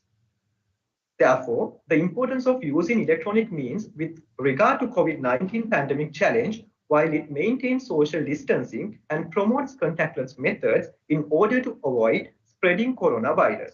The e-Nanasala is a massive project initiated by the government of Sri Lanka, and therefore the public officials are gained sound knowledge in order to use e-methods when providing public services. My research problem is that responsiveness to email by public authorities lies on unsatisfactory level. This implies the bureaucratic attitude of public officials while discouraging citizens' democratic participation. In this context, this research attempts to assess the current status of responses to email communication by public authorities with regard to RTI application and highlights the importance of encouraging use of electronic means to achieve the objectives of the RTI Act during the COVID-19 pandemic situation. If I focus on the methods of my research, this is a combination of qualitative and quantitative methods. In qualitative method, researcher has based on RTI Act and its gazette notification. In quantitative method, researcher has sent 267 emails to divisional secretariats to observe their status of responsiveness. And this was limited to information officers.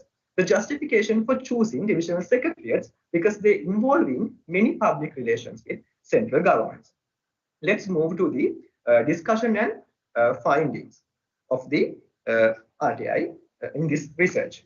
The purpose of enacting RTI Act according to its preamble for the foster culture of transparency and accountability in public authorities by giving effect to right to access of right to information promotes citizens to participation in public life through combating corruption and promoting accountability and good governance. Also, it promotes a citizen's democratic participation, and citizens should initiate this process if he or she wishes to obtain information from public authorities. The applicable legal provisions with reference to this are mentioned in RTI Act itself. Section 24, subsection 1 of the RTI Act provides way of requesting information from public authorities. The most important point with regard to this research is section 24, subsection 6. It states that for the purpose of this section, writing includes writing done through electronic means. Therefore, citizens can submit their request using email and fax. The Regulation 4 of 2017 Gazette states that information requests can be made through a letter or email giving details necessary to identify the requested information. The Regulation 4.2 further states that Forms RTI 1 should be available for electronic download. Also, Regulation 4 subsection 4 provides that if the citizen makes a request for information through an email or fax, it implies the responsibility to promote using electronic means are conferred to public officials. In the quantitative part of this research, 267 emails were sent to Divisional Secretariat for asking statistics relating to Samurdhi beneficiaries, and 94 Divisional Secretariats out of 267 were responded, and 173 Divisional Secretariat failed to send any response. This is a quite negative implication reflected by Divisional Secretariats in order to respond for emails, because majority has failed to respond and implies don't care attitude of public authorities. 94 divisional secretariats were responded within 14 days, according to the section 25 subsection 1. However, 4 divisional secretariats have failed to comply with 14 days requirement in order to acknowledge the receipt. However, this is a kind of positive insight we can see due to comply with 14 days requirement by information officers, and it should be appreciated.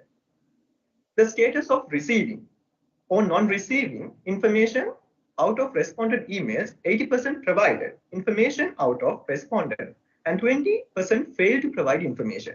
It is very interesting factor that 9 DS officers out of 90 which responded required to submit a proper request using RTI 1 format while neglecting the simple email notification. As per their request, researchers submit, as they mentioned, and 8 divisional secretariat officers out of 9 which required RTI 1 format provided information after submitting RTI 1 form through email. The bounce emails provide a negative impression of lodging RTI request through electronically and badly impact on the faith of using electronic means, especially on emails. The finding of quantitative part implies the bureaucratic attitude of public officials while discouraging citizens' democratic participation. Also, it is visible that an inconsistency of responses of such 9 divisional secretariats asked to submit RTI 1 form via email. This is a kind of discouragement, and citizens might be backward. If all the documents are available in electronic means, then they can be published in their official websites and ultimately promote the proactive disclosure. RTI's commission should enable citizens to lodge appeals via emails, because rule number 13 of 2017 Gazette does not facilitate to lodge appeals to Right to Information Commission through emails. However, this provision should be amended in order to promote using electronic means. This ensures the contactless factor with regard to the COVID-19 situation and keep social distancing and avoid spreading coronavirus. This enhances to use electronic means, and ultimately both parties will be familiarized with the technology. Very interestingly, using electronic means for RTI help for reduce expenses for using hard copies and provide an avenue to store data in electronic means. In conclusion, using electronic means ensure spreading COVID-19 virus which is prevailing in the country while maintaining social distance. Therefore, RTI Act in itself has provisions to use electronic means to obtain information, and public authorities should follow its provisions in order to give effect for citizens' democratic right to information. Ultimately, this will helpful to achieve the objectives of Right to Information Act during the COVID-19 and in future as well. Thank you very much.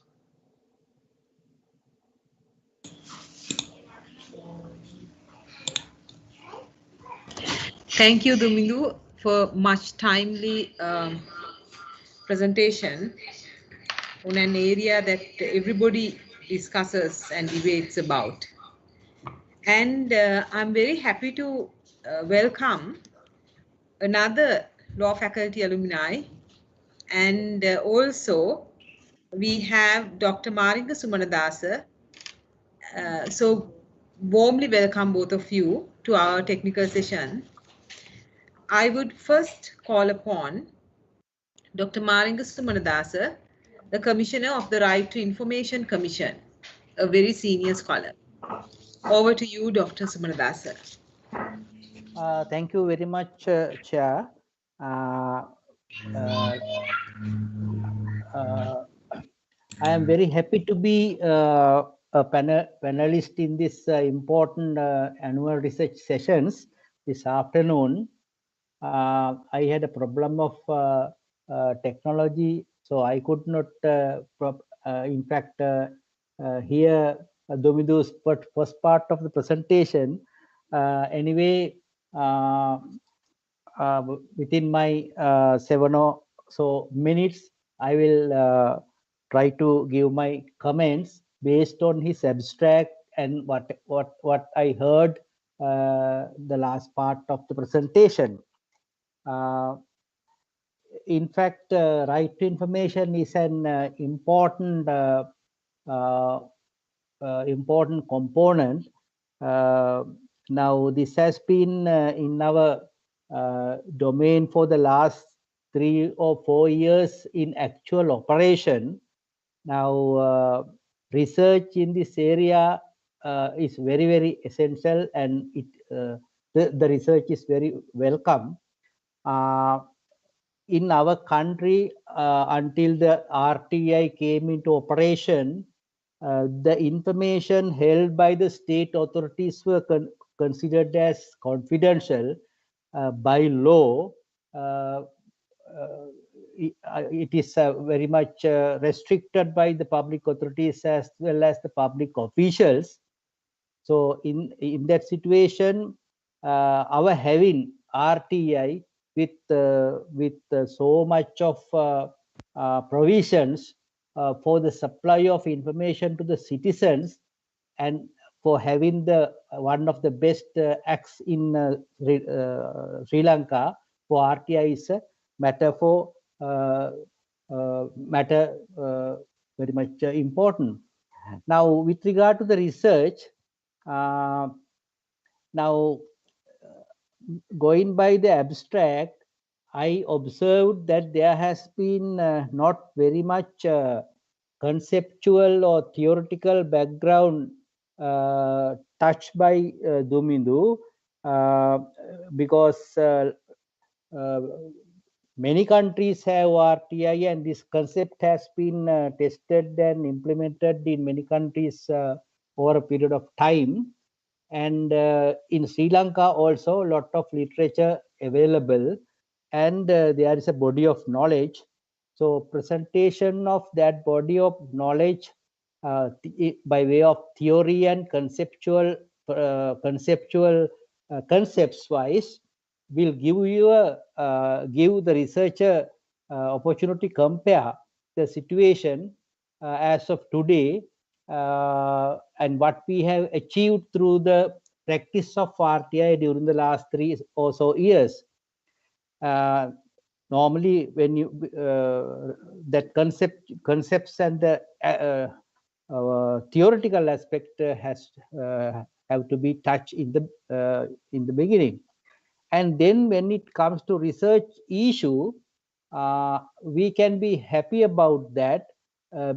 As Domindu said, there are provisions in the law, very clear provisions that information could be provided and should be provided through electronic and other various media very efficiently, whereas it is not actually happening. Now he has, it is quite good that he has done this through a survey, which is very good. He has taken 266 cases, DS divisions, and through a questionnaire survey, he has analyzed the data. But that analysis also, I see, is very much limited, confined to the fact that the responses is low, or they are not responding as expected, and their attitudes are different.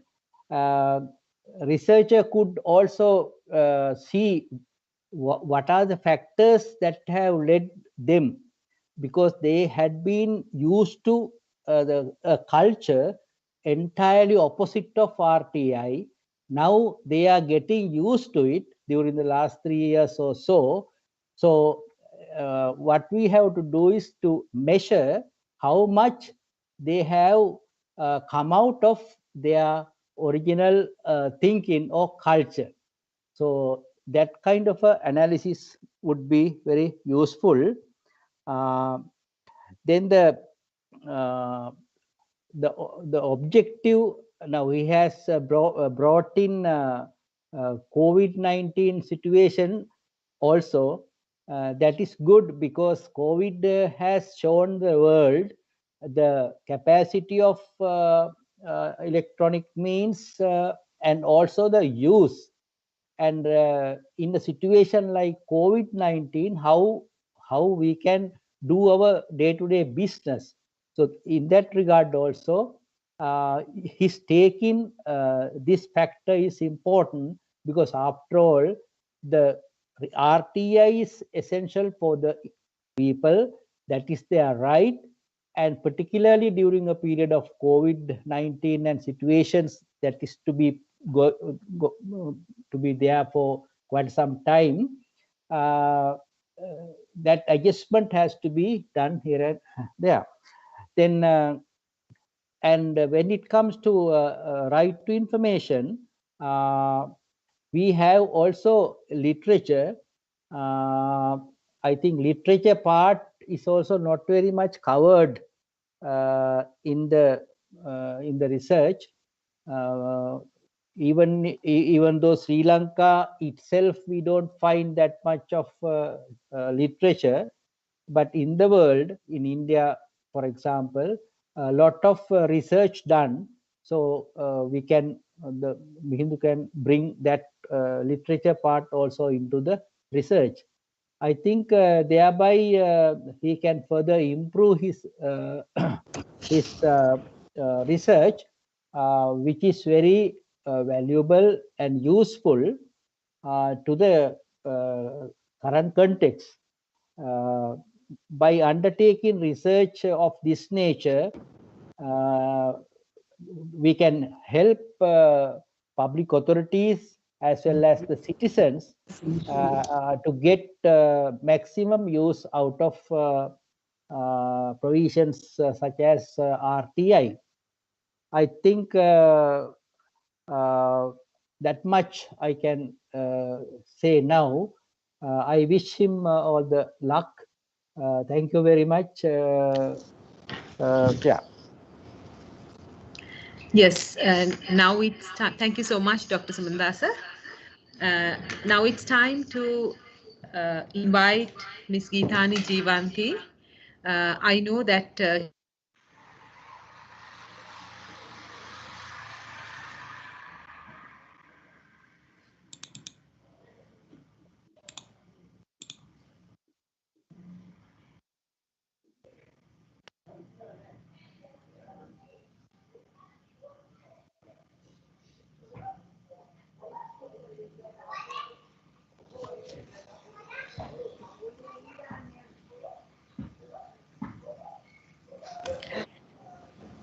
Yes, I think Miss Jivanti has published a book on RTI. So please share your knowledge with us and enlighten Dumidu's paper. Yeah, thank you very much, madam. Am I audible, madam? Can you hear me, madam? Yes, yes, Jivanti. Okay, and first of all, actually, I would like to thank all of you, including Professor Vasanta, Dr. Kokila, for inviting me as a panelist in this prestigious research symposium. And in the outset, I would also like to congratulate Mr. Dumidu Madhushan for presenting a very good research paper in the symposium. Actually, since I could not access to the full paper, I would like to comment based on the presentation you made now. Firstly, I should tell that Mr. Dumidu has chosen the important area of law, and that is right to information, which is an important feature of the democracy and which empowers the citizen. So we all know that law does not act in a vacuum, and there is a strong relationship between the law and the society. So there is an understanding that the law should address the changing circumstances of the society. So Dumidu has understand this point very correctly, and in his paper is trying to analyze the existing right to information law in this changing pandemic situation. So not only the Sri Lanka, but also the entire world suffering from the COVID-19 during the 2020, and nobody can say where it will end up. But we as people, we have to live, and especially in the way of new normal condition, we are required to work and proceed our lives. So in this context, actually, Mr. Dumidu also believes that right to information law should function effectively in this situation, and he suggests using the electronic means as the best method of obtaining information in this present situation. As good point of this research, actually, I would like to mention that he has clearly outlined the legal provisions relating to the subject matter, and also I'm happy that he has combined the both qualitative and the quantitative methodology in his research. But I would like to mention certain point. Actually, the point which I'm raising that you have mentioned in the abstract, and also you have mentioned it in two places in your presentation. That is, you say that this implies the bureaucratic attitude of public officials, the non-responsive way of they are not responding to your emails, and you assume this as a bureaucratic attitude of public officials. But I would like to suggest to have this kind of sentence in a research, you need to have certain evidence.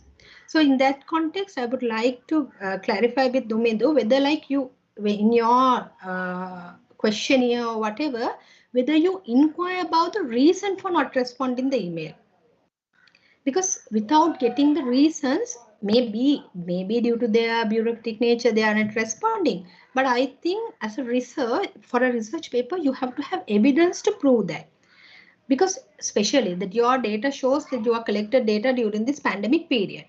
So not responding can be happen due to their so-called bureaucratic nature. But also it can be due to so many other reasons, such as people are under lockdown, people are working from home, and all of the data are not available in the digital form. So sometimes they may be the reason of not responding. So just accusing them about their bureaucratic nature, I think you can improve this paper by adding maybe adding more evidence, or changing it the other way. So I would like you to suggest certain aspect, the way out for that. But because I think you can link this point with the proactive disclosure, which you have mentioned in your presentation also. That is the proactive disclosure, which is a part of the right to information law, and it encourages the public authorities to make available the data even before the citizens are requested for that. And the right to information law especially mentioned that they are encouraging those data to be available in the digital form.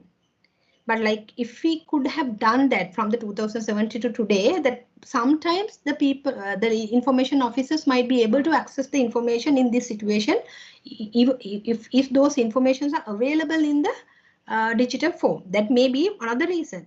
Because in 2017, the World Bank has done a research, and because actually in that research they have tried to understand the online proactive disclosure nature of the public authorities. And it is very unfortunate to see that the majority, 89% of the public authorities are in a moderately unsatisfactory level in relationship to the online proactive disclosure. So I would like Dumidu to read to that report, which comes under the topic of online proactive disclosure under the Right to Information Act in Sri Lanka, a monitoring framework and baseline assessment. So I would like Dumidu to read that report also and get an idea. And I would also like I appreciate that you have done a quantitative analysis, but since I'm working on this area a little bit, I'm also reading some studies done by the other authors. So I have a little kind of doubt. If you don't mind, could you kindly clarify whether you collected these data alone or as a team?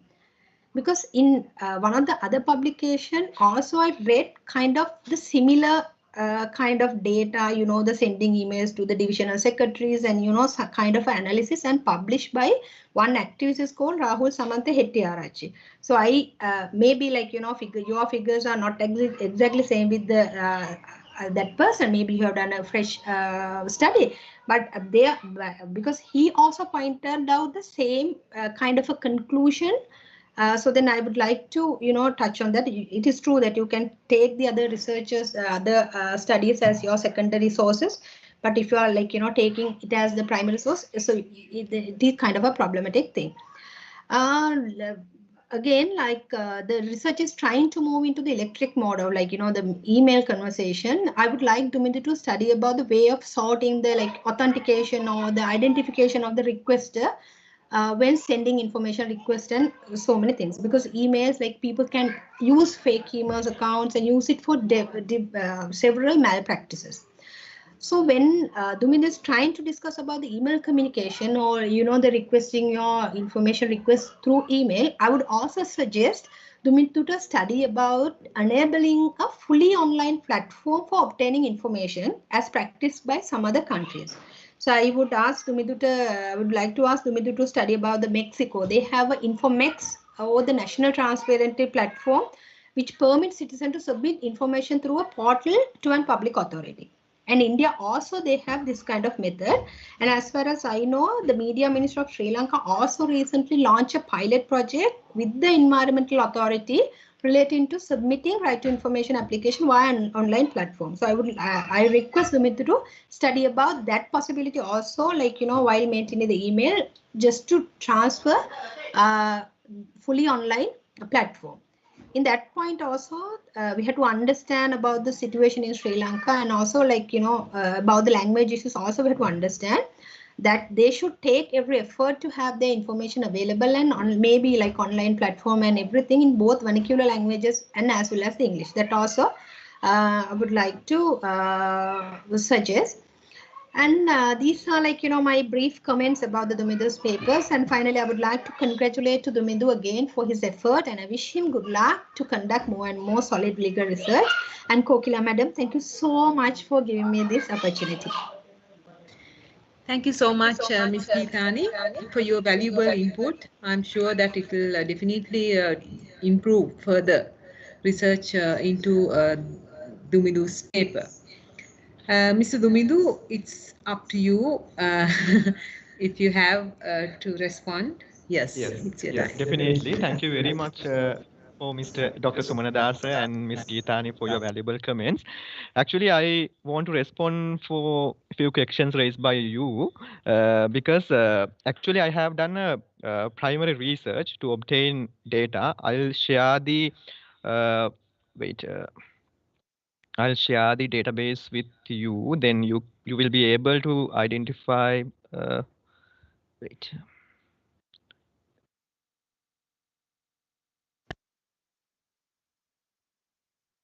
Yes.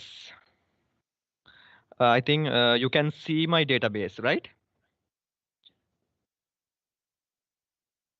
Yes, this is the database I have maintained, and this research is a part of a larger research. Maybe the reason that.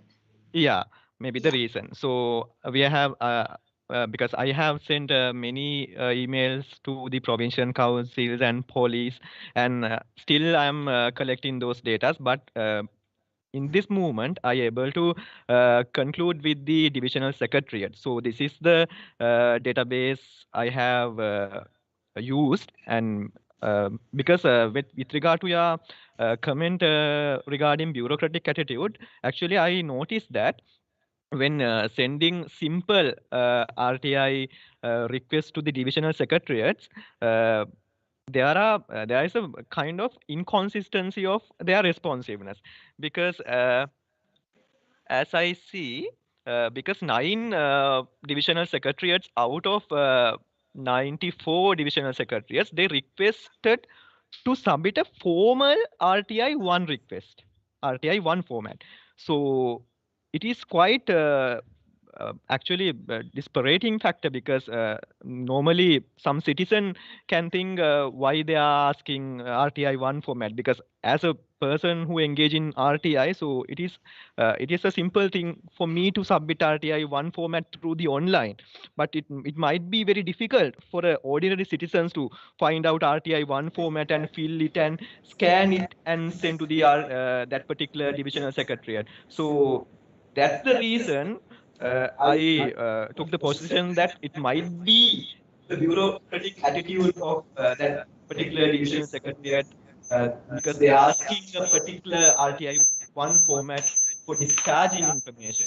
So that's my argument. But actually, I'm agree with you, Ms. Geetika, because we cannot simply say because that's the one and only reason for refusing or not providing any response due to that bureaucratic attitude. So I agree with you, but this is an ongoing research, but this was limited only to the first stage. First stage means IO, information officer, but we have more steps rather than IO, information officer. After that, we have to appeal the designated officer.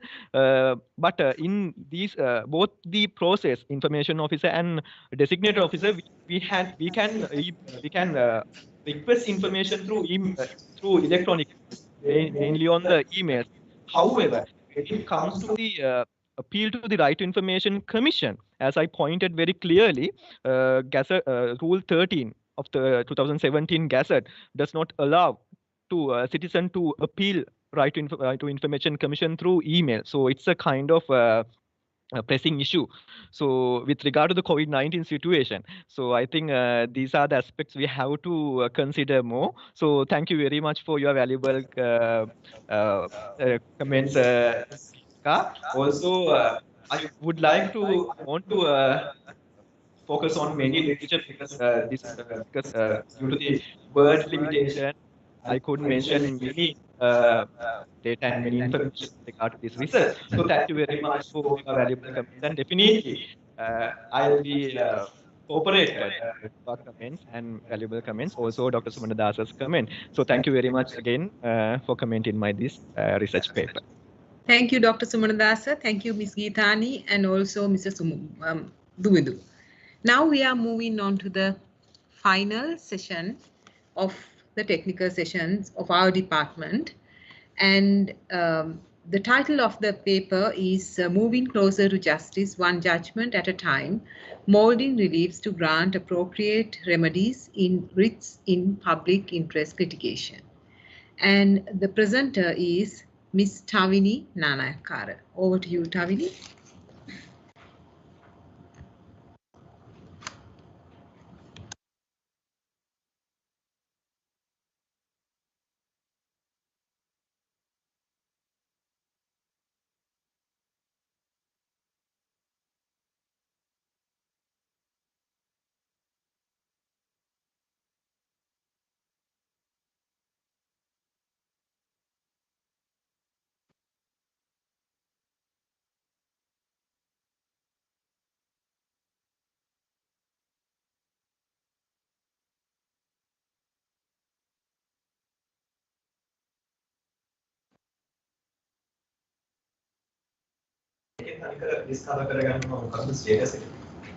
Tavini, are you with us?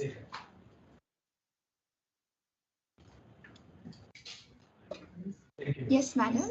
And I have in fact sent the presentation to be played.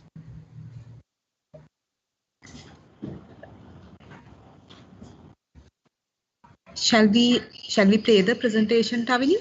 Yes, please, madam. Okay, thank you. Thank Absolutely. you. Yes. Good afternoon. The realms of public interest litigation and writs have proved to be of salutary flexibility in Sri Lanka. In fact, in recent years, courts have greatly relaxed requirements of locus standi and extended its review to private bodies based on the realities of how powers are exercised. So public interest litigation and writ jurisdiction are areas that have already been extended, areas that have already been stretched, but I argue have not been stretched to the limit, in the sense that there is still improvement that can happen further, improvement that has in fact taken place to an extent, and improvement that should continue to happen in the future. And this is with regards to a new dimension, which is termed molding reliefs to suit the exigencies of the case in order to mete out justice to the parties. This would be a qualitative research that is carried out through analyzing various primary and secondary sources of material. The paper starts off with the current recognized practice in Sri Lanka with regards to how reliefs are granted. The second section looks to the developments in India with regards to this concept of molding remedies and molding reliefs. Section 3 alludes to justice and what justice entails. Section 4 discusses how the concept of molding reliefs has been foreshadowed in certain cases in Sri Lanka in the past and even in the earlier parts of 2020. And finally, it discusses this new dimension that was added by the case of Centre for Environmental Justice Guarantee Limited versus Attorney General. And this paper advocates for the activist stance that should be taken by the judiciary in molding reliefs in order to mete out justice to the parties. As per Section 1, the practice in Sri Lanka with regards to civil procedure has been to specifically set out a prayer, and in the event the prayer doesn't specify a certain relief and the party wants that relief, the court wouldn't grant it and the application would be found to be bad in law. But in India, the practice has been different, where courts have issued, the Supreme Court and the High Courts have issued writs for reliefs that have not been specifically prayed for. And the reason I chose to look at the jurisdiction of India is for two reasons. Firstly, it has similar provisions in the constitution to that of Sri Lanka in granting writs. And secondly, India remains the role model for public interest litigation, and therefore it's jurisdiction that we would do well to learn from, not to wholesale import every idea, but to adopt the better ones in keeping with our legal framework. So in the provisions in India that deal with the issuance of writs are Articles 32 and 226, which respectively allows the Supreme Court and the High Court to issue writs. In Sri Lanka, we have Articles 126, 3 and 4, which allows the Supreme Court to issue writs in the event there are violations under Chapters 3 and 4, and Articles 140 and 141 that allows the Court of Appeal to grant writs.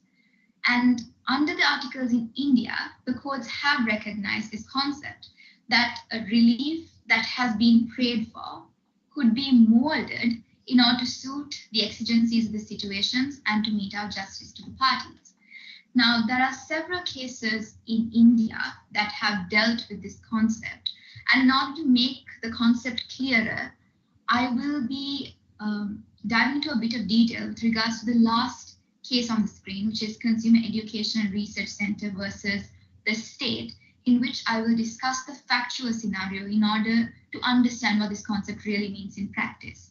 So this case was with regards to an unprecedented tragedy which happened on the 11th of August 1979, where in Rajkot district in the state of Gujarat, the Machu Dam near Morbi collapsed, which resulted in a massive flood, resulting in a lot of loss to human life and property. So to look into this, to probe into this situation, the state appointed a commission. This was appointed in August 1979, and then in March 1981, the state issued a notification discontinuing the commission. At this point, no report, no findings were given by the commission, and the government held that the time had run out and therefore it should be discontinued. So in order to invalidate the notification, a petition was filed in the public interest, and it prayed mainly, the relief that was prayed for in that case was to have the notification invalidated. And in fact, the court did grant the remedy, and it said that this should be invalidated and it should be quashed. However, the court found that there was an ancillary relief that was consequential to the main relief that should be granted in order to meet our justice to the parties, and it granted a further relief which directed the government to issue another notification which would extend the period of time of the commission to 113 days. This relief was not prayed for at any point of time, and the court found that it was necessary and therefore molded the relief to include this direction as well. Now, a parallel development did not happen in Sri Lanka. Under Section 4, we discussed that there has been a foreshadowing of the recognition of this concept, but this only took place on the 16th of November 2020 with what I would refer to in short as the Wilpatha judgment. And this paper argues that this is in fact a salutary and necessary extension that has taken place. Thank you.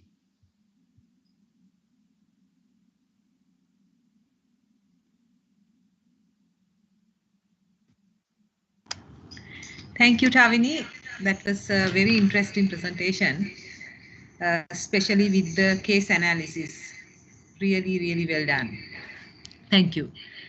Now I would like to call, there are two senior academics from our department at the panelist. First, let me call upon Ms. Danushka Madavatta, a senior lecturer of the Department of Public and International Law. Danushka, over to you. Thank you, Dr. Gunasigna. Congratulations, Tavini. It was a good argument that you're trying to develop. So I will try and respond along 5 of the ideas I have found out. So the comments that I'm going to make are based on the presentation that you just made, as well as the abstract that you have submitted. So there were 2 abstracts. One, the first one that you submitted earlier, you did revise it. I should say there was a huge revision that was done, and I like the second one better, but there are certain aspects in it I would go into, hoping that this would prove useful. So first of all, in terms of the argument, I feel like there needs to be some more narrowing down of it, although you have picked a very niche area. And the clarity of it, I think you can touch upon very directly without going into some of the meta narratives that you have gone into. And it's very natural for us to go into that meta narrative. It happens all the time. But this would anyway be addressed when we are revising our own work. So in terms of the argument, it has to be narrowed down and presented without the meta narrative as such.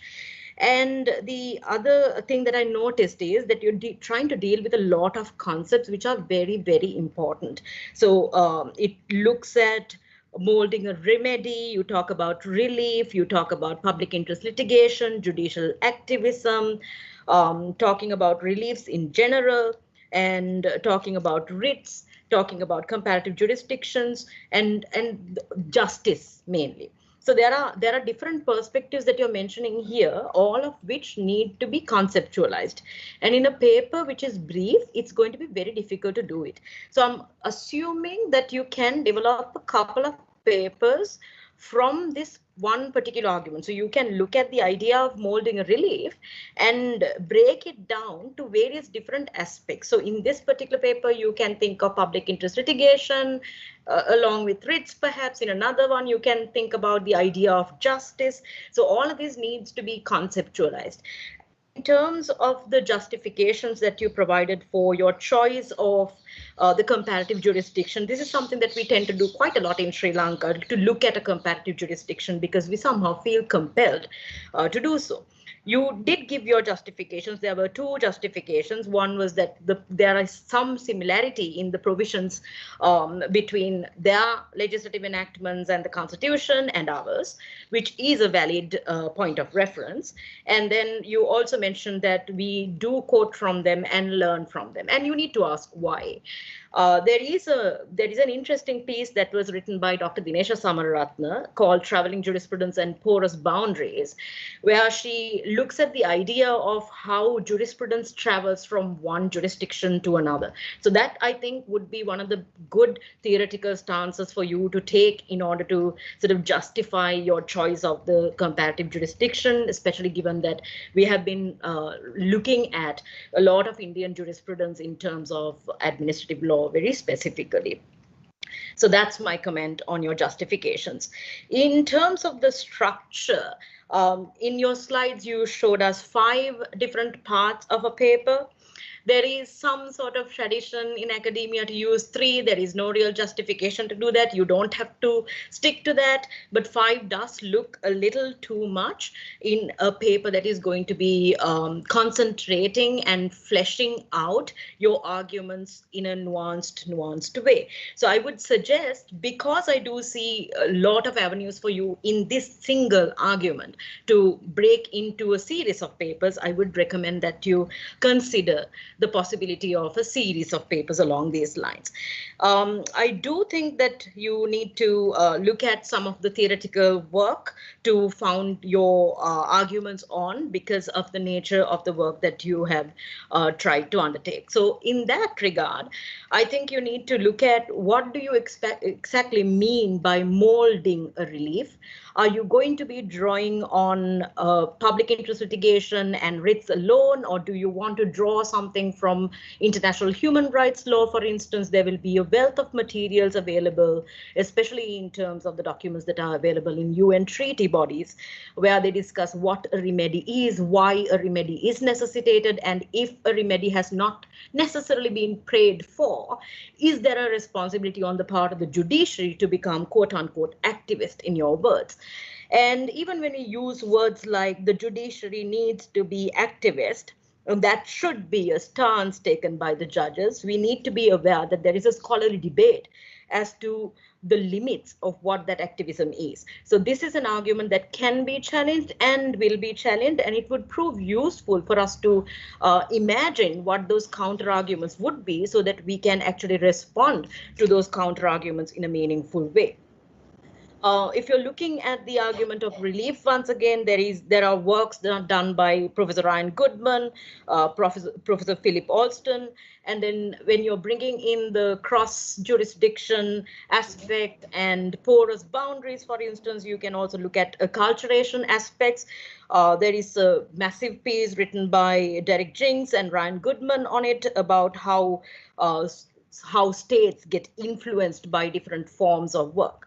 So you do also touch upon a little bit about locus standi. Again, I think that's a different issue to be tackled completely separately.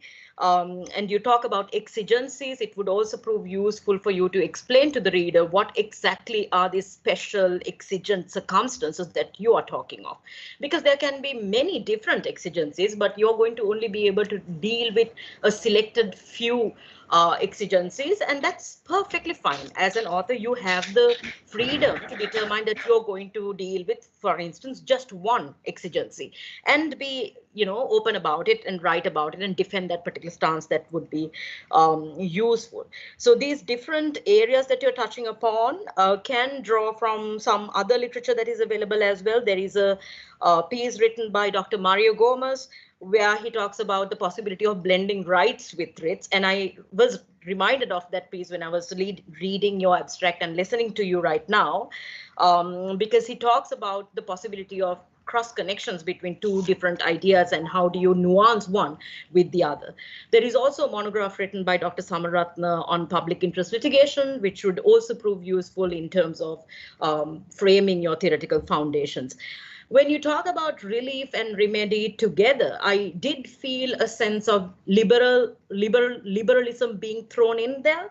I don't know whether you meant to do it, but it does feel like that. So maybe that's another aspect that you need to think of in terms of framing your argument. Of course, you don't have to respond to all of these. You cannot accommodate all of these in one paper. So it's up to you to determine how are you going to sort of structure this particular paper. And I do think that you're going more along the lines of a remedy and what justice means. And it would be useful for you to sort of conceptualize those two elements and what you mean by exigencies and molding a relief before you get into the case study of Sri Lanka. So you would do a general theoretical perspective, which would make your paper more appealing to the general public outside Sri Lanka as well, because you're providing a theoretical point for everybody to engage in.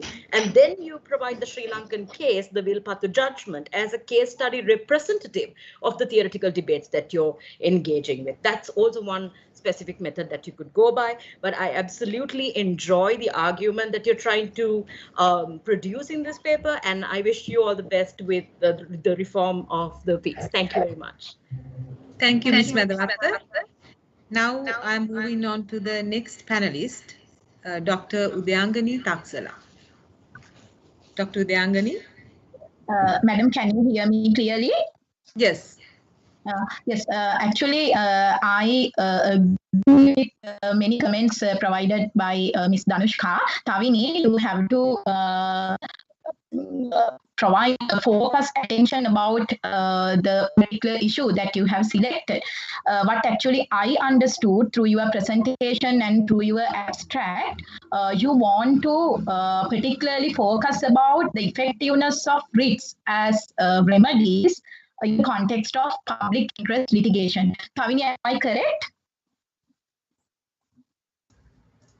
Yes, madam, that's correct. In both of those realms, how the reliefs work. Yes, because that's how you discuss about this recently given judgment. So therefore, I invite you to particularly look at because public interest litigation it's a too broad area, and many researchers have done based on even public interest litigation and as well as the writs as well. But I'm really happy. I want to congratulate you for your presentation and also the selection of this topic. You have selected a less attentive area of writs. That's really good. You can focus about this aspect. As you correctly pointed out, one of the main obstacles that stood in the way of public interest litigation was the strict adherence to the court rules. It was required of a party which intends to having in a suit before the court to do so by a formal petition drafted according to the rules prevailed. The Indian judiciary saw that this too was an impediment to grant relief to the underprivileged citizens. So they discarded this rule and allowed litigation to commence even in informal letters addressed to the judges. So that trend you have clearly discussed, and you want to compare this trend with the Sri Lankan jurisdiction. And I suggest you, if you can look at specifically the scope of Article 140 and its scope and the applicability in this context, then your research will be more focused about this issue. It's really good research and you can come up with totally new research outcomes. Then I invite you to look at what's the scope of Article 140, because earlier cases like Mohideen versus Gunawardena, those cases discussed about the phrase or the term according to law. But when it comes to Teres Mandi case, we are considering this case as a landmark. In this case, Justice Mahathir has expressed that under Article 140, the Court of Appeal could issue orders in the nature of writs. So therefore, two fiction forces with regard to this idea of Justice Mark Fernando. Those two sections are, then need to look at, does this mean that the Court of Appeal under Article 140 could issue orders similar to writs, but without insisting on some of the traditional restrictions imposed by writ jurisprudence and take more right-based approach? The second question, can the Court of Appeal, without restricting the relief to grant of writs, also grant compensation and make other directions? Court of Appeal judges should expand on this proposition of Justice Mark Fernando, especially on the sphere of public interest litigation. And therefore, you can explore this aspect. The Court of Appeal judges do not appear to have acted in a proactive manner in this regard. So they have been insisting on a strict adherence to the traditional restrictions, such as futility, as evidence from cases of Vijay Siri versus Sirivardhana. You need to look at this case. And there are many cases, the Environmental Foundation Limited versus Ministry of Public Administration and 6 others. And there are many cases relating to environment protection, which dealt with public interest litigation.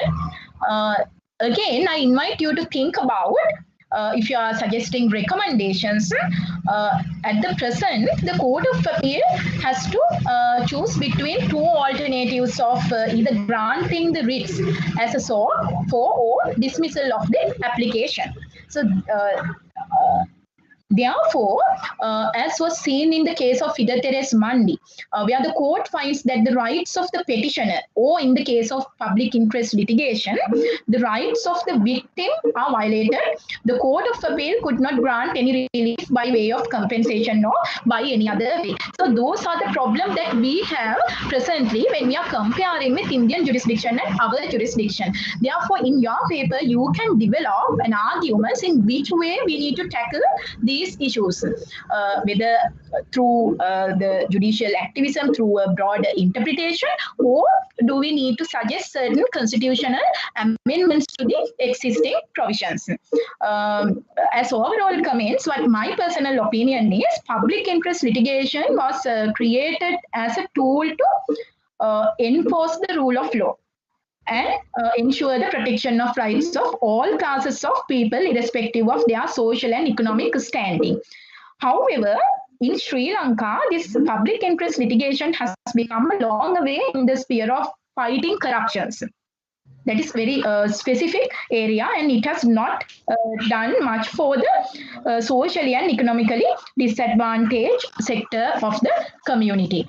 And also, in many decisions given by the Supreme Court, a proper justification through a jurisprudential basis has not been formulated to act as a precedence. So those are the gaps and loopholes that we need to address. I think if you can focus about these issues particularly, your research will be very focused about a selected topic, and it's a very very important and rare area and less attentive area for the research in administrative law. So I congratulate Tavini. You can develop your paper by including those aspects of your final edited paper. Thank you. Thank you very much, Dr. Dayangani. Thank you very much. Now it's time for Tavini. If you have anything to say and to respond to the panelists' comments. Thank you, Madam. I in fact understood the comments given by both Ms. Madharatha and Dr. Udangani, and I fully admit that this paper might have a lot of different dimensions that could be split up into areas, because when I was trying to write my abstract, I had way too much things to put into 300 words, and even when I was doing the presentation, a lot more detail than 6 minutes would allow. So I suppose that in itself is a hint that there is a lot of material that I can break up into pieces and do further research on and go into more depth in each category. So I understand what all the comments were. And thank you very much for pointing me to all of the different references, and I'd be very happy to incorporate them in my next work. Thank you. Okay, so with that, I think we have come to the conclusion of our technical session, and I invite now Professor Vasantha Seneviratne, the head of the Department of the Public and International Law Department, to deliver the vote of thanks. Thank you, Dr. Kokila Kunasinghe. Now we have come to the end of a very successful technical session conducted by the Department of Public and International Law. In spite of numerous challenges posed by the nature of this technical session being a virtual one, I believe that we could harness very great results. I could witness the richness of the papers as well as the very constructive comments given by the panelists. When we look at the plethora of papers presented by a number of participants, a number of presenters in our session, we could see the gamut of knowledge that they evinced through their papers with deep analysis on the issues chosen. So in that respect, I understand that all of you would agree with me. It was not easy to conduct such a fruitful conference, symposium, without the support of many people. I may not be able to name all those contributors to make this event a success. I especially thank to the Vice Chancellor, Senior Professor Chandrikan Vijayaratne, Dean of the Faculty of Law, Professor Indira Nanayakara, Conference Chair Professor Shanti Segarajasinghe, all the panelists actually that even in a very short notice, with a very short notice, all the panelists agreed and they gave very important insightful comments for the presenters to develop their papers, as well as the presenters who made our session so much colorful. And all my colleagues in the Department of Public and International Law. And also my particular thanks go to the staff at the School of Computing at the University of Colombo, particularly Dr. Samantha Matrarachi and Ms. Anchali, who is the computer instructor, who has been with us throughout the day by attending to all the minute details to make us comfortable in this virtual platform. And last but not least, without the enormous support of Dr. Kokila Kunasinghe, who made us so much fascinated by her beautiful voice and personality, and attending to the comparing whole day, which is a tedious task. I can't even think of the brunt that she was shouldering all alone. And to all the participants, without you, I know that our students at both undergraduate and postgraduate programs, outsiders from different law schools, even some of the interested parties who applied to be with us, made this event so much of a successful. And finally, my thanks go to Ms. Maheshika Pereira, who is the computer applicant analyst of our field department, who looked after almost all the details to make this successful. Thank you very much. Wish you all good evening. Thank you, madam. So with that, I hope that we will see you not next year. As I promise you, we are going to have a very elaborate research forum based on perhaps on these papers or your new contribution, very near future, perhaps next month. So with that hope, and which will definitely become a reality next month, I conclude this session and I go on, everyone.